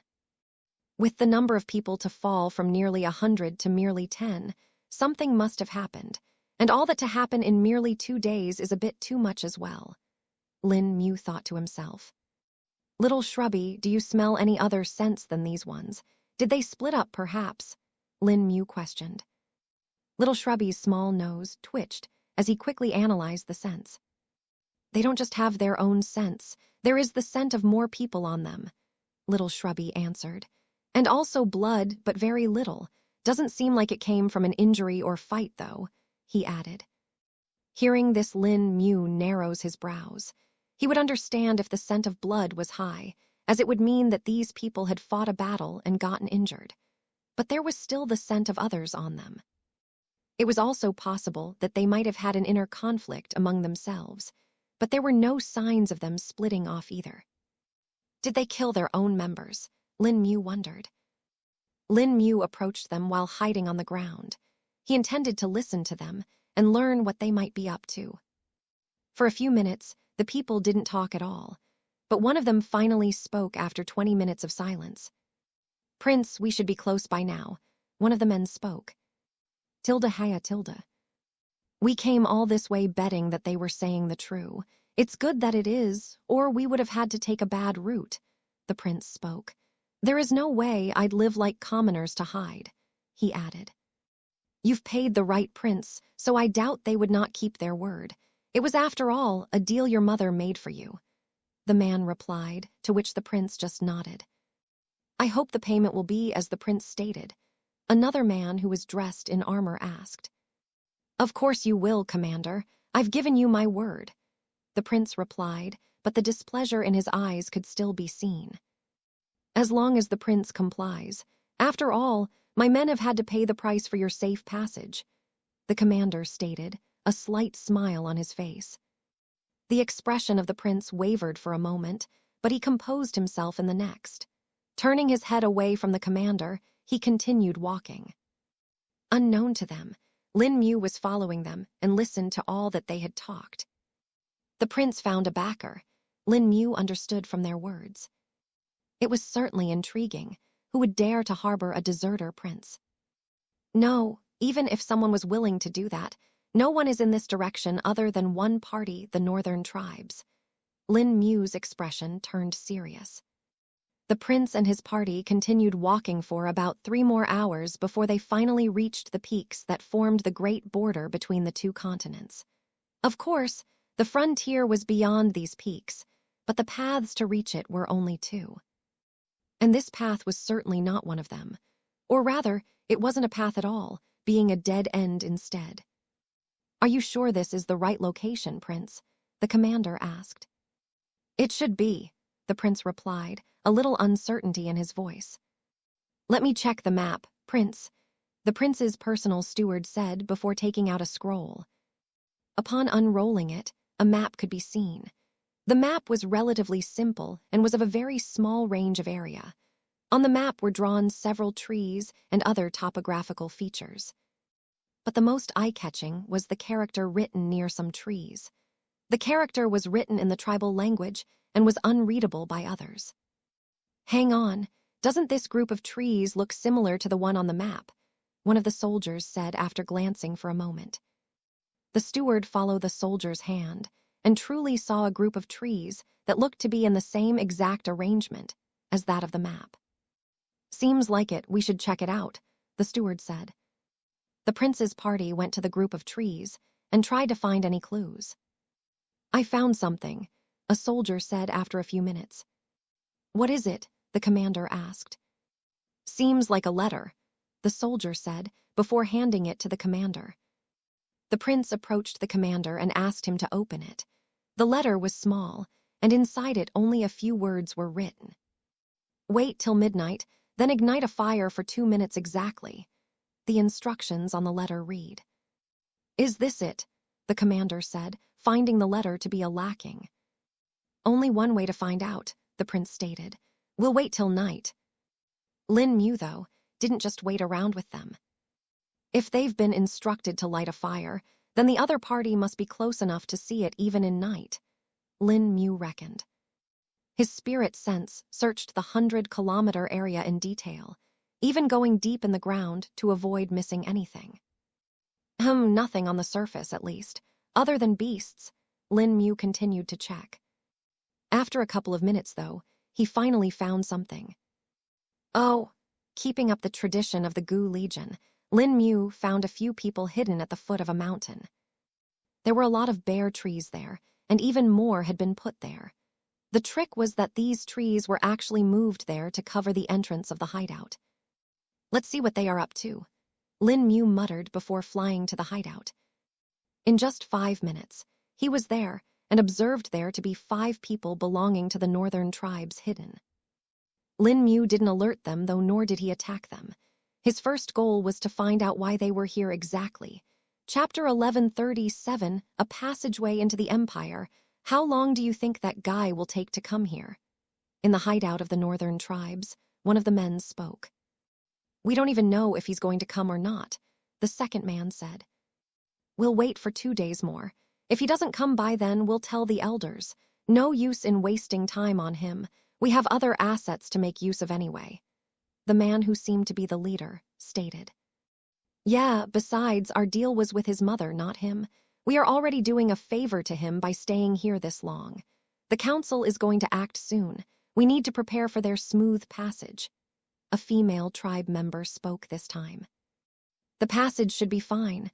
We only need to do a final check, which we'll do by default if that prince keeps up. Once he's paid the cost and crossed over, our duty here will be done, too.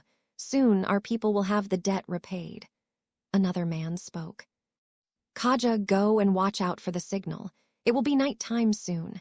Who knows if that prince will even follow instructions or not. He might light it early. The leader of the group spoke. All right, the man named Kaja said, and left through a small opening at the edge of their hideout. The top of it was covered with snow, making it impossible to see the opening with naked eyes. Unknown to them, a man was currently listening to all that was being spoke about. Lin Mu appeared some distance away from there and continued observing. The man named Kaja climbed up on top of a tree and kept his gaze locked towards the direction where the prince was supposed to be. While it was still autumn, the temperature this far north was always like that of winter. The snow here was ever-present, and the northern tribesmen easily hid, taking advantage of it. They wore thick beast furs that were either naturally white or were dyed white. This made it simply to hide within the snow. Kaja couldn't even be seen on top of the tree. He laid on a branch such that there seemed to only be a pile of snow accumulated on it. Are we going to kill them? Little Shrubby asked. No, why would we do that when we have a bigger target? Lin Mu said. What do you mean? Little Shrubby asked. If their words are true. Then there must be a secret passage the northern tribes would be using to cross over. If we kill them now, the tribes would find out and change their plans. Instead of that, if we let them go for now, the tribes will follow through with their plans, allowing us to ambush them. Lin Mu explained for the beast. Oh, I understand, Little Shrubby replied, finding the plan to be good. If it was good for his master, then it was good for him too. Oh yeah, when you were hunting the northern tribe people before, where did you go? Was it in this area?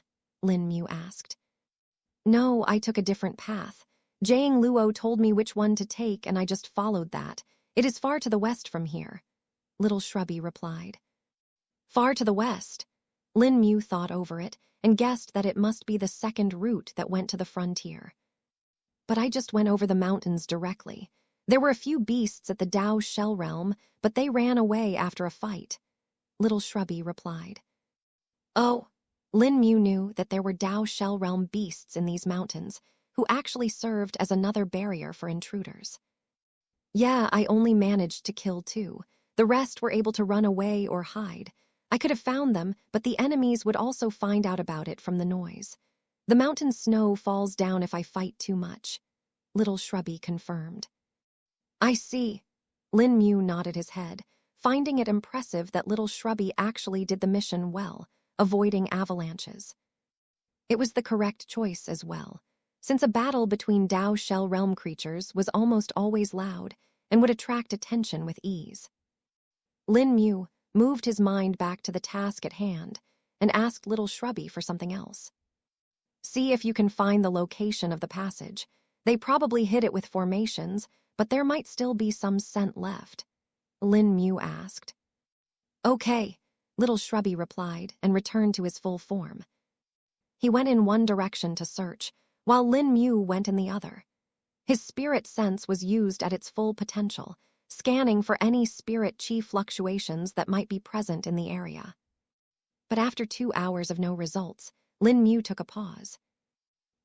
This might be harder than I thought, Lin Mu muttered. If they are going to use this passage as their main entry point, then they are definitely using their best formations to hide it. Zhu Keng spoke up. You might be right, Senior. Lin Mu nodded his head. You should just head back. It will be midnight soon. Save your energy and let the others show it to you themselves, Zhu Keng suggested. Yeah, it's close to midnight anyway. Lin Mu agreed and called back little Shrubby. The two of them returned to the hideout of the northern tribe members and waited till midnight before the smoke signal could be seen in the distance. It was dark, but the sharp eyes of Kaja accurately spotted them. They're here. He took out a jade slip and sent a message to his companions. The snow parted, and the 4 northern tribe members popped out of the opening. Let's go pick our guests up, the leader said before taking the lead. The prince and the people accompanying him were certainly shocked by the sudden appearance of the tribesmen. They weren't even allowed to speak and were gestured to follow them in silence. Chapter 1138 A Gate with the Cost of Blood. Are you sure they are the right people? The commander whispered to the prince. Of course they are. Do you think just anyone else would appear at the right time mentioned on the note? The prince replied. But these guys, their clothes and appearance, aren't they from the... The commander was certainly nervous after seeing the northern tribespeople. Shush, the prince warned the commander. Do not speak that which you cannot bear to hold against. Times change and allies change with that, the prince said in a low voice. Do you not want to survive this? He asked. The commander certainly felt a bit surprised at the sudden change in the prince's attitude, but gritted his teeth and nodded his head. While this is unexpected, the tribals have not attacked us yet. Just what did the prince do to make this possible? The commander wondered. The remaining soldiers that had come with the commander were still in confusion, but kept their tongues in check. They knew that, while their commander might have some freedom in speaking to the prince like this, they certainly didn't. If they weren't prudent like this, they would have long since died. There was a reason why they were still here, while their former companions were chosen to be sacrifices. Lin Mu, who was watching them all, was a bit surprised but also impressed by the tribesmen. Their demeanor is certainly different, Lin Mu muttered. They don't smell like the invader either, little Shrubby added. Right, they are actually clean, Lin Mu said, not sensing any mudded chi of the pills of grace on them either. Observing the discipline and methods that they operated on, Lin Mu could tell that these men were cut from a different piece of cloth. Their choice of maintaining silence with the prince and the soldiers was a wise one. Loose lips in free conversations can often cost one's head in these kinds of situations. After all, knowledge was power, and the less one let others know about them, the greater advantage they would hold over them. Considering what I heard from the northern tribesmen in their hideout, I can safely assume that they are from a higher division of the tribe's warriors, Lin Mu reckoned. Lin Mu could easily tell that these tribesmen weren't that strong either. The man who seemed to be their leader was at the nascent soul realm, but the rest were only at the core condensation realm. He could very well eliminate them at a mere thought, but the current situation demanded for something else. The tribesmen took the prince and his followers about 50 kilometers away from where they originally were. Lin Mu also kept his senses alert, looking for anything that might be hiding here. I've already checked this place and didn't discover anything. It's certainly hidden well, Lin Mu thought to himself. The leader of the northern tribesmen raised his hand, gesturing all to stop. He turned around and looked at the prince. Where is the toll? The man asked. Isn't that supposed to be given after a safe passage? The prince asked. No, that was never specified, the leader stated. The prince furrowed his brows and felt doubtful. I can't fully trust you to just give it to you right away. What if you do not keep the promise? The prince said. Lin Mu was a bit impressed by the prince's words. He might be a deserter, but he's certainly not weak, Lin Mu thought to himself. This prince might have just made the best possible choice that was presented to him at his current situation. Everyone looks to survive, and he is simply doing that. Sometimes doing that might make one a coward, but it will allow one to live, Zhukong stated. Lin Mu thought upon the words for a bit, before internalizing it for later. He knew the words held great weight and could be pondered on for a long time, but now was not the right place or time for it. Humph, do you think we will break the promise officiated by the elders? The female member of the group scoffed. While she seemed a bit upset, the leader and the rest still had the straight faces, as if they didn't care. The toll isn't the price to let you escape, it is the price to enter the very passage itself. Without the toll, even we cannot enter it, the leader said. Hearing this, the prince was surprised. Not like I'm in any position to debate here. He thought for a moment before nodding his head. All right, he said before turning to the commander. Take out all of them, the prince stated. You heard him. The commander spoke to the rest of the soldiers. Yes, commander. They all replied in unison before taking out small bags that were hidden in their armor. The bags were made from some kind of beast hide, and there were fine inscriptions written on it. As soon as they appeared, Lin Mu's eyes locked onto them. Oh, a sealed spatial storage tool. No wonder I didn't detect these bags on them, Lin Mu muttered to himself. The sealed spatial treasures made it so that no spatial fluctuations were released from them, but it also quite literally sealed them, making them unable to be used. The soldiers used their blades and slashed the bags open. Thud tilde, thud tilde. In the next moment, several bodies fell out of the bags. There were exactly 95 of them, just the exact number that were missing from the group. And that was not all. Lin Mu discovered something else surprising. They're actually alive. There's no way they would have stayed alive for this long in a spatial storage treasure like that. Not to mention the seals would have had to be broken if they were to be given air at any time. Lin Mu thought in surprise. Kaja, check them if they're all fresh. The dead ones won't be of any use, the leader spoke. The man named Kaja quickly did, as was told and checked on all the soldiers that were kept unconscious. They're all fine, leader. The dose of the life-wanting frost powder was just right, Kaja replied. Good, get them prepared. We'll open the gate in exactly 10 minutes, the leader said. His companions then gathered the unconscious men and placed them around in a unique pattern. Lin Mu, who saw this pattern, found it to be familiar. Hang on, isn't this a gate reversal formation? Lin Mu identified. This method of placement was used for the gate reversal formation. It was nothing but a counterpart to a locking formation and could be used in many different variations. But the basics of it were the same, and other layers would be put on top of it to make it complex. Usually, the materials used for the base were spirit stones, formation flags, or even certain kinds of herbs. But Lin Mu had a guess about what was going to be used here, and his expression darkened.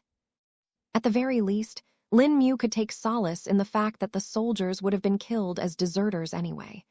Thus, he could just sit back and watch them be killed.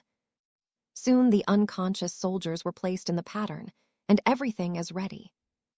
Now, the leader of the northern tribesmen ordered. The 4 other members all took out a talisman and threw it out. The 4 talismans flew to 4 corners of the formation that had been outlined and glowed in a red light. Tilde woo tilde. A strange wind started to blow, and a black smoke came out of the talismans. The smoke formed a wall around the entire area and hid everything that was behind it. In the white snow, it looked glaringly abstract. The smoke filled the area but avoided the prince and his companions. The same was said for the northern tribesmen, too. The sacrificed soldiers, though, were drowned in the smoke and started to wither at a visible rate. Soon they were turned into nothing more than desiccated corpses. Lin Mu's brows furrowed, as he knew very well where this method had come from. Once all the corpses were drained to the limit, the smoke started to condense. It turned into a black ink liquid that fell down to the ground. Wherever it went, the snow melted while the ground below it was stained. The liquid flowed in a certain pattern and formed an array.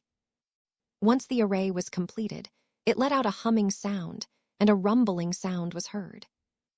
Lin Mu felt spirit chi fluctuations coming from it at that moment, and knew that the isolating formation was now deactivating. Tilde hung tilde. A minute later, the formation array was fully activated, and the isolating formation disappeared. The air turned fuzzy and blurry. The hills that were situated in the front turned into mist and disappeared. What? The prince and the commander were left stunned. Lin Mu was the same, and had not expected it to be like this. The passage, it's not a tunnel and nor is it underground. Lin Mu muttered in disbelief. So the passage is nothing but another route into past the mountains, the prince said in surprise. Indeed, the leader nodded his head. How was this hidden? The experts used to do regular checks here if I recall it correctly. If it was made, they would have found out. The commander couldn't help but wonder. Since he was in the Royal Army, he knew of the protocols that were followed at the frontier. What makes you think this was built recently?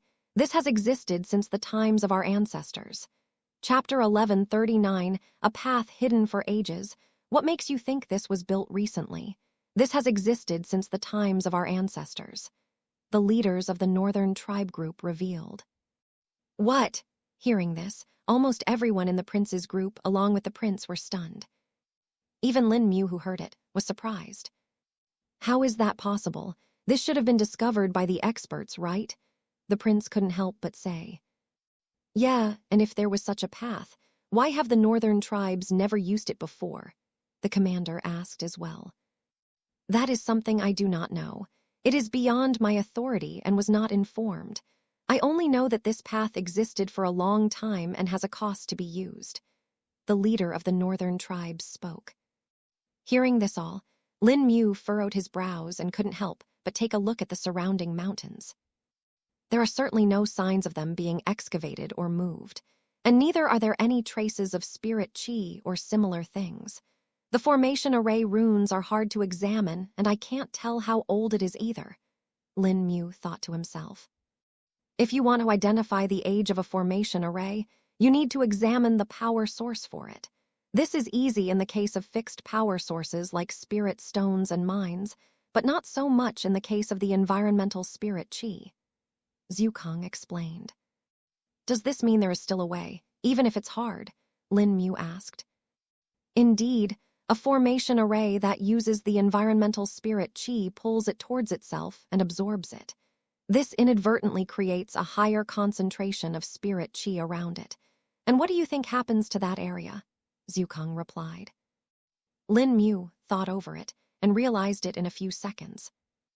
The soil, rocks, trees, or anything that's around it would increase in spirit chi, Lin Mu answered. Exactly. This part is still easy.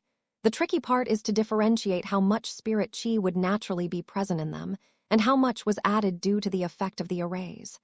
The natural spirit chi concentration can vary greatly in areas, and even a small distance, such as a meter, can have a significant difference. Zhukong explained further. Then how do I do this accurately? Lin Mu asked. Unfortunately, there is no easy way for this. The only way you can get good at is with experience.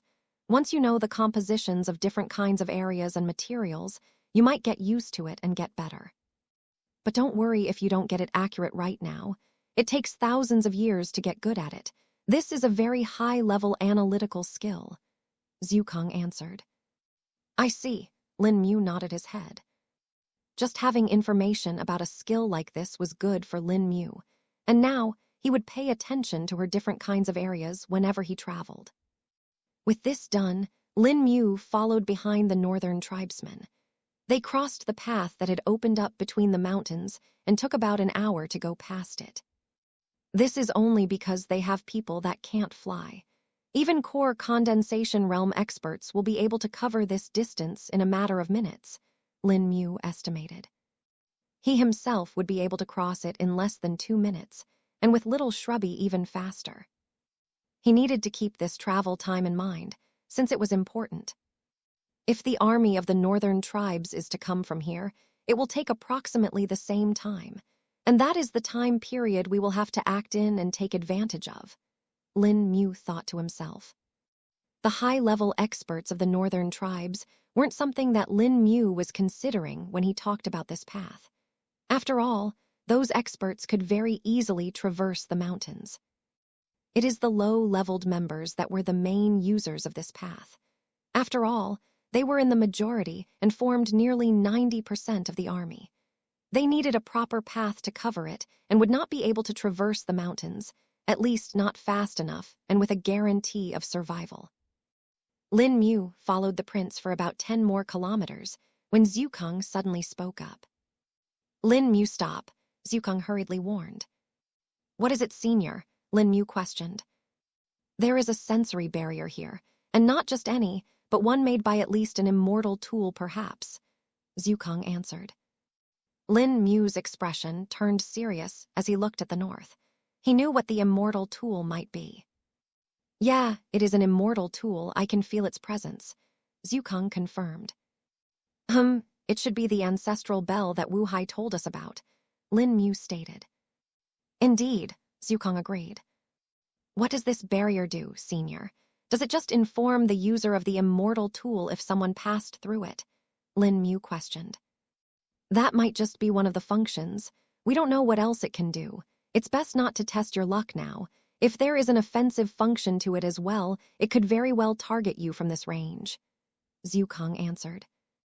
I see. They must have used the ancestral bell to set up the barrier since the time for war is so near. We just got another proof of it in this way, Lin Mu spoke.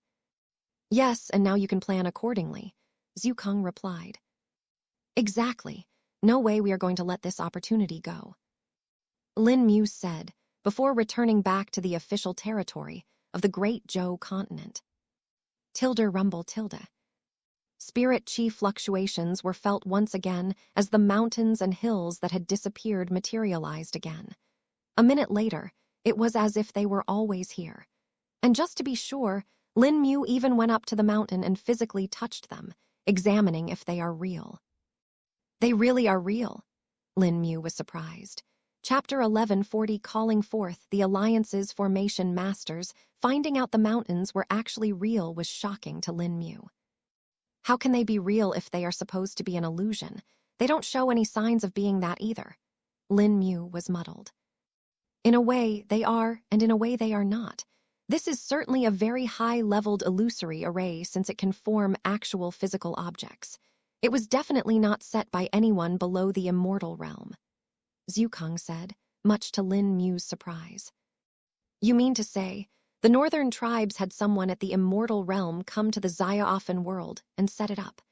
Lin Mu was a bit anxious hearing this.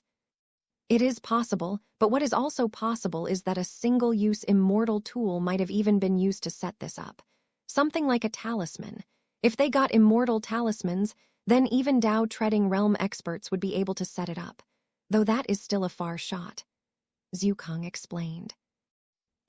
Seems like we'll only know more once we actually get to interrogate the tribals, Lin Mu muttered. All this information was really important, and Lin Mu didn't forget to record it all in a jade slip. This was to be given to the Alliance so that they could plan and prepare accordingly. Done with this, Lin Mu first contracted none other than Jiang Luo. I need you to get as many formation masters as you can get. I'll come fetch you guys after that. There is something big I found out, Lin Mu said in a quick message. Jiang Luo, who was still at the Light Harmony sect, was a bit surprised on hearing this, but didn't hesitate for more than a moment. All formation masters gather up. Orders from the Alliance leader Lin Mu himself, Jiang Luo called out both physically and through the jade slips. His voice echoed in the entire Light Harmony sect and was heard by everyone including the patriarchs, who quickly approached the man. Lin Mu contacted you, Patriarch Yu asked. Yes, he seems to have found out something big and has called for formation masters, Jiang Luo replied. You could easily guess what the use of formation masters would be. The most common use right now would be to set up traps. His will shall be done, Yu said, and sent out his own orders as well, calling forth the sect elders that were also formation masters. Usually they were occupied by their assigned duties, but even they were called forth now. In less than 15 minutes, over 900 formation masters had gathered in the Kong Plain. Such a number was massive, and their combined abilities would put the entire Great Zhou continent to shame, perhaps. After all, these weren't any low-leveled formation masters or disciples of sects.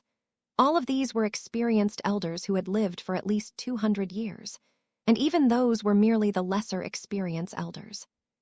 There were many more with nascent soul realm cultivation base, and that was the median power among them. Even Dao shell realm cultivators among them were above 40, with Patriarch Yu joining himself. "We're ready, Lin Mu," Jiang Luo sent the confirmation. Within moments of speaking, a cluster of runes appeared some distance from Jiang Luo was standing. The runes glowed brightly, and Lin Mu appeared from within the mass of light. "What did you discover, Lin Mu?" Patriarch Yu asked. "Take a look." Lin Mu gave the records to the man. Yi merely took a few seconds to glance through it, while Jiang Luo did the same. How could we have missed such a grave lapse in security? Patriarch Yu couldn't believe it. "None are to blame for this, Patriarch Yu. The northern tribes were clever and kept this hidden from even their own people, it seems like. They used the influence of an immortal to do this. It is not unusual for us to not realize this. Even if couldn't tell, the illusion was there. You all will know once we're there," Lin Mu replied. The northern tribes probably kept this as their last trump card or something. And seeing as it needs so many sacrifices to use, they probably couldn't activate it easily either," Jiang Luo hypothesized. "That seems right. The northern tribes didn't have a high population in the past, at least not high enough that they could use them to open the path for long enough. From what I saw, the path is open for a little over an hour with about 90 sacrifices. A larger army will need far longer to cross and will need to sacrifice more people, not to mention the fact that they will be noticed if the path opens too many times," Lin Mu explained. "Yes, it should be their conditions that probably force them to not use it." The others agreed as well. "All right, let's head there now. Everyone hold on to each other. I've never taken so many people at once before," Lin Mu spoke. Lin Mu had truly not tested how far his limit was when using himself to travel between the plane and the Zaya-Offen world. The max number of people he had taken before was around 50. "Are you sure this will be a fine senior?" Lin Mu asked once last time. "At your current cultivation base, it should be possible for you to do this, though the cost of it will be a bit higher, of course," Zhu Keng relied. "Okay, that's better than doing multiple trips anyway," Lin Mu said. If it was Lin Mu alone traveling to the Kong Plain, it didn't take any spirit chi for that. But if he was taking others with him, it took some spirit chi as a cost. And the more there were, the higher the cost was. "We're ready," everyone said a minute later. "Hang on tight," Lin Mu said before he activated the runes on his back. Chapter 11:41 Setting gates and traps with so many people being teleported at once. The strain on Lin Mu was rather heavy, but he could still manage it. Easier than ripping apart a plane at least, Lin Mu muttered to himself as he controlled the runes to take everyone with him. The process wasn't exactly smooth, and if it were weak cultivators that were going through it, they might have gotten injured quite likely. Thankfully, all the formation masters here were strong and at the peak of core condensation realm at the very least. And even among them, the majority was acutely at the nascent soul realm. The resources provided by the Alliance had given all of them a good opportunity to speed up their rate of cultivation, and had made it so that many who were teetering on the edge of breakthrough finally did it. It was a common and known fact that most cultivators will get stuck at the peak of the core condensation realm and be unable to break through to the nascent soul realm. Some of them lacked talent, some lacked the drive. But all of this could be compensated with the resources. The Kong Plain and its resources had greatly contributed to this, and had increased the number of nascent soul realm cultivators significantly. Everyone felt the pull on their bodies when they were being teleported, and it was vastly different than using the gates to enter the Kong plane. Thankfully, it only lasted a few seconds, and when their vision returned, they had already appeared in the Xia world. Many of them let out breaths of relief, including Lin Mu and Jiang Luo. "Is it just me, or was this a little too rough?" Jiang Luo asked. "I felt that too," Patriarch Yi replied. "It's due to the fact that I alone was pulling you all, and I haven't teleported so many people at once. The strain was expected." Lin Mu spoke. His face was a little flushed, but his breath was stable. "It actually took 20% of my spirit chi stores." Lin Mu was a bit surprised. This was the greatest consumption of spirit chi, in the case of teleportation, that he had incurred till now. The formation masters looked around and observed the snow-covered ground and mountains. Many of them had never come this far in the north and didn't even know it would be this cold. "All right, I want you all to build several large teleportation gates around here. They should be about 1 kilometer from here, though," Lin Mu stated. "How big do you want them to be?" Jiang Luo asked. "Enough for little Shrubby at his full size to pass through," Lin Mu estimated according to the intended users. "That big?" Jiang Luo was surprised. "Why do you need it to be that big?" he asked curiously. "It is for our new allies, of course, who I'll be adding soon," Lin Mu replied. "The ones you were going to get from the Kong plane. Have you not done that yet?" Jiang Luo asked. "I haven't. I got occupied with this all." "This was too important to just let go," Lin Mu replied. "Oh yeah, that's true," Jiang Luo agreed. "Anything else you want to do? If this is the place that the northern tribe is going to enter from, shouldn't we add traps?" Elder Likyang suggested. "That's the next thing I was going to ask. Set up some restrictions and traps as you see fit," Lin Mu said. "I'll take care of that," Elder Likyang accepted. With this done, the tasks were properly assigned, with one team working on the teleportation gates. This was mostly the ones who were more experienced or had built it before, including Jiang Luo. The rest focused on building the other formations that were going to be used as traps. There was, after all, a lot to do here, and it was going to take a while to set everything up, even with so many formations masters working on it. There were some things that couldn't just be sped up with manpower and had a rate-limiting step. With all that done, Lin Mu was about to head to the Kong plane when he got a message. "The messenger from the Vermilion Legion has arrived."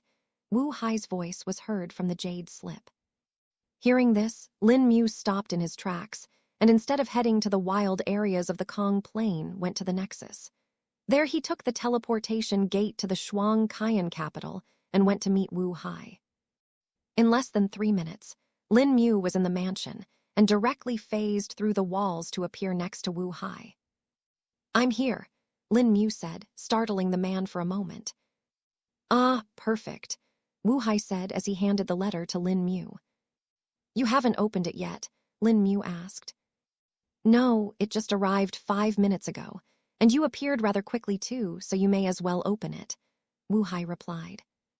"Okay," Lin Mu replied before taking a deep breath and cracking the seal on the letter.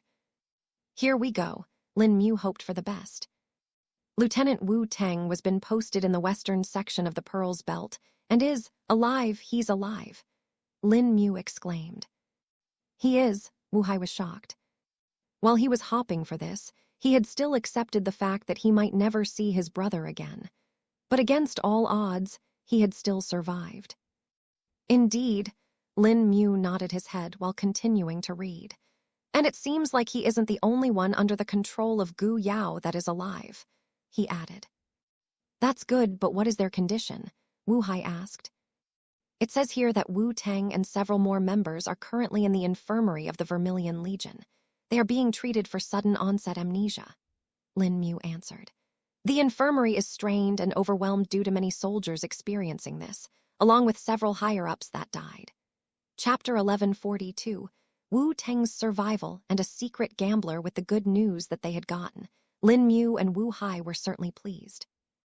But this good news also left them questioning several things.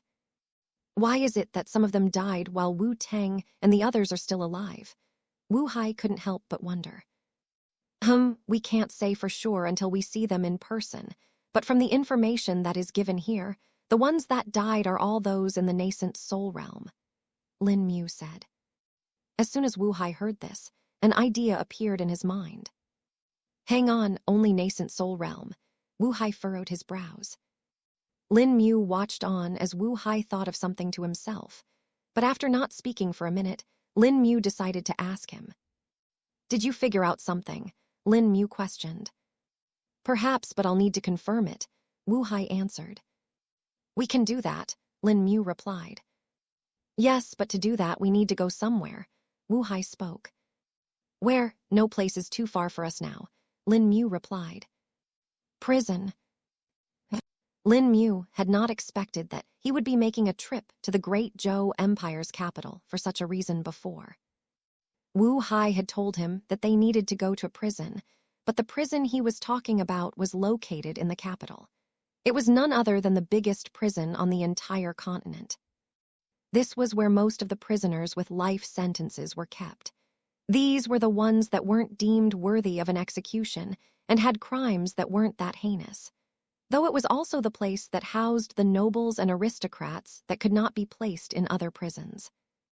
These people usually had enough of an influence that they might just escape using that. Thus it was best to keep them under close observation of those that could not be easily bribed. So who are we here for? Lin Mu asked as he walked through the stone corridors of the prison. A man named Lu Gan, Wu Hai replied. Lu Gan? I don't think I know of him, Lin Mu spoke. He's not someone you would have come across. Besides, he's been in prison for over 20 years now, Wu Hai replied. 20 years, Lin Mu was surprised. But after thinking about it, found it to be strange. Wait, if he was in here for 20 years, what use is he to us? Lin Mu asked. Well, since we are looking to test out that theory, we need someone that was under control of Gu Yao and still isolated from others.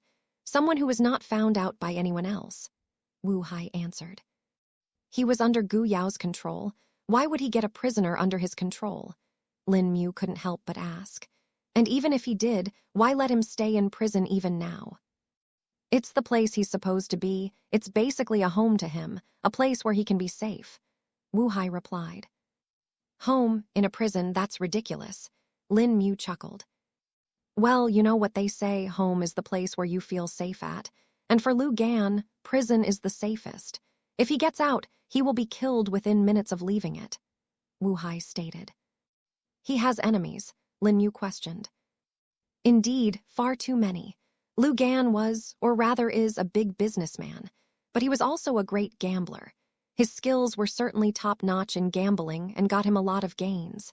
He was so good that others would loan him money so that he could multiply it for them and also get a cut from it, Wu Hai answered.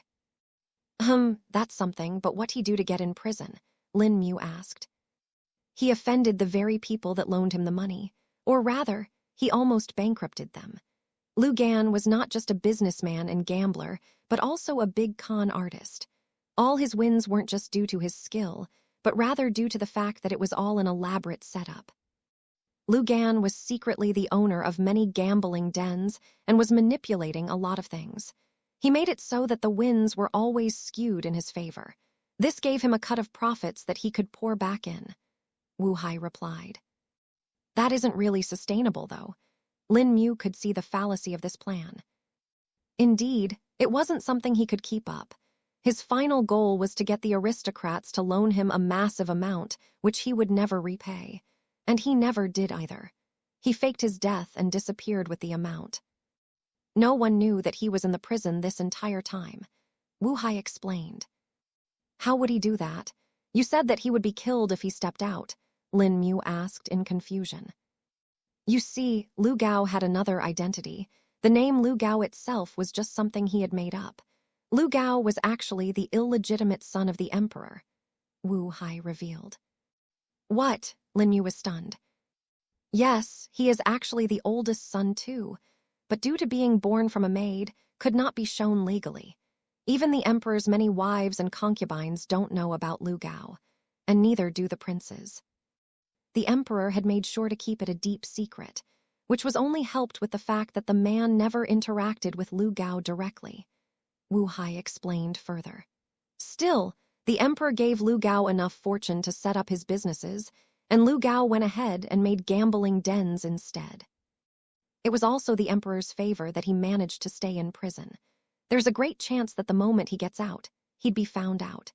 His true identity is also what is a shackle on him and would keep him scared enough to never leave this place. Wu Hai elaborated.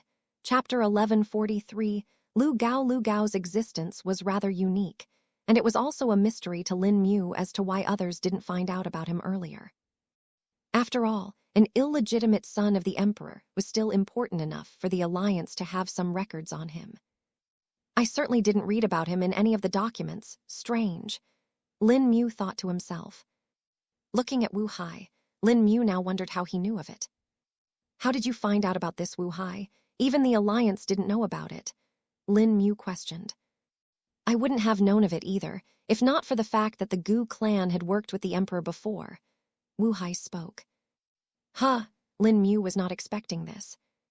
You do know of the Gu clan and its workings over 50 years ago, right? Wu Hai asked. I've been made aware of them, yes, Lin Mu replied. And wasn't it the emperor himself that got them eliminated in the end? Yes, but what many don't know is that the emperor made many deals with the Gu clan than were let on. Several of them were highly sensitive, and if the information about them was leaked, the empire might have been compromised. That was one of the reasons why the emperor could not let the Gu clan exist for any longer. Wu Hai explained. I see. Then did the emperor make use of the Gu clan in this too? Lin Mu asked again. Yes, the emperor needed to get Lu Gao several resources and more. For this, he couldn't use his own people as it would have a great chance of revealing his position and the existence of Lu Gao. Thus, he made use of the one power that would do anything as long as they were paid, this being the Gu clan. It was the Gu clan that transferred the wealth to Lu Gao as an intermediary, as well as helping him set up the gambling dens. Wu Hai explained further. No wonder, and since the Gu clan was gone and most of their information eliminated, there was no way for others to find out either. Lin Mu nodded his head. Yeah, after the return of Gu Yao and the rise of the Gu Legion, he made sure to bring in all the old debts. Lu Gao was one of the best pawns to use, and the Gu Legion made use of him to transfer a lot of wealth to them. Him being in their control was essential to all this, and since he was kept in the prison, he would stay safe as well, not needing to worry about him. Wu Hai added. While the two of them talked, they had already gone past several jail cells. These jail cells were isolated, and the prisoners inside couldn't see or hear who was outside. Thus Lin Mu and Wu Hai didn't need to worry about being seen or heard. As for the guards of the prison, they weren't here due to the fact that most of this place was controlled with formations. Of course, the guards still patrolled it several times a day, but it was mostly to send food. Wu Hai easily managed to enter the prison due to the authority he had. It was a surprise to Lin Mu that the warden of the prison was also a part of the Gu Legion. And it wasn't that he was being, but he truly was a member. The original warden had been killed, and this man had taken his place. Of course, he too was killed, and the authority was passed on to another person, but Wu Hai's command token still stood, allowing him entry to the prison. He just couldn't take anyone out of here. Here it is, Wu Hai said, stopping at a wall. Here, Lin Mu narrowed and observed it, finding that it was actually a false wall.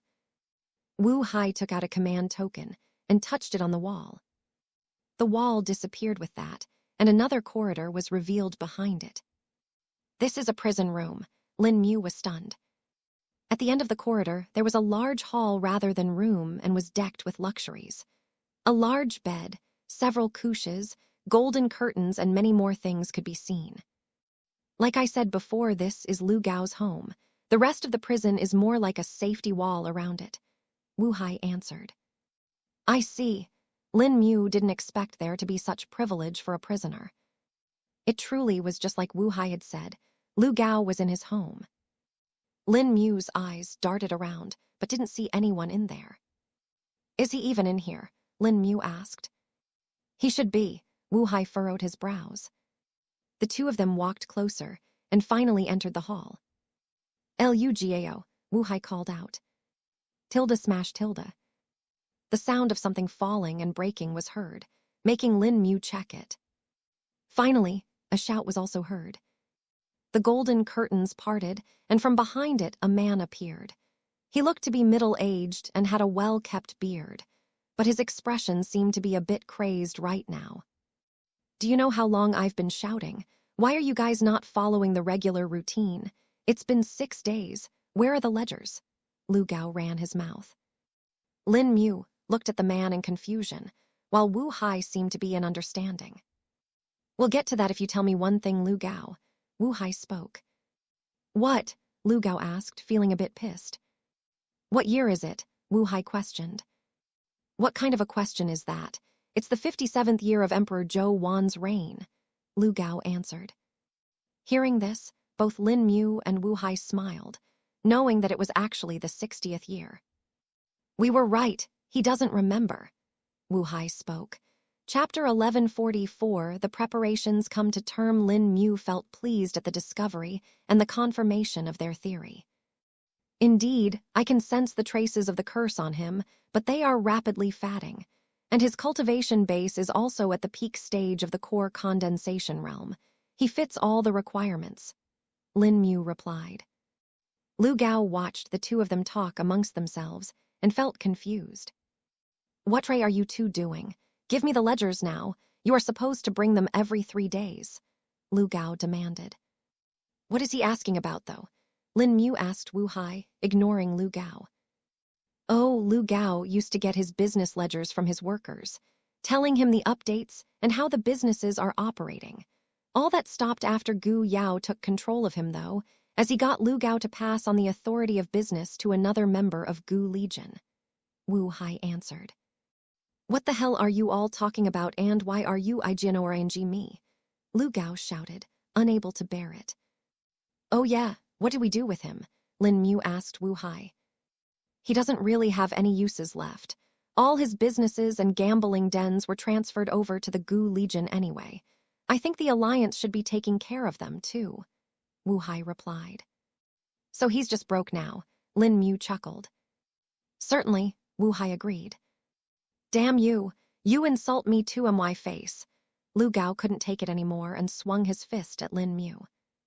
The poor man couldn't sense Lin Mu and Wu Hai's cultivation base since they were suppressed, and made the mistake of thinking that they were just some mortals. Lin Mu's eyes tracked the man's fist with ease, finding it to be slow. He was far too used to fighting way stronger cultivators now, and Lu Gao's attack was like a baby's punch. Spirit chi waves spread out from Lin Mu at that moment, filling the entire hall and turning it turbulent. Lu Gao's eyes widened at that before closing. The man fell face first onto the ground and passed out, unable to bear the pressure. Can't believe someone as rich as he was unable to reach the nascent soul realm, Lin Mu said. It was intentional on his part. If he needed to break through, he could do it easily, but if he did that, it would attract attention. He was actually going to wait for 100 years or so before leaving the prison. By then, most of his enemies should have given up on him, and another emperor would have taken the throne as well, Wu Hai explained. I see, Lin Mu nodded his head. Having confirmed their theory, Lin Mu and Wu Hai had no reason to stay here. Thus they left and swirly returned to the Shuang Kayan capital via the Kong Plain. I'll get little Shrubby and go back to the Kong Plain. Got some things to do, Lin Mu spoke. I'll begin the rest of the wind-up as well. Now that we know the core condensation realm cultivators can survive, we need to get them in order. There were many good people that were controlled by Gu Yao, so we need to sort them out, Wu Hai said. All right, I'll leave that to you then, Lin Mu said before disappearing. Little Shrubby was still with Jiang Luo and the others. Lin Mu had left him behind just in case something happened. It wasn't that the people there weren't strong, but rather that little Shrubby would be able to sense and react to any disturbance faster than anyone there. It was better to be cautious since they were dealing with the northern tribes, and there was no telling what they would do. There was, after all, a chance that the people of the tribes might find out and attack them. The ambush might be resisted, but at the cost of a few people, which was not what they wanted at all. A red blur could be seen coming over the horizon, which was none other than little Shrubby. Lin Mu had simply called him over rather than travel all the way to the border. After all, the teleportation gate wasn't built there yet. "Come on, time to head to the Kong Plain. I'll need you there," Lin Mu spoke. "Okay, Tilda," little Shrubby growled in reply.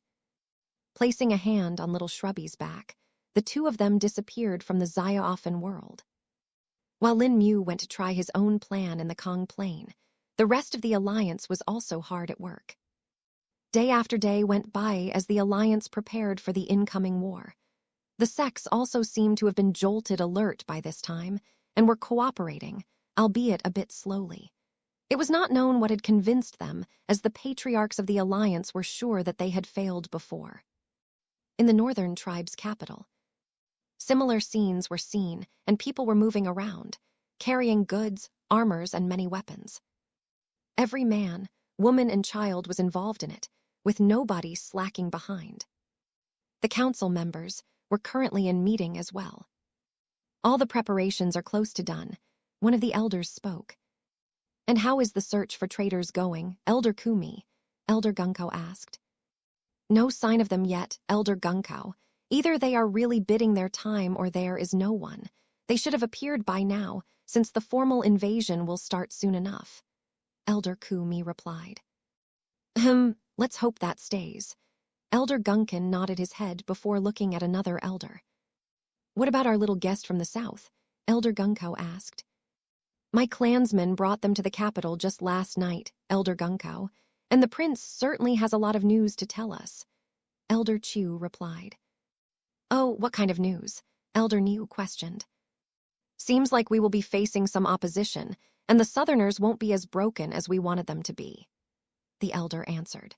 Chapter 1145, The Vermilion Legion's Fall and Imperial Court's Panic. Time passed by, and it had been a week since Lin Mu had ventured into the Kong Plain.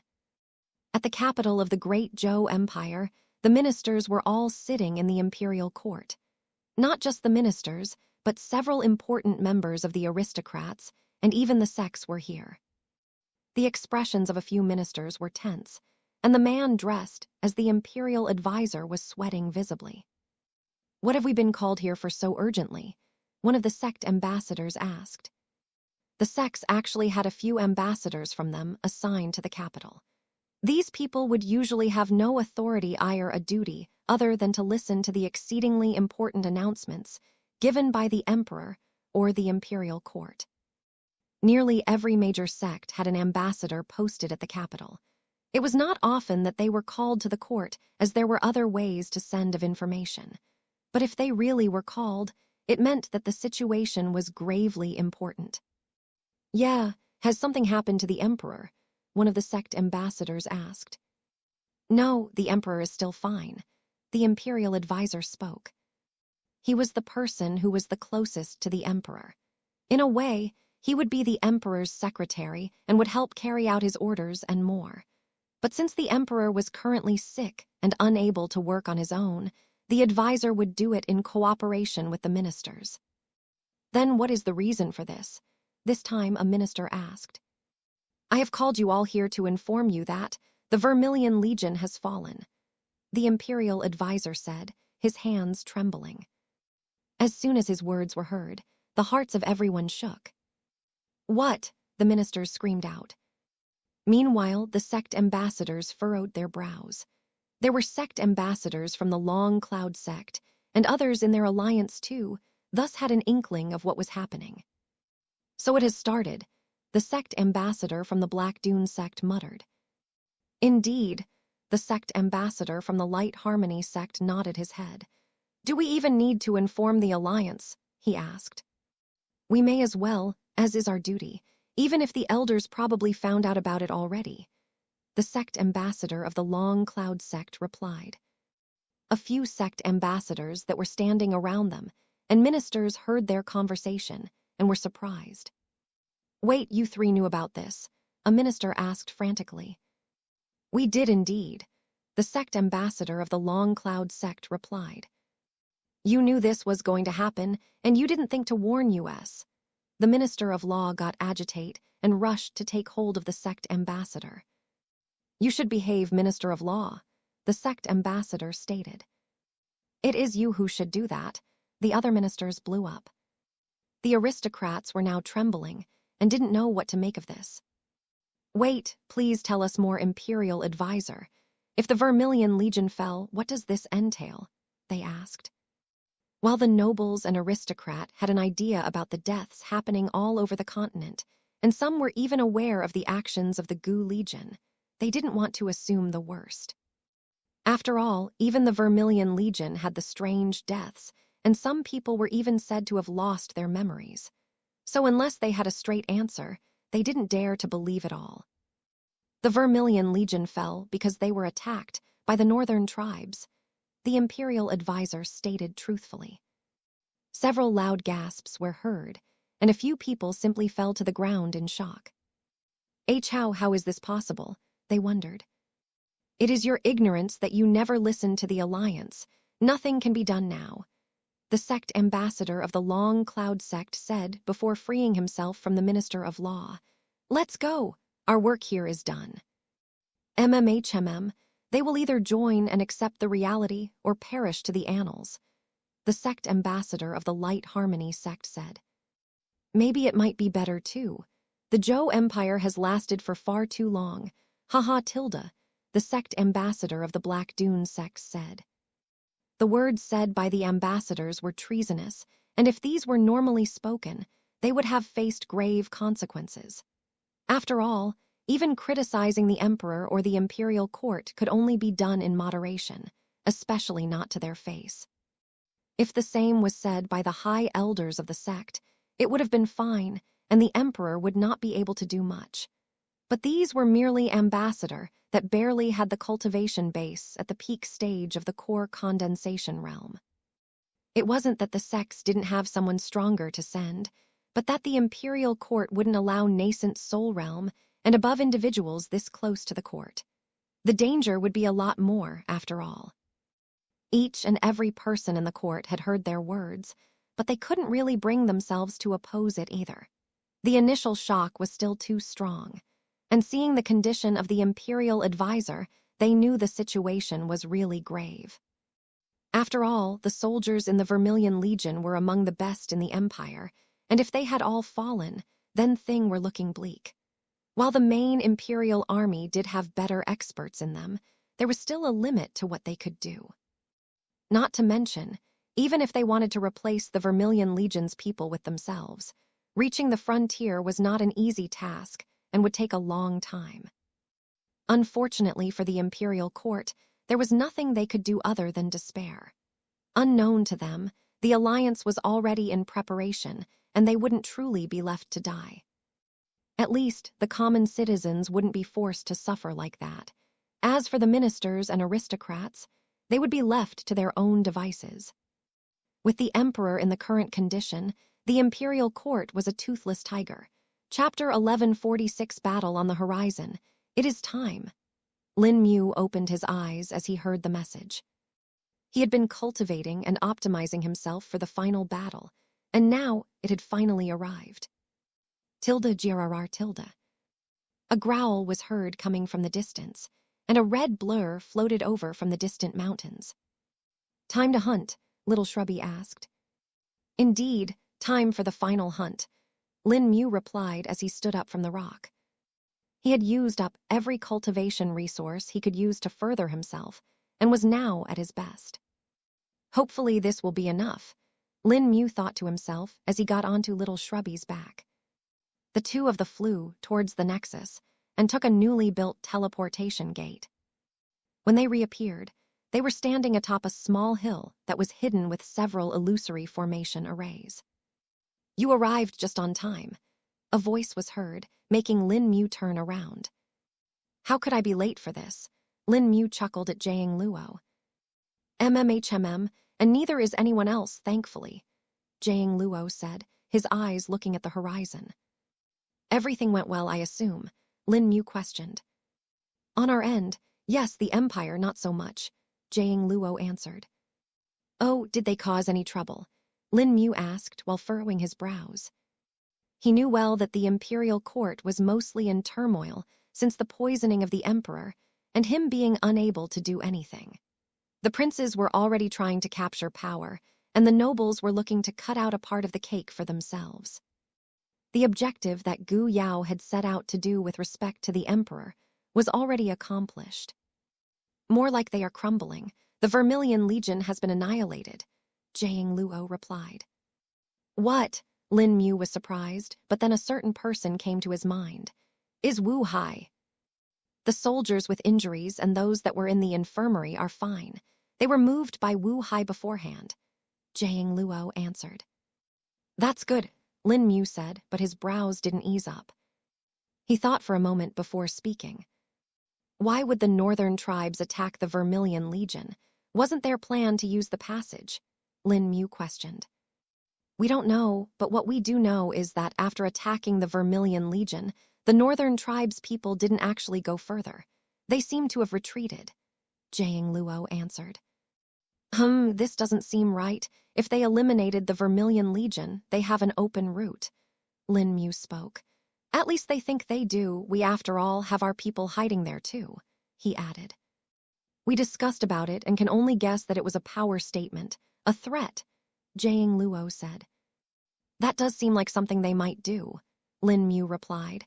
Or maybe it's a distraction, Lin Mu suggested. A distraction from the passage? That does seem reasonable. After all, even if they think the passage is secret, they still can't bet on it. I would probably do the same in their place, Jiang Luo said, understanding Lin Mu's mind. Exactly, and it also helped to panic the imperial court. They are now useless. If we were not in the alliance, it could have been a great blow, Lin Mu agreed. What about the new allies? Jiang Luo asked. Oh, they are ready. They'll be here in a minute's notice. We simply need to wait for the right time, Lin Mu replied. Good, you should talk to the rest till then. Who knows, it might be the last, Jiang Luo said. Lin Mu's expression turned firm, and he nodded. Even though Lin Mu hoped to win, he still knew coming out of this with no casualties was impossible. Even high-level experts of theirs would perish inequitably. Lin Mu thus looked around and saw a lot of his friends and acquaintances that he had gathered over the past few years. There were the patriarchs, the elders, the clan members of the Fenlong Kingdom, several merchants who were also strong and had decided to participate, some independent powers and even mercenaries. Lin Mu didn't even know that the mercenary unions which had been forced by Gu Yao to disband through trickery were now working for the alliance. There were simply too many people in the alliance, thus Lin Mu couldn't know all of them. About 10% of their manpower was composed of the independent experts and powers who had joined. This also included itinerant cultivators and people like Jiao Fang. Lin Mu spent a couple minutes with each important person, talking about the present and future. But in all these, Lin Mu realized that there were two people missing. Returning to Jiang Luo, Lin Mu couldn't help but ask. Where's your grandfather and Duan Qi? Lin Mu questioned. Oh, they will be arriving later, Jiang Luo answered in a low voice. Lin Mu could guess the rest of the part, and they'll be hiding till the right moment. Indeed, after all, grandfather holds one of our biggest trump cards. It is not something that can be easily revealed. That sword will alert every strong cultivator in the world upon its appearance, which would also mean the northern tribes, Jiang Luo stated. That is for the best. There is still the ancestral bell we need to be careful about, Lin Mu agreed. And just as he said that, Lin Mu sensed a very faint flicker in the space. His eyes sharpened, and he looked at the sky in distance. What happened? Jiang Luo asked, seeing Lin Mu's sudden actions. I don't know, but the space just trembled weakly, Lin Mu replied. He was about to use spatial perception to check for anomalies, when a strong wave of spirit qi was felt coming from the distance. They're here, the HILLS are disappearing. a voice announced loudly. Lin Mu and Jiang Luo's eyes snapped at the hills, while Lin Mu's spirit sense soared quickly and reached the area. Chapter 1147, The Army of the Tribes Arrives. The announcement was merely a formality, and everyone that was here could see that the enemy was about to arrive. The hills and mountains started to disappear, and a large path opened up there. It was nearly 4 kilometers wide, giving more than enough space for a large army to pass in a single wide rank or several narrow ranks. But that was not all, as Lin Mu and the rest could see a large number of people appearing. What in the patriarchs of the Alliance couldn't believe their eyes. Lin Mu narrowed his eyes and sensed several auras that were alarming to him. This is far more than we estimated, Jiang Luo spoke. Indeed, Lin Mu agreed as his spirit sense extended as far as possible, scanning over all the enemies that had appeared. The area behind the path was covered entirely with black dots. These were none other than the people of the northern tribes that looked small from this distance, but the sheer number of them was massive. How much is this? Someone couldn't help but wonder. Roughly around 5 million, Lin Mu said, before taking a pause. And more come. He added upon sensing more appearing from the barrier surrounding the forbidden continent. His spirit sense could go up to 100 kilometers, but not here as it was stopped by the barrier. He could sense more and more of the northern tribe members appearing from it. Heavens, did they bring in their entire population? As far as they knew, the number of able-bodied cultivators in the northern tribes shouldn't have been this many. It was simply impossible due to the lack of resources. Even if Gu Yao had been supplying them with resources in these few years, these many humans simply could not be birthed and grown in that time. The number in the army, thus, seemed to be a little too much. But a minute later, Lin Mu finally sensed something. The pills of grace, they've used pills of grace, Lin Mu discovered. What, so many of them? Patriarch Mingliang asked in surprise. Yes, but it is mostly the leveled cultivators that are at the qi refining realm and core condensation realm that have taken them. They might have used the pills of grace to inflate their numbers. They've really forced their normal tribesmen to join in this fight, Lin Mu explained. His spirit sense could probe the bodies of the northern tribesmen and sense the mudded qi of the pills of grace in it. Thankfully, the ones that had taken it were just the weaker cultivators. They might have split the pills for the lower members, instead of focusing them on a few to raise Dao treading realm or other high-leveled experts, Jiang Luo guessed. Seems like it. They do need the low-leveled cultivators as the major part of their army, Lin Mu agreed. From what Lin Mu could observe, around 60% of the army of the northern tribes was composed of qi refining realm cultivators. 30% were core condensation realm cultivators, and the rest was higher realm cultivators. Lin Mu couldn't really probe those higher realm cultivators as of now, as that might alarm them, thus simply estimated using the others. The qi refining and core condensation realm cultivators couldn't sense him after all. The army of the tribes was progress faster than what a normal army would, but it was still taking them a while to reach the point at which the Alliance could begin its attack. Our numbers are not a match quantitatively, but we might be able to match with quality. So far we do seem to have the higher number of nascent soul and higher realm cultivators, Lin Mu thought to himself. The Alliance roughly had 2,000 nascent soul realm cultivators among them right now. This was a massive number, and it had only risen to this level in the recent couple of years. It was the Kong Plain and the resources that arrived from it that which helped raise many to such a level. Just 2 years before, the number of nascent soul realm cultivators in the entire Alliance, including the independent powers, would have been at merely 800 or so. Of course, right now, most of the nascent soul realm cultivators were only at the infant soul stage, with only the minority being in the adult soul stage, most of them being from the sects. As for the Dao shell realm cultivators, they numbered in the 50s, greatly lower than the amount of nascent soul realm experts. And as for the Dao treading realm cultivators, there were only 13. This included Lin Mu, Little Shrubby, Jiang Wei, Taoist Hua, Patriarch Yuye, Patriarch Mingliang, Patriarch Shandian, Jiao Fang and the rest being the supreme elders and high elders of the sects.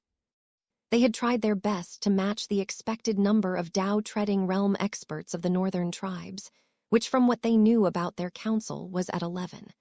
Though they also had doubts that there would be more and were prepared for it too. Lin Mu watched on as more and more tribals arrived. Now their numbers, including higher realm cultivators at the Tao Shell realm as well. His brows furrowed as he spoke. The top 3 sects, are they going to join or not? Lin Mu was truly infuriated by them at this point, and if they really didn't come even now, he wouldn't leave them be after all this was over. If Lin Mu failed, they would get destroyed anyway too. Jiang Luo's expression turned stern upon hearing this as well, and he replied, "They have been cooperating before and were told of the location for the ambush as well. If they have any sense, they should have arrived, but it seems like they haven't yet."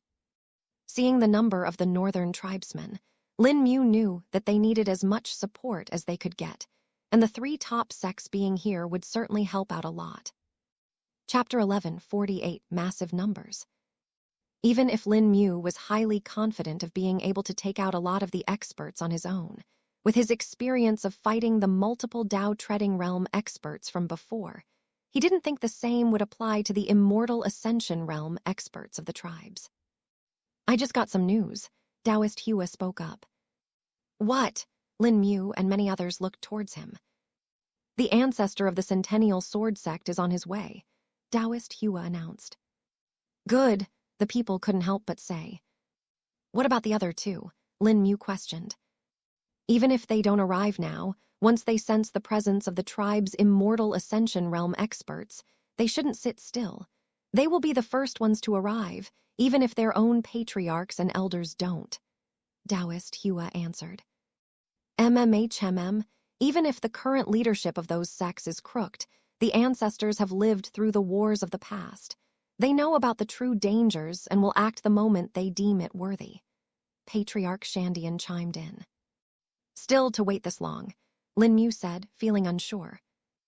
"I have my doubts that it is not that they don't want to appear, but they might be forced to. All this only makes me think that the ancestors of the Sky Precepts sect and the Rainbow Pills sect aren't fine.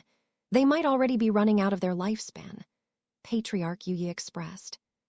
"So this might as well be their last hurrah," Jiang Luo said, his expression complex.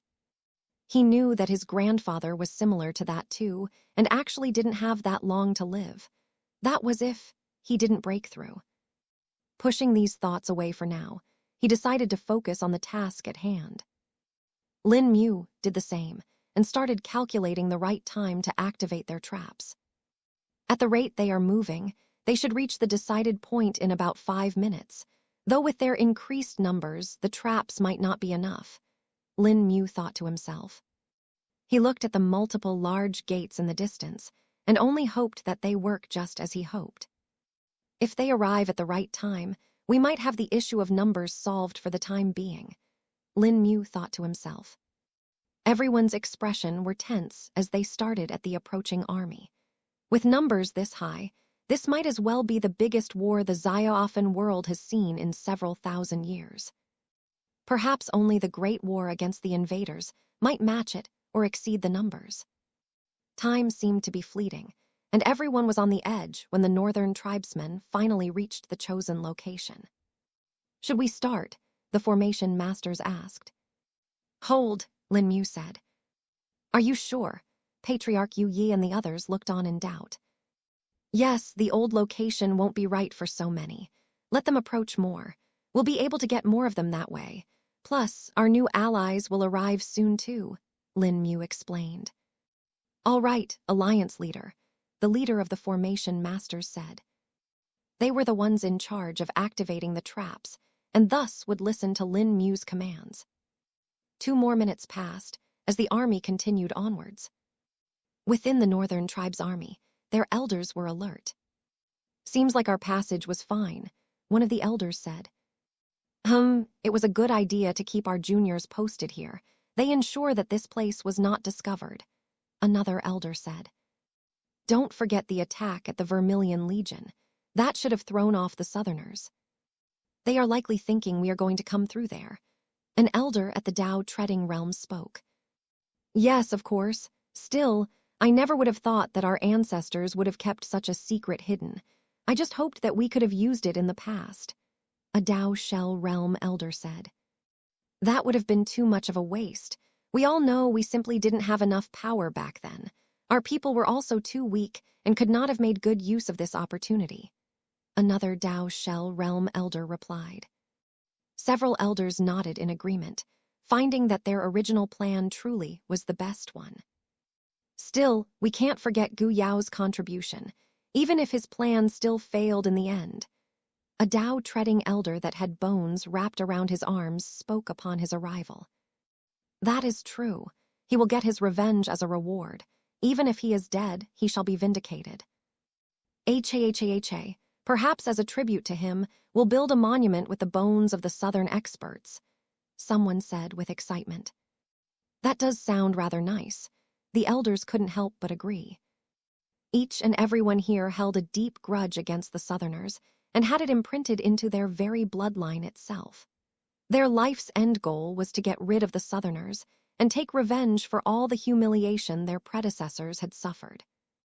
Tilde whoosh tilde. A gust of chilly wind could be felt, making most of the people nearby shiver. All the elder present quickly cupped their hands and looked towards the back as a new person arrived. Greetings, Council Elder Gunko, the tribesmen all said with fervor. Put your focus on the conquest at hand. Do not get complacent just because we've had some initial success. A cold voice was heard. Elder Gunkao was the strongest elder of the council, and his cultivation base was said to be very close to the immortal ascension realm. Many even expected him to break through soon enough, and some even said that he was already half-step into the immortal ascension realm. He was the absolute authority of the northern tribes, below the immortal ascension realm elders who mostly kept to themselves. We shall do as the elders say. The people were just about to reply when a cacophony of screams and explosions were heard. Chapter 11, 49 Triggering Traps. Lin Mu had his eye on everything and was waiting for the right moment. The army of the northern tribes progressed steadily at first, but the newer ones that were coming from the back had slowed down a bit. Who is that? Someone questioned. Lin Mu's spirit sense suddenly picked up on several strong spirit chi fluctuations coming from the back, and his eyes went wide. Dao Treading Realm, they are the council members, Lin Mu announced. There were about 4 Dao Treading Realm cultivators that he could sense openly, but he was sure that more were hiding or keeping their spirit chi fluctuations controlled. That was normal since there was always a chance that they might affect their own people with it. A high-leveled cultivator would exert passive pressure on lower-leveled cultivators just by the mere virtue of their presence. This was usually fine when they were in low numbers, but when multiple of them were present, this pressure would multiply. And in a setting such as where an entire army consisting majors of chi refining and core condensation realm cultivators was marching, this could get very problematic. Having known this, Lin Mu tried to track the other Dao Treading Realm cultivators. Even if he couldn't sense their spirit chi fluctuations, there were other ways to find them after all. The easiest being to observe how the others behaved with them. The soldiers would be venerated towards these elders. Soon enough, Lin Mu found 3 more Dao Treading Realm elders hidden among the army. There are 7 Dao Treading Realm experts among them right now. More might be coming, Lin Mu stated. Jiang Luo and the others nodded their heads, taking note of this information as it was really important. Another minute passed, and Lin Mu raised his hand. They are in position. Activate the traps, he ordered. Activate. Activate. Several formation masters gave out the subordinates' orders, and almost simultaneously thousands of formations were activated. Tilde kaboom tilde. In less than a second, the sounds of explosions could be heard as the explosive trap formations were the first to activate. The effect was almost instantaneous as blood and flesh splattered around as hundreds of chi refining realm and core condensation realm cultivators died all at once. More and more explosive traps activated, and the commanders in the army started to realize the situation. They wanted to give the order to rush and scatter, but didn't know just how far the traps were spread apart. Many of the soldiers ran on instinct, but were still caught in the explosions. After about 20 seconds, the explosion came to an end as all the explosive traps were used up. But that was not the end. "Rush out! Rush out!" the commanders in the army ordered, not wanting to stay here any longer. They could easily guess at this point that they had been ambushed, and that the enemy knew exactly where they were coming from. "Elders, what do we do?" one of the higher-ranked commander asked the Tao-treading realm elders. The Tao-treading realm elders were at the very back and were not afflicted by the formations. In fact, there were no formations present here either. If there were any, they would have definitely sensed it. This was also the reason why Lin Mu had not asked to put traps at the very back, as they would only get found out. It was evident that the effect on the Tao-treading realm elders was very profound, as anger appeared on their faces. "Who dares?" one of them shouted before rising up into the sky. Tilde whoosh tilde. The very air shook as strong spirit sense scanned over the area. In just a few seconds, the elder found out about the traps and discovered where all of them were. "Futile effort," the elder shouted as he took out a long bone. The bone was polished on one end and sharpened into a stake on the other. The elder held the bone firmly and chanted something before throwing it towards the ground. "Break!" Tilde rumble tilde. The bone stake drilled into the snow-covered ground and let out a strong wave of spirit chi. The ground shook lightly, making one think as if it were a weak earthquake. The chi-refining realm cultivators that were close to the place where the bone stake fell directly spat out blood and fainted. The pressure was simply too much for them. The elder didn't care for this either, as they had already sustained casualties. If he didn't stop the traps quickly, many more would fall. Tilde shua tilde shua tilde. As the wave of spirit chi from the bone stake spread, the runes started to reveal themselves. But when the chi refining and core condensation realm cultivators saw this, they were stunned. What is this? The entire field is filled with formations. Since they could see all the trap formations clearly now, they saw the other traps that were yet to be activated. But they didn't get to look on for long as the formations started to break down. With the bone stake as the center of the circle, the wave of spirit chi spread from it, broke apart every trap formation in its path. "What do we do now?" the formation masters questioned. "Activated all of the traps, even if the enemies are not in range. They are going to get destroyed anyway," Lin Mu ordered. The formation masters nodded and tapped the formation plates planted into the ground. This was the control center of it all, and could manage all the formations they had planted all over the field. Tilde hum tilde. In the next second, the second flurry of traps activated. But this time it was a mixed bag as various effects occurred. Flames raged, winds blew, ice spread, poisons burst out. Most of these had been weakened by a bit since the supporting formations were broken, but the effect was still enough to kill a couple thousand more tribals. Chapter 1150, The Beasts Join. Even one extra man killed was one less foe for them to fight after all, so the rapid activation of traps was not a loss. Optimally, they would have activated them in sequences and according to the best situation so that a better effect was obtained. But that was clearly not an option now. "Damn the Southerners' pigs," the Tao-treading realm elder shouted in rage. The commanders looked on in anger as well, trying to figure out the next course of action. Around 20% of their soldiers had been killed just now. This was a massive number, as many armies stopped fighting once the number of soldiers on one end fell to less than 70%. Of course, this was usually the thing for mortal armies and not for cultivators, but it was still a large enough number to make a massive difference in the final outcome. After all, the northern tribes were effectively going against a population many times higher than theirs.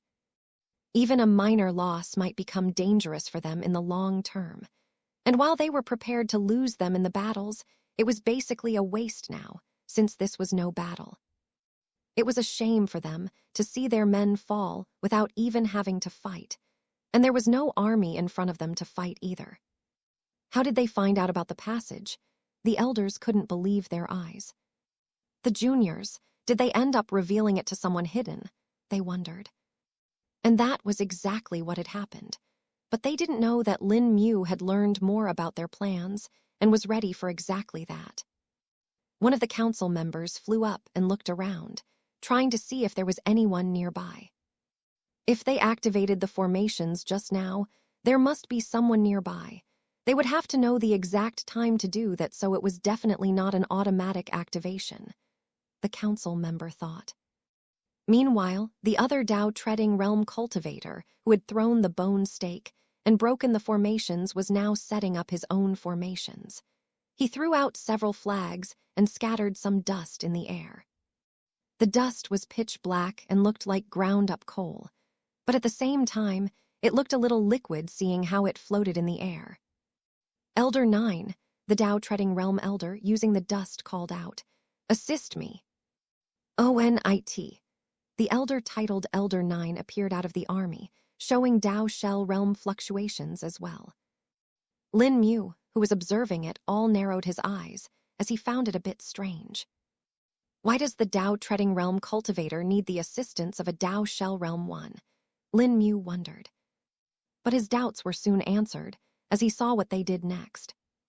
The dust-using elder gathered 2 fistfuls of black dust from a pouch on his waist and threw it in the air. Ghost dust revelation, he chanted as a few runes appeared in the air and merged into the dust. Geo! Elder 9, on the other hand, clapped his hands and sent out a strong gust of wind, blowing away all the dust. It was as if a dust storm had formed in the air, as the black dust started to cover the entire 5-kilometer-wide area. Everyone be careful, the patriarchs warned. They certainly didn't know what the dust was, and it may very well be a poison. In less than a few seconds, the dust reached the hill, hidden with an illusion, and came to a halt. Normally, this should not be possible, and normal dust would have just blown through, as if there was nothing there. But the black dust is clearly blocked. There, they are hiding there, the dust-using elder shouted. Charge! The commanders ordered, before throwing a flag toward the direction of the hill. This was the method of showing everyone where to attack. The army rushed towards the hill, where Lin Mu and the rest were hidden, their full force being exerted. It is time, activate the gates, Lin Mu ordered. All teleportation gates have been activated, Elder Likyang stated. Tilde hung tilde. Suddenly the air in the field flickered. The lower-leveled cultivators didn't feel much, but the Tao-treading realm and Tao shell realm ones certainly did. Elder Gunkao, who was the strongest elder of the council, felt the tens of spatial disturbances around them and knew that something was wrong. His eyes went wide when he sensed the space tear apart. Retreat, I said retreat, the elder hurriedly ordered. Unfortunately, it was too late, as they were not up against traps this time. Tilde screech tilde. Tilde chirp tilde. Various sounds of beasts crying were heard as strong waves of spirit chi appeared out of nowhere. The elders looked towards where the spatial fluctuations had come from and saw what looked like swirling black portals in the distance. And from those portals came out beasts. Beasts! The nascent soul realm soldiers flew up and looked in the distance as well, finding the beasts appearing. No, but soon they realized something more. It's not just beasts. There were many different levels of spirit chi fluctuations coming from the beasts, but none of them were weak. Even the weakest was at the core condensation realm, with the majority being at the nascent soul realm. Dao shell realm beasts. There are Dao shell realm beasts, the soldiers shouted. The elders watched as a beast tide now surrounded them from 2 sides. There were Tao shell realm beasts in the lead, with the weaker beasts at the back, clearly being controlled by the authority of a strong beast. WHO. The dust-controlling elder suddenly felt the dust in his control waver. He looked toward the hill and saw ripples appearing in the air. Then, in the next second, a man appeared from it. The man raised his hand and threw out something towards the army. "Time to eat,"